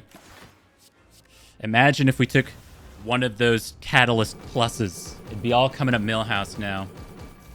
Oh, we did miss the Caltrops, though. It's kind of a bummer.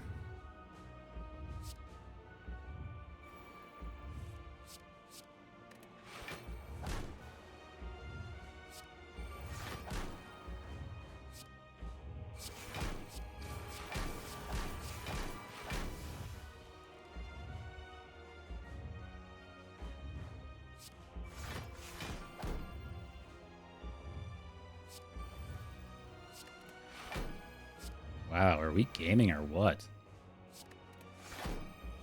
Crazy. Well, we know we're holding 4. And we know we're just doing Dupont Wraith form, so the block cards don't really matter. Ooh. Well, they do matter for the multi. I should think about that.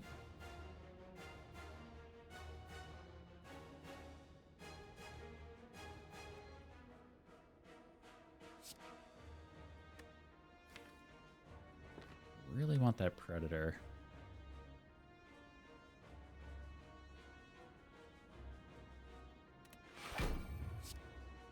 Choosing poison now over poison later.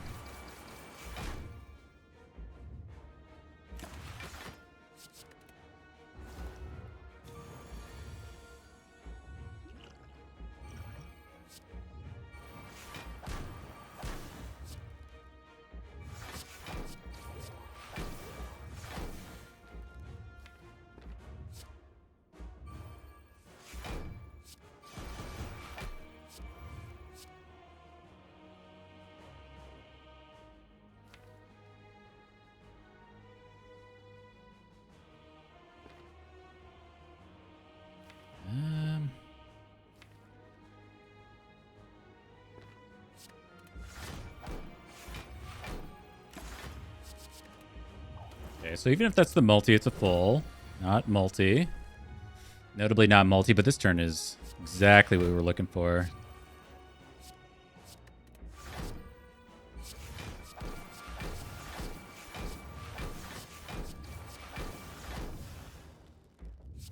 What is this?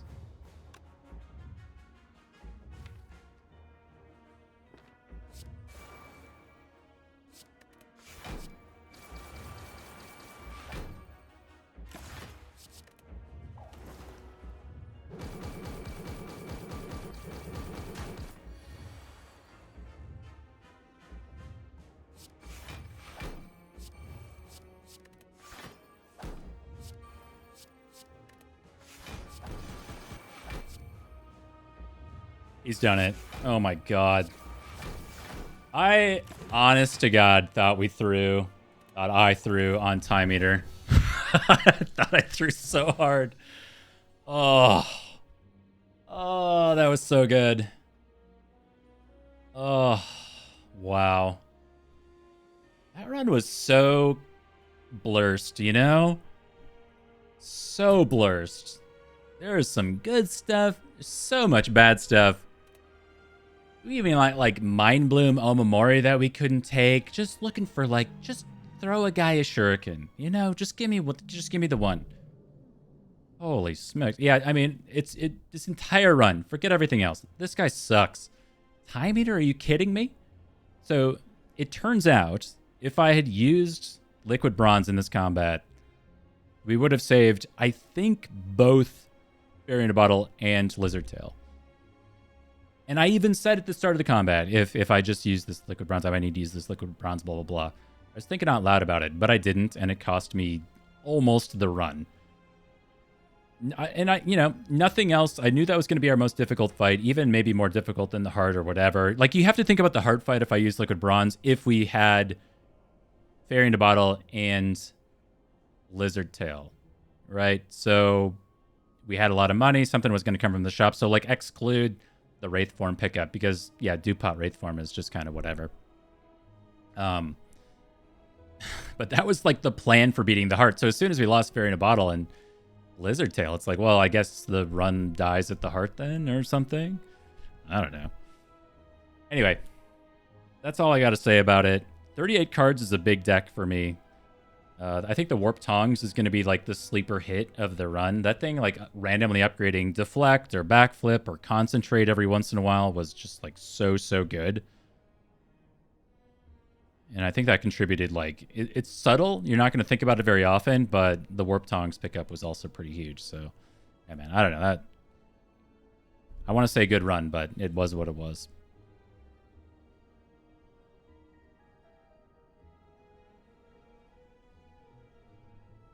Yes? Yes? Was that good or was that good? Oh, that was good.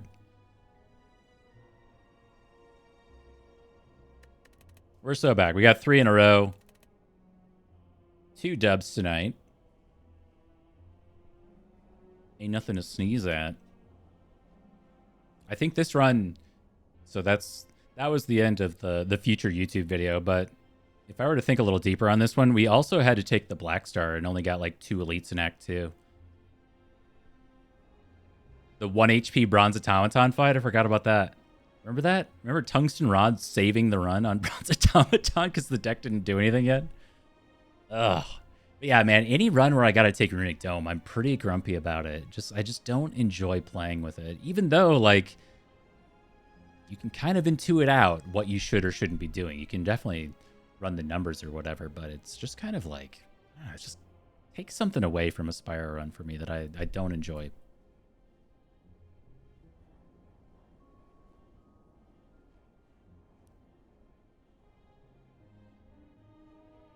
But, you know, it was never going to be so easy after we did the Infinite. This run was awesome. This run makes me want to play Spire more. This one makes me want to play Spire less. So overall, you know, we'll probably just be back tomorrow with more runs because we're in the middle.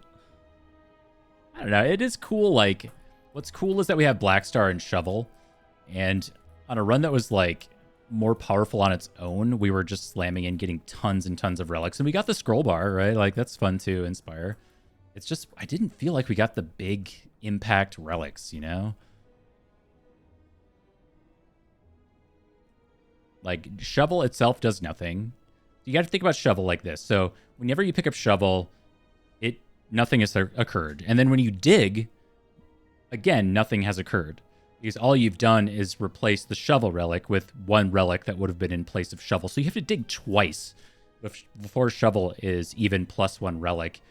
And you're also, of course, sacrificing upgrades in that instance, too, if you're not resting or recalling. So you're not upgrading your deck. It takes you 2 campfires, which means you're not getting gold, you're not getting card reward screens, you're not getting a relic from an elite. You're clicking the rest or the dig button. It's like pretty categorically a terrible relic. And I think that's why the community loves it so much. But, you know, Bottled Willy plans did game. I'll say that. It's just like we only dug once, so Bottled Tornado would have come up on its own if we just didn't have Shovel. But you get the idea. Darkstone into Juzu's just like the big sad. When did that even happen?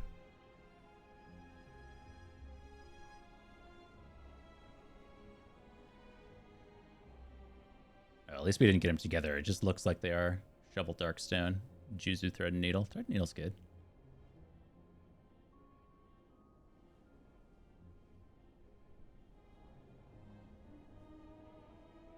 Hey, Miles. Cool, man. Well, that was a fun one. I think, given the time, I do have a job interview tomorrow, so I'm not going to try to stay up until, like if we get another 2-hour run, and this is what I say, like, every night. If we get another 2-hour run, it puts me at 2 o'clock in the morning, which is way too late. So, not going to try to push myself to do another one. We did stream, like, 3 or 4 hours earlier today doing some Balatro, if you're into that. Go check that out. We're playing the Nebula deck. Opening Celestial packs. So I think the plan for tomorrow will be to maybe do something similar. I think my interview's over around noon. So I'll have to, you know, wake up and prepare for that. I probably won't stream before that. But I'll try to hop on maybe after and do some more Balatro or whatever I'm feeling for just a couple hours again. And then peace out for dinner and chores and things that I have to do, and then I'll be back with some more Spire. It's just kind of a fun little routine for me. And that's the way that I kind of like it. So, like, I think in an ideal world, I'd wake up in the morning, stream a bit, you know, 4+ hours, check out, go do some stuff, come back in the evening and do it again. The people who do, like, marathon sessions for 8 to 16 hours, 8 to 12 hours, I don't know how they do it. I don't know how you just sit there for like that long. I'm watching them. Not the entire time, but I'm watching a lot of them. And they don't like stand up very often. You know? That's not good for you either. Anyway, I like breaking up the day. Getting outside and all that. But all right, y'all. Thank you so much for hanging out tonight. Thank you to Emo Like Bird for the 11 months. Thank you. Very much appreciated. And thank you to everybody who decided they wanted to come back next time and followed the stream. Of course, that's the best way to know when we go live. But that's it for me. I'll catch you all next time, all right?